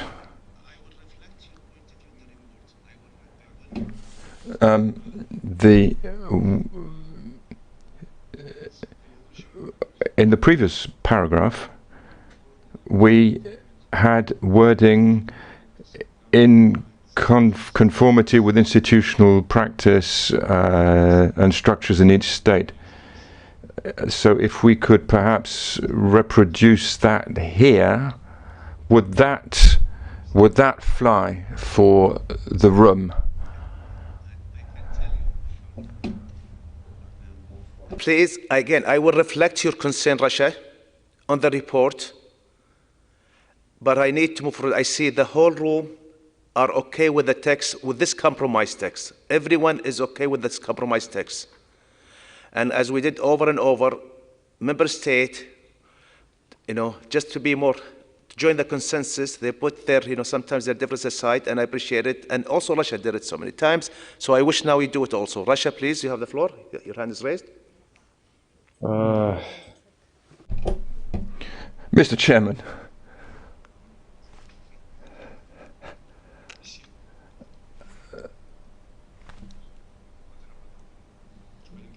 Mr. Chairman, can you hear us? Thank you very much, Mr. Chairman. If we may, we will recall our previous practice of bringing out the position of the Russian Federation in the chair's report. And specifically stating that this is with reference to paragraph 27, Chair. Thank you very much. And I really appreciate flexibility. And thanks everyone for flexibility. Oh, I have Russia. Oh, Russia.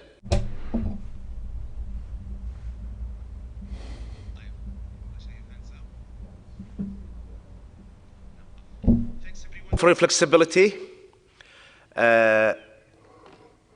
With that, I have the honor to say PP 27 approved. So, we're still not done yet. We are raced with time, We have an hour and a half. There's a lot to be done. So, we have been moving in my scenario saying in an excellent speed. No, in a turtle speed. And thanks to the spirit of cooperation and compromise, we managed to go through the entire text of the recommendation. I would like to express my sincere gratitude to every member state and every distinguished representative for demonstrating your commitment to the highest ideals of UNESCO, for using the incredible diversity of this House as a real strength, and for coming together to reach a common goal of immense global importance. We still have two important agenda items before we come to the closure of the meeting: the adoption of the recommendation in its entirety and the consideration of the report of our dear Bureau member, the Rapporteur. In order to allow the Secretariat to finalize the relevant documents to the text of the recommendation as approved in its entirety, as well the report of the Rapporteur for circulation to all member states in advance, I would like to adjourn the session for 1 hour or less. What you need? 1 hour. We need 1 hour. You have to have an hour. Okay.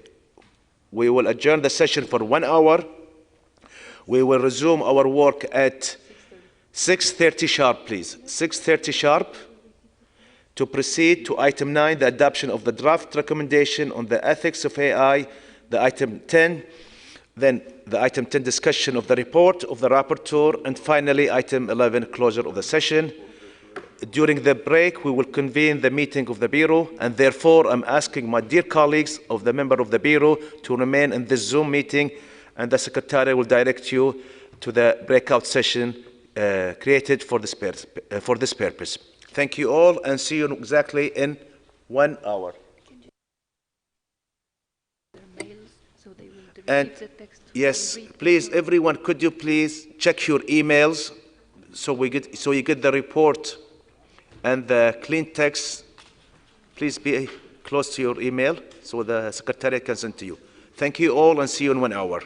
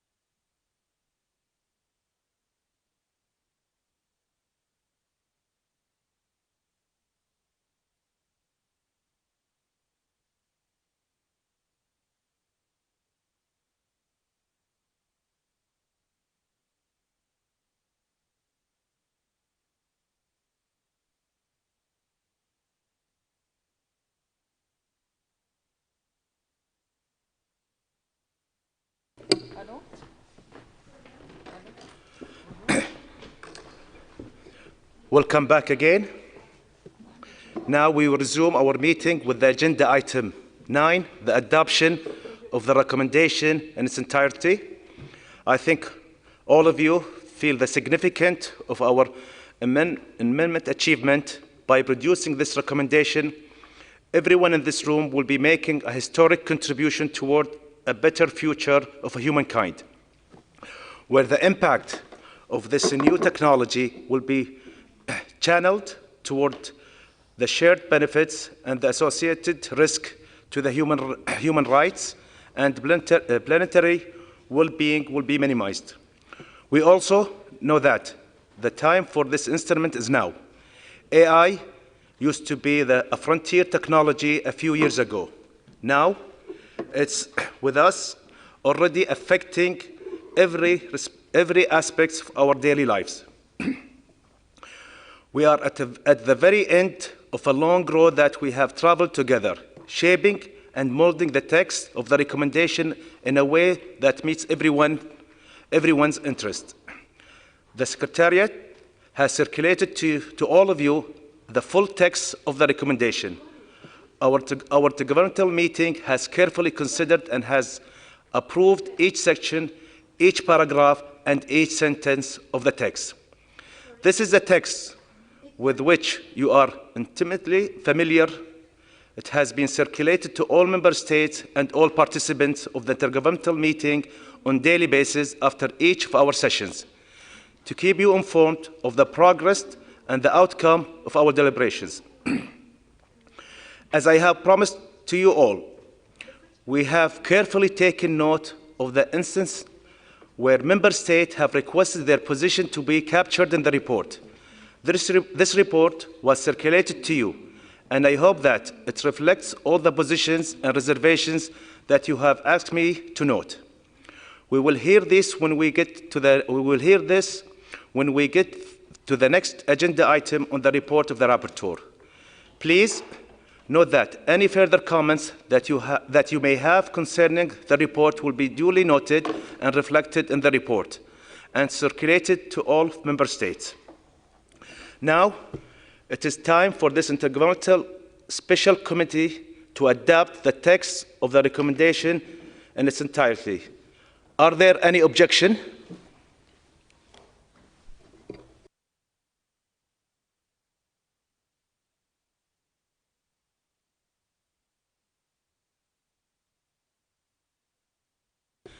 So, I see none. Oh, I see Iran. Iran? Excellency, thank you for the floor, and we appreciate your role as the chair of the process and also the Secretariat. I have a question, and then before adoption, I have the instruction to read my explanation of the position and reservation. I appreciate to clarify that. When can I read my explanation of the position? Thank you. Thank you.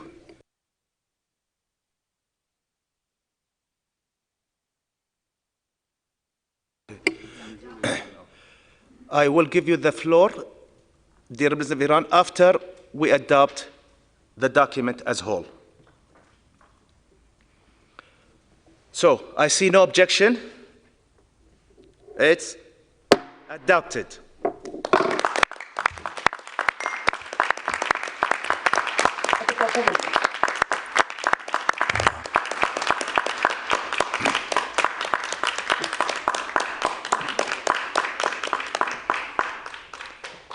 Thank you all. And now I'll give the floor to the member states. And dear Representative of Iran, Yunus, you have the floor.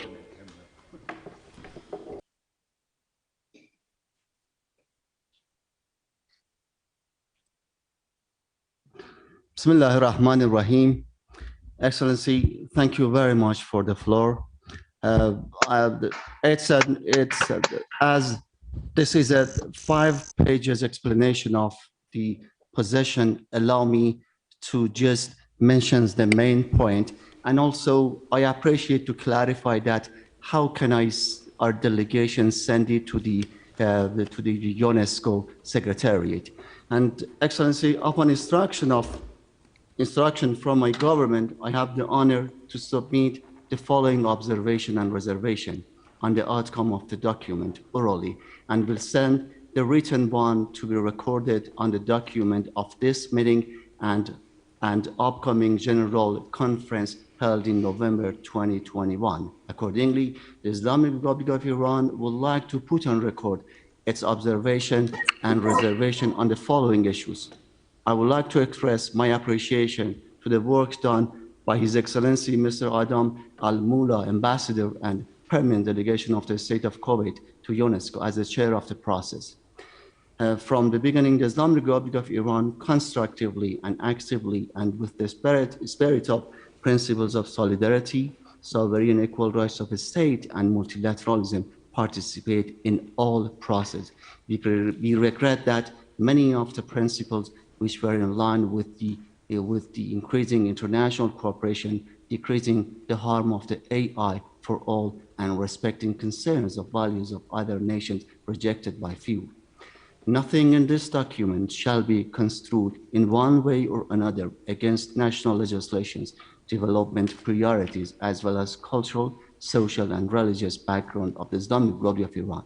The Islamic Republic of Iran would like to reiterate that this recommendation is non-binding in nature, and because of the situation that we negotiated it do not bring any commitment to the member states. And then Iran strongly believes that the states are the main actor with primary role in decision and policy making and legislation. And I would like to note that Iran cannot support the reference to state parties or reports or declaration or recommendation reflected in the final text of a recommendation which is not a member or did not participate in the process. In paragraph 67, Iran asks for deletion of the word precedence. We do not accept such precedence in this context as requested for deletion of that, since the Islamic approach and its law are universal and the foundation of many individual and societal rights and obligations. Any part of the recommendation that privileges a non-religious and secular right-based paradigm for enforcing certain norms over the Islamic rights approach and over the divine religious is totally unaccepted. However, given the unacceptable content of certain parts of the recommendation, there is no choice but to dissociate Iran from some of the parts that is not in line with all cultural, religious, and then rules and procedures. Iran also regret that the main concerns of the member state did not reflect it in text in a balanced way. Hence, the following inputs, which are based on our national concerns and priorities, were not reflected in the final text due to negative and non-constructive approaches of few, despite the UNESCO discourses. Among them is universal coercive measures in ICTs. We strongly believe that recommendations must address the real and pressing challenges member states encounter and suffering, such as unilateral coercive measures, which are gross violation of the fundamental principles of international law and principles set forth in the Charter of the United Nations, and negatively impede the ability of member states to allocate sufficient resources for implementation of the recommendation. Such illegal acts also impair achieving sustainable development, which is the cornerstone for effective implementation of the recommendation. And then sovereign rights of the countries, the right to development, responsibility of all the stakeholders. Stakeholders, rather than the states, are need to be observing principles, rules, and norms for their responsible behavior in AI. Private sector and social media platforms should observe rules, norms, and policies of the countries and respect their culture where they operate. States should also consider ways and means to hold them responsible.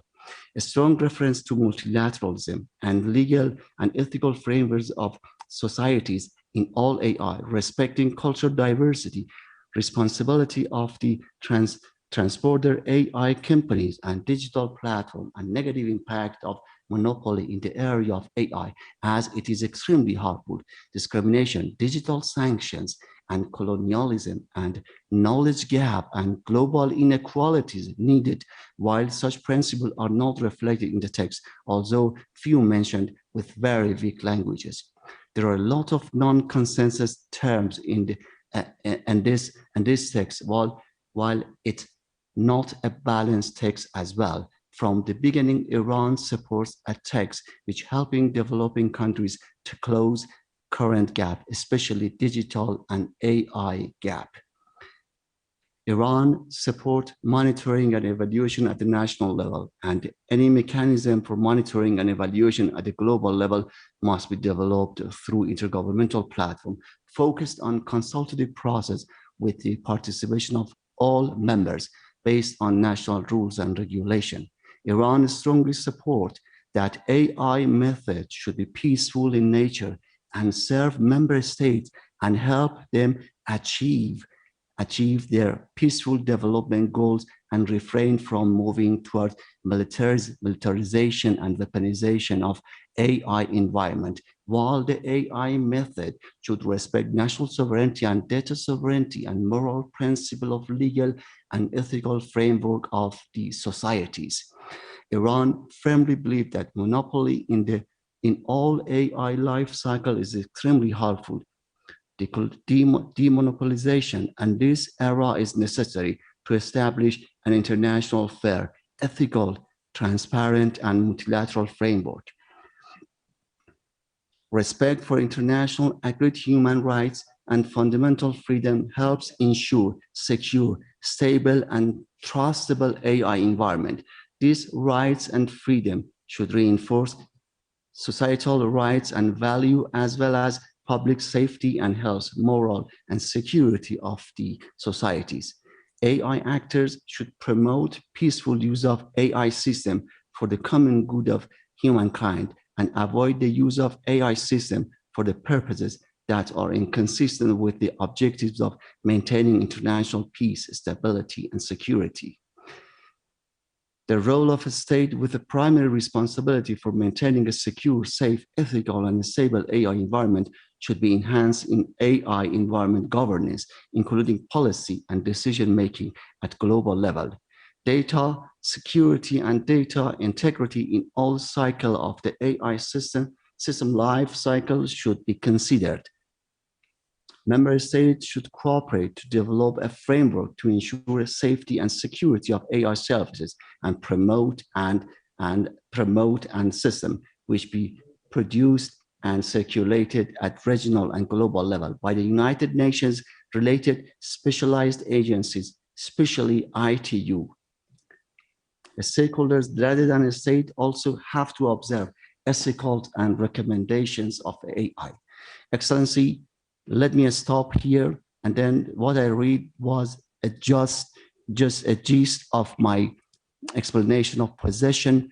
I would like to send it to be recorded and as a document of the process, and I appreciate that the Secretariat clarified that how we can send it officially to be recorded as a document of the process. I appreciate your attention.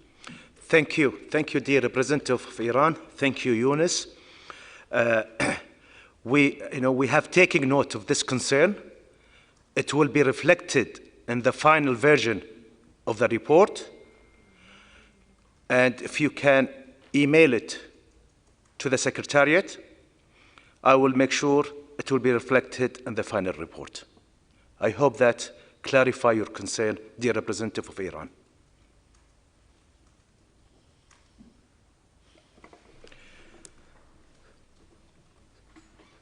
Okay, I see none. Before we conclude the second and last session of the Intergovernmental Special Committee meeting of experts related to the draft recommendation on the ethics of AI, I wish now to open the agenda item 10, which is to discuss the report of the Rapporteur, Dr. Imolatrix Onegio, Deputy Permanent Delegate of Namibia to UNESCO, who have served as a rapporteur of our meeting. She has listened carefully to the discussion in order to offer the UNESCO Director General a report that presents comprehensively the work conducted during the intergovernmental negotiation on the draft recommendation on the ethics of AI since the first session in April. The key agreement and outcome achieved, as well as important observations on the multifaceted debates held, are duly reflected in this report, including issues specifically requested by Member States to be captured. Without further delay, I would like to give the floor to the Rapporteur to deliver her oral report. You have the floor. Thank you very much, Mr. Chair, and congratulations to you, to the team, and to all the Member States for the landmark outcome of our document. I am now going to present to you the final reports, and it's the final report by the Rapporteur of the Intergovernmental Meeting of Experts. It's a category 2, related to the draft recommendation on the ethics of artificial intelligence from the 26th to the 30th of April, and then 21st to the 25th of June 2021.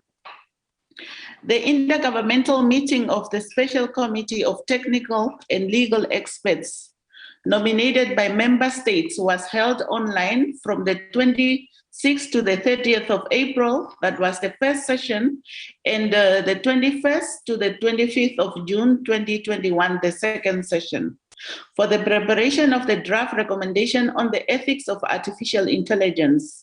It was convened by the Director General of UNESCO in accordance with the resolution of the General Conference of UNESCO adopted at its 40th session by 40C/Resolution 37, and the decision of the Executive Board at its 210th session, 210 EX/Decision 35.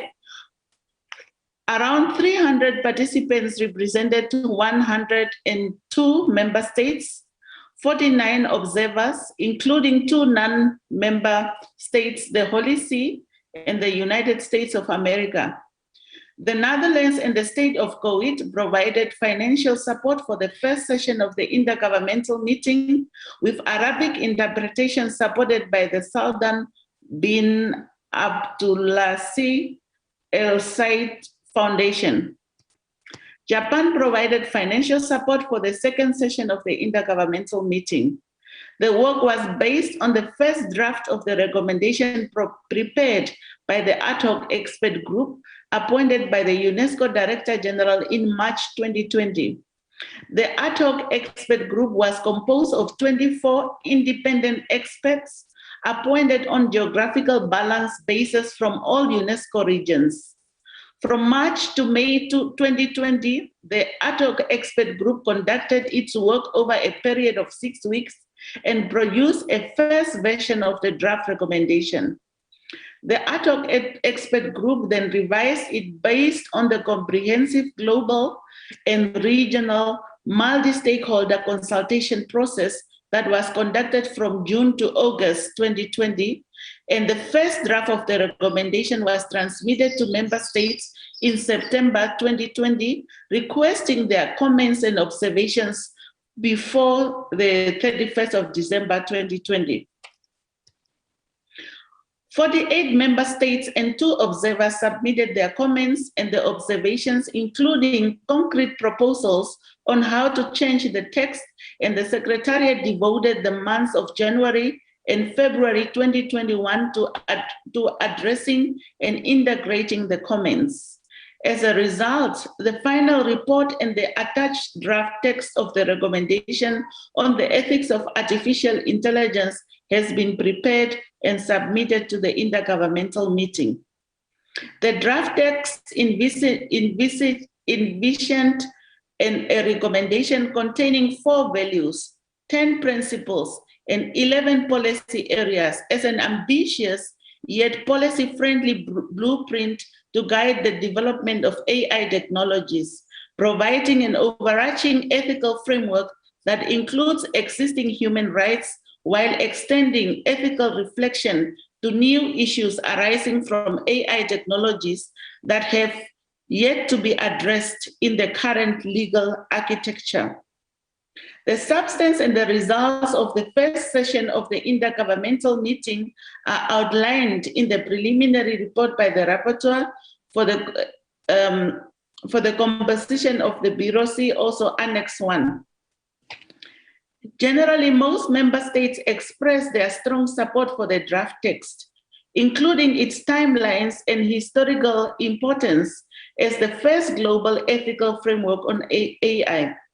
It was noted that UNESCO, with its almost universal membership, long-standing experience in ethics of science and human rights-centered approach, is the right forum for discussion of AI and its ethical issues. The global mandate of UNESCO was underlined as the strength for this instrument, and member states highlighted the importance of ensuring that the recommendation complements and does not duplicate existing instruments. Many states commended the inclusive and multi-stakeholder manner in which the draft text of the recommendation was developed. It was noted that your global collaboration and multi-stakeholder engagement were key in this area. To advance discussions during the first session, the chairperson proposed to adopt a methodology which was agreed on by all member states to discuss only amendments which are in line with the following criteria. Number one, of high importance for the countries. Number two, focusing on the substance of the recommendation. Number three, preserving the effectiveness of this non-binding instrument. Number four, avoiding issues that were already debated or issues that might be addressed elsewhere in the text, as well as issues regarding specific language style or other details that are not related to the substance of the instrument. Given that the first session covered only a very small part of the recommendation and the amount of work still ahead, and in line with the resolution of the General Conference of UNESCO adopted at its 40th session, 40C/Resolution 37, requesting the Director General to ensure a sufficient number of intergovernmental consultations for the elaboration of the instrument for consideration by its 41st session in November 2021. It was decided that the intersessional consultation will be held to advance the work. The consultation sought to provide ample time for debate and to reach consensus on the parts of the draft text of the recommendations that were not considered during the first session. Given the amount of amendments and the time that it took during the first session, the chairperson proposed a methodology to facilitate the negotiations that were widely supported by member states. He called an open-ended working group to deal with complex issues where members were divided. The intersessional consultations followed the same methodology that was agreed upon during the first session. This involved establishing an open-ended working group led by the chairperson of the intergovernmental meeting, supported by its bureau, and with balanced geographical representation of members. The outcomes of the intersessional consultations were shared with all member states regularly. The consultations did not have decision-making capacity, which is the prerogative of the plenary, and member states were always in control. In preparation for the intersessional consultations, the draft text of the recommendation, preamble, and paragraphs 26 onwards, with amendments proposed during the first session, aligned with the agreed upon criteria outlined above, was circulated to member states on 17th May. Member states were then invited to submit amendments which they felt were in line with the criteria, but not already reflected in the document. Every additional amendment submitted by member states in response to the 17th May correspondence was integrated in the document draft text of the recommendation with proposed amendments, preamble, and paragraphs 26 to 141. which was circulated on 31st of May. This document was used to inform discussions during the intersessional consultations. During the intersessional consultations, which took place over 3 weeks, 2 days, and more than 40 hours, member states considered paragraph 26 to paragraph 134, inclusive of the draft text of the recommendation. Over 300 amendments were received for these 108 paragraphs, and each of these amendments were discussed and addressed during the consultations, with each country having the opportunity to explain the rationale behind their proposed amendments. Some paragraphs dealing with very complex issues resulted in lengthy debates over many hours. Nevertheless, the meeting was able to advance a substantial portion of the draft text because many delegates showed flexibility, agreed to withdraw their amendments if they received no support or did not insist on them during the debates. In the first session, a discussion emerged regarding paragraph 2 and the question of whether AI systems addressed in this document are technological systems or socio-technological systems.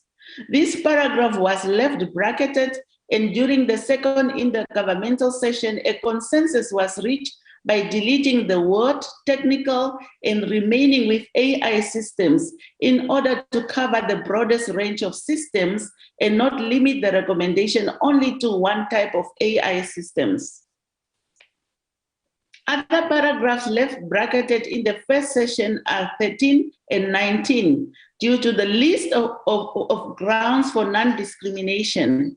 While a working group was formed regarding this issue in the first session, its outcome was not approved in the plenary. During the intersessional consultations, member states agreed to return to the list produced by the working group and approved it in paragraphs 28 and 74.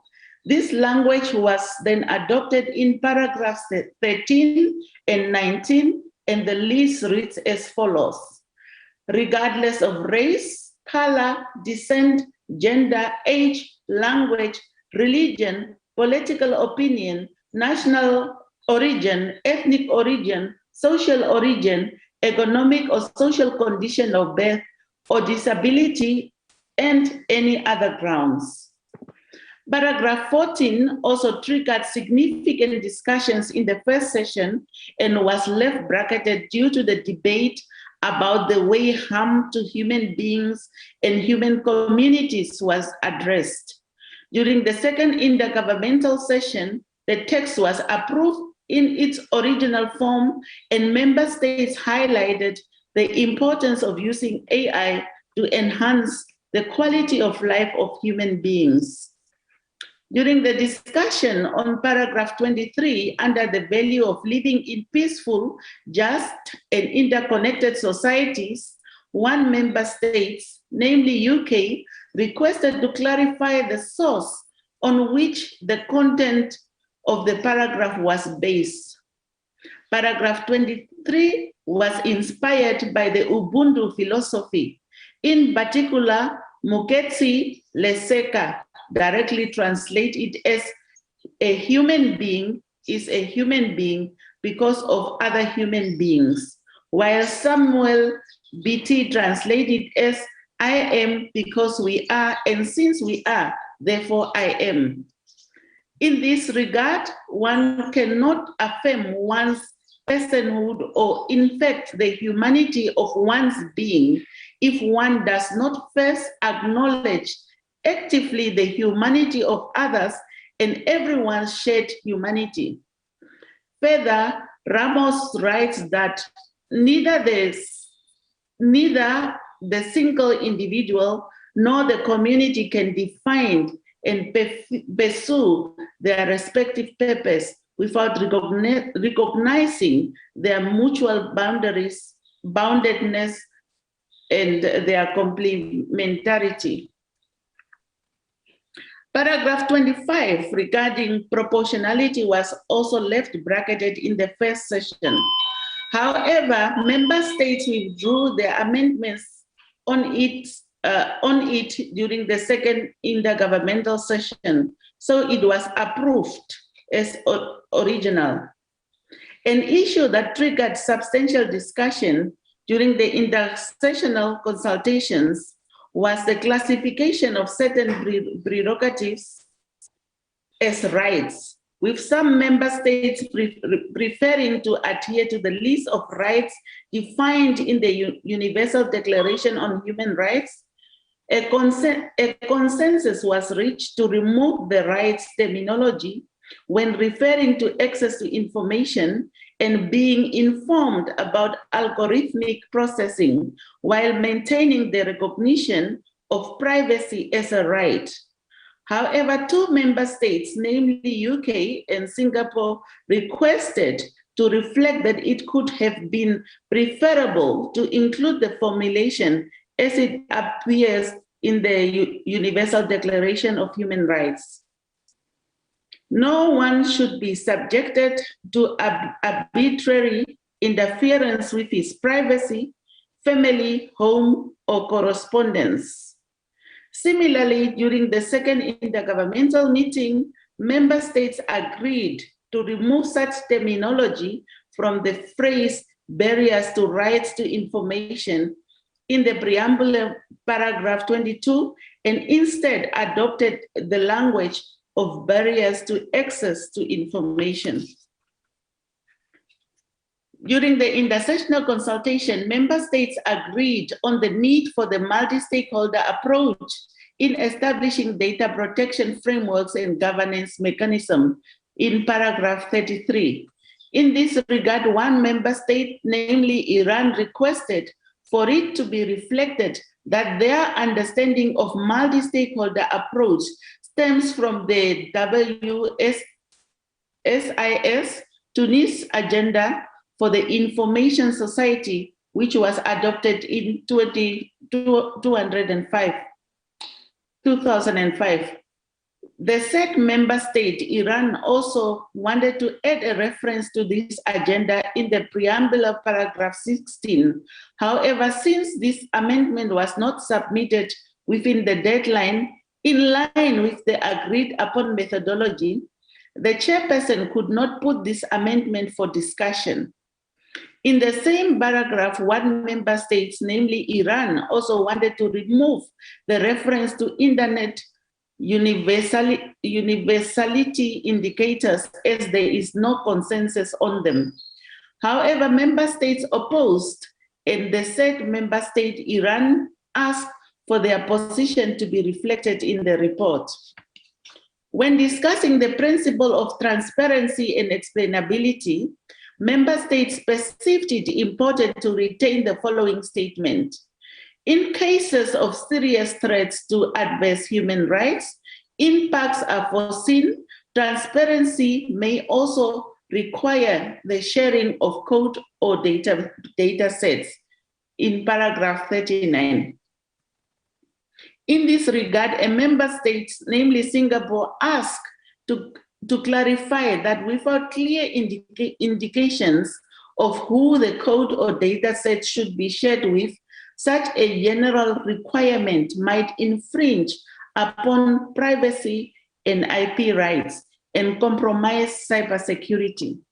One member state, namely Iran, also requested to reflect their perspective that states, in addition to people, should be informed when a decision is being made on the basis of AI algorithms in paragraph 38, given their responsibilities for establishing cybersecurity and stability at national level.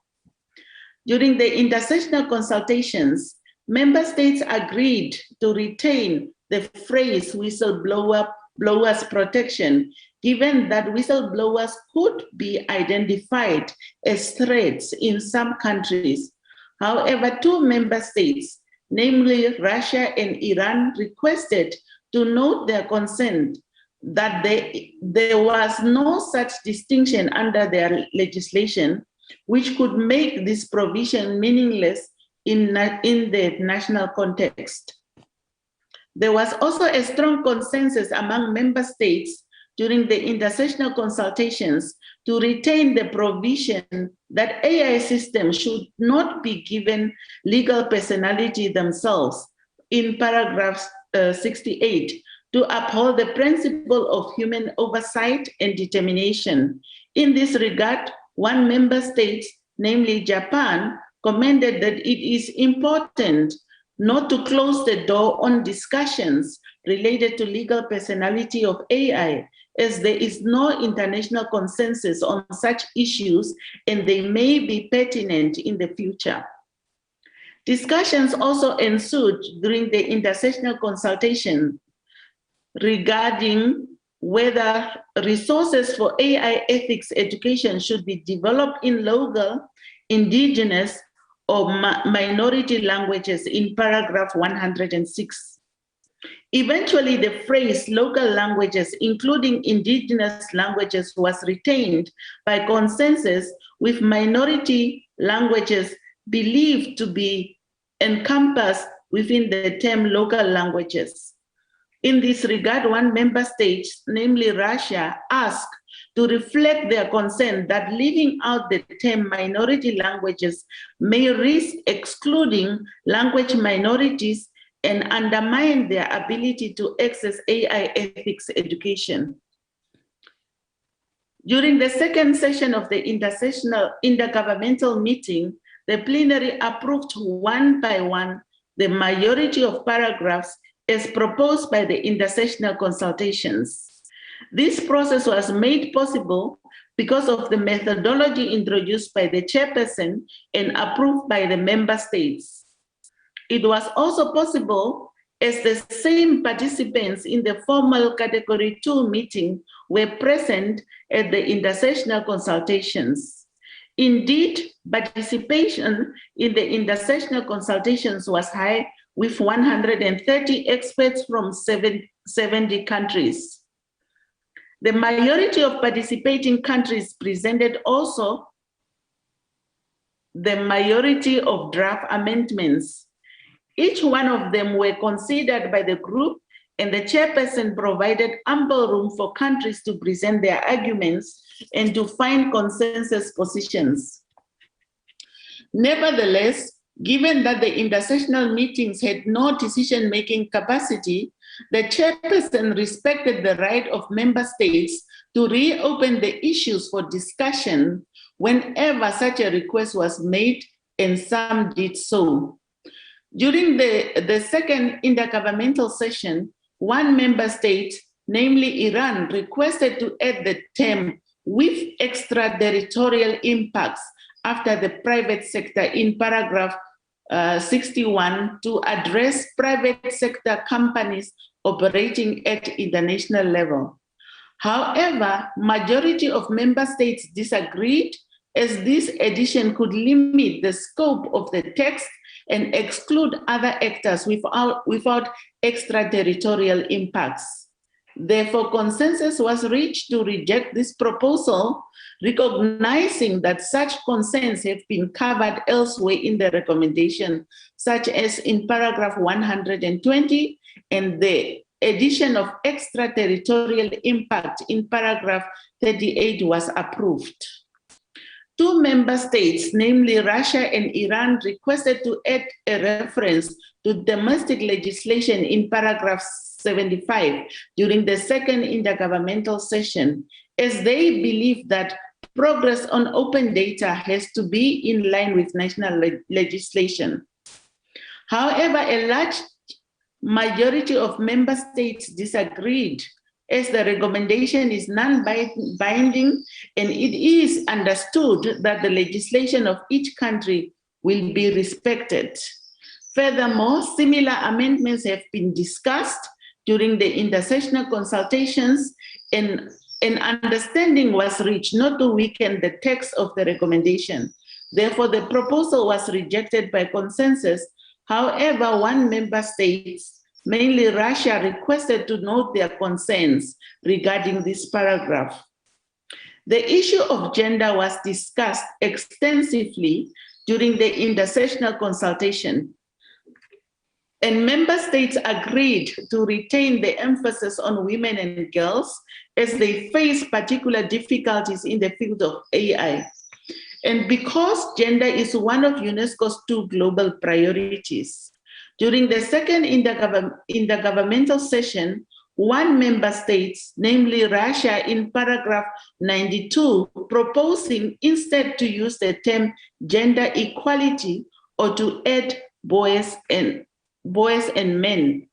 However, there was a strong consensus amongst member states to retain the original language set out in paragraph 92. In this regard, the said member states, namely Russia, requested to reflect their concern that gender diversity is not a concept that is recognized in all countries. During the second intergovernmental session, an observer, the International Association of University Professors and Lecturers, took the floor for paragraph 104 to express their views that in addition to encouraging research initiatives to address the use of AI technologies in education and teacher training, member states should also directly support teachers through initiatives and empower them in the use of AI for learning. 1 member state, namely Russia, was concerned about the outcome of the intersessional consultations on the text on ethical impact assessments and readiness assessment methodology in paragraphs 49, 58, 131, and 132. However, since they requested to introduce new amendments, the chairperson insisted on following the adopted methodology to reopen only amendments that have already been submitted and to reflect the concern in the report. Thus, the member state, namely Russia, reserved their position, adding that both ethical impact assessment and readiness assessments should be available upon request, that ethical impact assessments is to be spelled in lowercase in paragraph 49, and that the drafting of the monitoring and evaluation session, paragraphs 131 and 132, makes too much emphasis on evaluation, which is not for UNESCO to do, and such an extensive session is premature given the new character of the subject matter. Many member states disagreed, arguing that UNESCO does carry out this kind of standard setting, capacity building, developing methods, etc., and so on. In addition, member states highlighted that the term interested member states was added to paragraph 49 during the intersessional consultations, so that the constituents, so that constitutes a sufficient clarification regarding the fact that UNESCO will work only with interested member states. Moreover, the Secretariat was requested to take the floor, and the ADG SHS clarified that UNESCO is here to support member states in developing and making available practical tools and guidance for the implementation of the recommendation. She underscored that they are part of UNESCO's mandate related to advancing better understanding of the issues at stake, capacity building activities, and developing concrete methodologies. She also underscored that UNESCO has a strong track record and many precedents of previous normative instruments working with interested member states to advance their full implementation. One paragraph that was reopened during the second intergovernmental session is paragraph 65. 2 member states, namely Russia and Iran, wanted to delete reference to the precedents of human rights. And 1 member state, Russia, wanted to delete reference to local customs and religious traditions. Member states found that the balance that the original text struck between social diversity and human rights is very delicate and reflects a good compromise between different points of view. Eventually, the original text was accepted. One member state, namely Iran, proposed to refer to the Charter of the United Nations when mentioning international law in various paragraphs during the intersessional consultations. These proposals were rejected by consensus, as majority member states believe that international law includes the UN Charter. However, upon strong request by the said member states, namely Iran, a reference to the UN Charter was already been added in paragraph 9 following the first session. During the second session, the said member state, namely Iran, requested to reopen this issue in paragraph 141, believing that the UN Charter is extremely important and goes hand in hand with international law. However, the rest of the delegates believe that this is not the appropriate place for such a reference. Eventually, a consensus was reached to add a separate paragraph referring to the UN Charter after preamble paragraph 4 in the preamble, which reads, guided by the purposes and principle of the Charter of the United Nations. A few member states wish to add further reference to peace, security, and stability in various paragraphs during the intersessional consultations.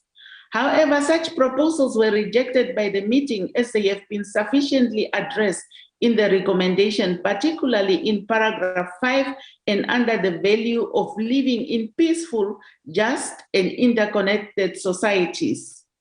During the second intergovernmental session, one member state proposed to reopen this issue in preamble paragraph 2, believing it necessary to highlight the impact of AI on peace, security, and stability.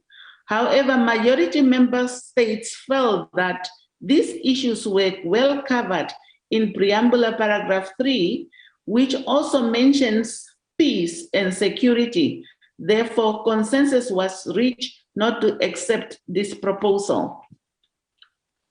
During the intersessional consultations, a few member states proposed to add reference to protect against unilateral coercive measures.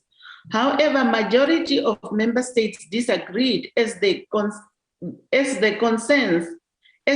concern issues of international law and security, which falls beyond the mandate of UNESCO and this recommendation. And hence consensus was reached to reject such proposals. During the second intergovernmental session, one member state, namely Iran, wished to reopen this issue and add similar references after paragraph 80 in the preamble paragraph 5 and in preamble paragraph 23 and paragraph 24. Although few member states supported these proposals, there was a strong convergence amongst member states not to accept these additions. However, as a compromise, the term including through multilateralism was added to preamble paragraph 23. One member state, namely Iran, requested to reflect their concern that a reference to unilateral coercive measures should be included in the recommendation because they negatively affect the development and hinder cooperation in the field of AI for countries suffering from them. A few references to the right to development and development more in general were added to the preamble. Member states, notably Iran and others, have stated that an explicit mention of the right to development is very important in the context of AI, particularly in developing countries. This is especially because the right to development has been recognized as a human right and because of the direct link between the impact of the terminology on development. of the technology on development. Debate between countries arose as for the appropriate place to add such reference, and as a compromise, a reference to development was added in preamble paragraph 4 and 9, and member states agreed to mention the Declaration on the Right to Development of 1986 in preamble paragraph 16. Some member states were concerned about the relationship between law and ethics and wished to make sure that ethical values and principles supplement existing law but do not replace or shape it in preamble paragraph 13. Particular worry was that human rights could be understood as not fit for purpose and ethics should supplement them. Many member states disregard, stating that the proposed amendment completely changed the meaning of the paragraph, and in the end, the paragraph was drafted in a rather soft manner, reflecting the importance of human rights law to inform actions, but also the contributions that ethics can make, particularly in a very dynamic technological context. The chairperson of the ad hoc expert group bureau took the floor, explaining the intention behind the paragraph and ensuring that there is no intention to replace law in any way and that ethical reflections can help in understanding the issue. Nevertheless, members insisted on a clear hierarchy having the human rights law as the most important source, with the ethical values and principles providing guidance considering the fast pace of technological development. Some member states were concerned about the phrase harmonizing AI-related legal norms in the preamble paragraph 14, and there is no international mandate to harmonize legal norms relating to AI, and it may in fact be beneficial to have a variety of norms to allow for improvement. A few member states also had issues with the relationship between ethical standards and international law, believing that ethical standards should be on the basis of international law. Eventually, member states reached a consensus to adopt the following language. Ethical standards in full respect of international law can play a key role in developing AI-related norms. In this regard, one member state, namely Russia, requested to note their reservation for this paragraph as they felt that language referring to harmonizing or developing AI-related norms is premature when international ethical standards have yet to be adopted. As a general practice, member states try to avoid as much as possible long listing throughout the recommendation, mainly because it is a very hard task to capture all elements and create a comprehensive list without excluding any aspects. In addition, it has been noted that in some cases, a certain list might lose its timeliness because of new developments that require adding more elements to the list or omitting existing ones. In this spirit, member states decided to remove the listing of UN entities, international and regional organizations that UNESCO will collaborate with in the promotion of the present recommendation, section paragraphs 137 to 138.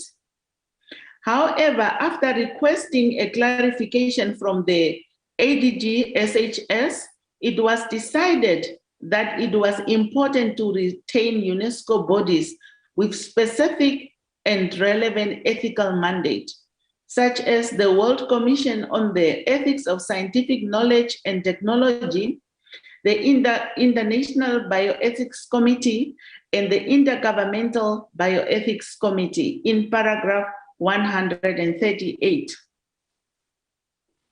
In addition, listing was also removed from the preamble paragraph 18, 17, 18, and 21, which in turn caused the full removal of those paragraphs.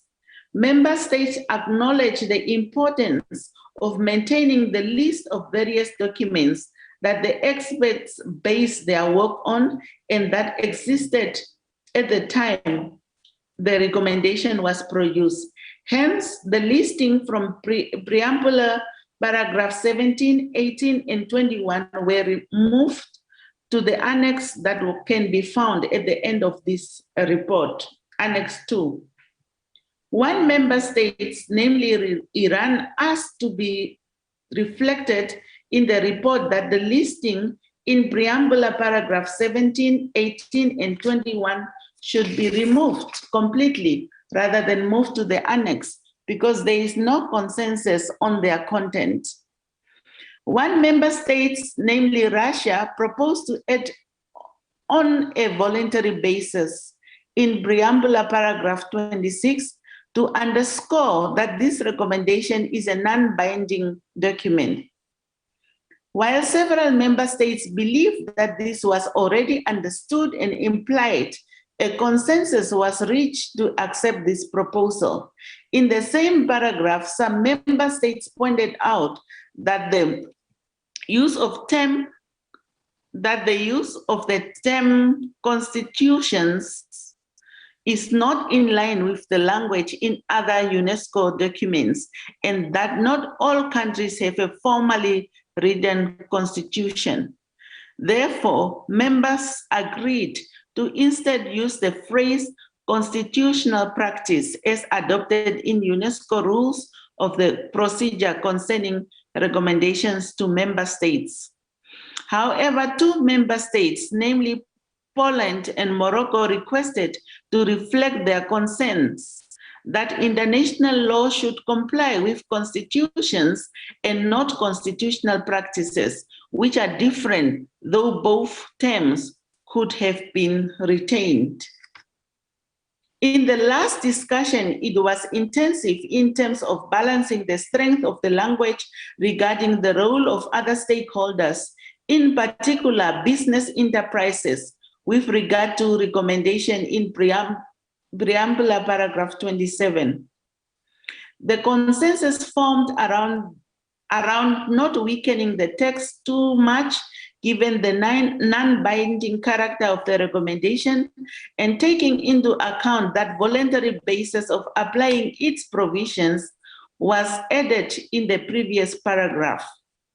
One member state, namely Russia, asked to reflect their reservation that the text, even as amended, could not address their concern related to the difficulties they may face to implement certain parts of the recommendation.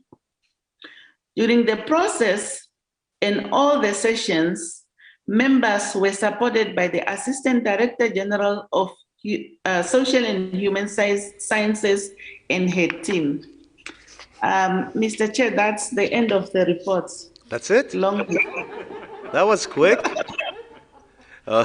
Dear Rapporteur, thank you for this concise and consistent report of our meeting. Dear distinguished representatives, are there any comments on the report? Singapore, you have the floor. Thank you, Chair. I will be quick.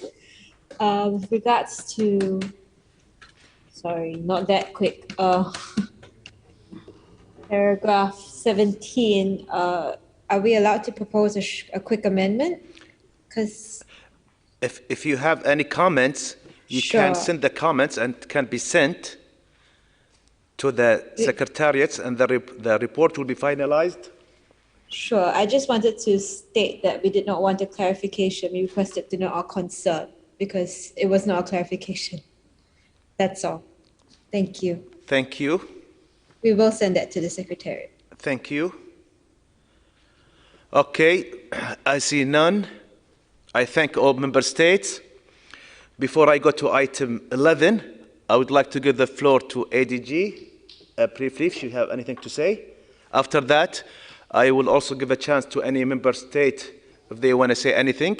before I go to item 11, which is closing the meeting. Madam ADG. Mr. Chairman, the moment I take the floor and the telephone rings, but I know it's late. I know it's a Friday afternoon, but I would not miss the opportunity to say really thanks. Thanks to you, Mr. Chairman. Members have been saying it every day, but also now in the chat. Without your leadership, without your vision, without your commitment, I don't think we would have gotten where we are. So really thanks to you, Mr. Chairman. And also thanks to your sense of humor, because that was also a great contribution. Thanks to the vice chairs, who I know have been working closely with you, to Mexico, to Spain, Bangladesh, Slovenia, and to our dear rapporteur, that we saw how much he has been investing in this. But more than anything, thanks to all the members. I have never witnessed what I have witnessed in the last month. The impressive commitment, the hours, the concentration, the comments, the support, every single comment, every single mentioning in the paragraphs of this very long but very strong recommendation. And I want to really thank you on our behalf, but of course on behalf of UNESCO. We are very proud, not only because with your presence and with your engagement, you proved how important is this instrument, how important is to have an ethical framework for the artificial intelligence, and also how important is to have UNESCO with this very important role, with his track record, with his history, with his commitment to the ethical reflection. And you send this very clear message to the world, because now we are seeing that the social networks are starting to celebrate. Of course, we still need to get into the whole process, but there is this very strong call to have the ethical framework to maximize the positive impact of these technologies and reduce the downsides. And the recommendations is right on spot. You saw it, the values, the principles, the policy chapters. And we believe that this is a very needed global standard to frame the upcoming discussions. And as we counted on you to make it happen, we will count on you for the follow-up and for this achievement of today to have impact on the ground. So we will be coming back to you. Big thanks to the Director General too. Madame Azoulay has been really engaged and supportive all through the way. Big thanks to all of my colleagues in the Secretariat, to the legal services, to the interpreters, to ADG, ADM. I want to thank also the group of experts, because I started working with you last year in preparation of the recommendation, but you were not only committed to the substance of preparing this very important document, but you were also joining us. And members saw how much you have put into this. Our dear Chair, Emma Ruthkamp-Bloem, but Sally, Robert, Irena, Catherine, or committees that I'm so glad that they are referred in the document. That was super important. I thought it was fair. The IBC and COMES. And let me just finish by thanking my team, wonderful team, Davna Feinholz, so committed to this agenda, so committed to improve the outcomes for people and for the world, and Irakli, Maxime, Doa, Adele, Lihue, Xiao, Maya, Raji, Irina, Oreo, T, Gloria, my office, and I finished. I will not say them all, but Mr. Chairman, I think it has been a wonderful, wonderful work and a real process to learn how we can make a difference. So thank you so much. Thank you, Madame ADG. With that, if any member state would like to take the floor, before I go to item 11, the closing remark. I see none. With that, we can go to, thank you all. We go to the closing remark. We have came to the final agenda item of our meeting, closing of the intergovernmental meeting of experts related to the draft recommendation on the ethics of AI. I take this opportunity to thank all of you for your active participation in these crucial debates. Since we started the process on 26th of April, we have spent together over 90 hours.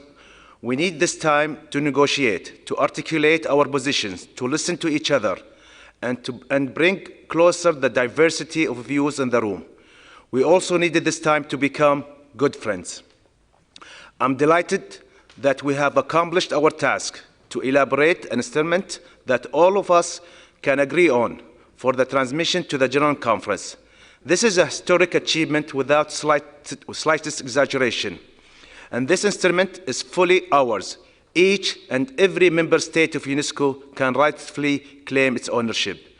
I sincerely congratulate you with this major achievement.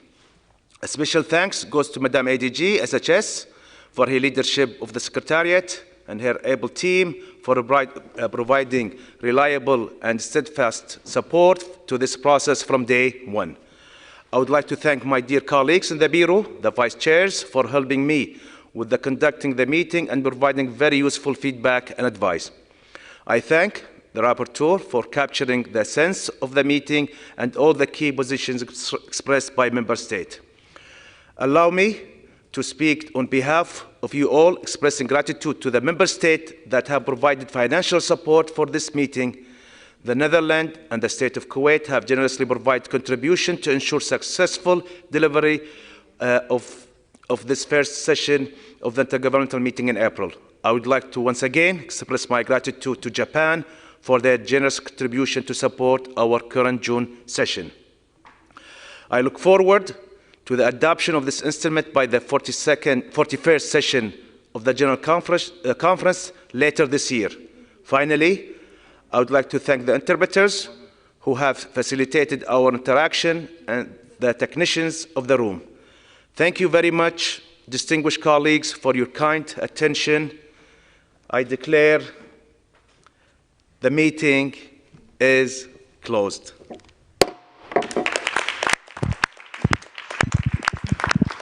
Thank you.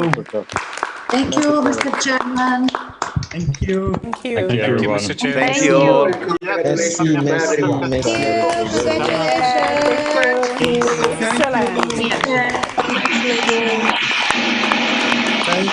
Time for QA and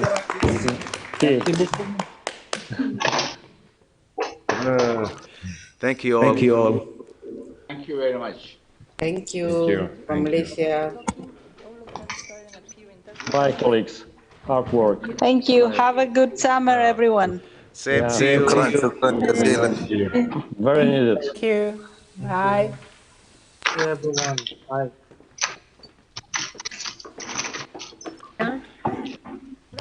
السلامة في أمان الله. Travel technician that we're canceling the July meeting. Yes, for sure. Yes. I mean, why not? Thank you. Bye. I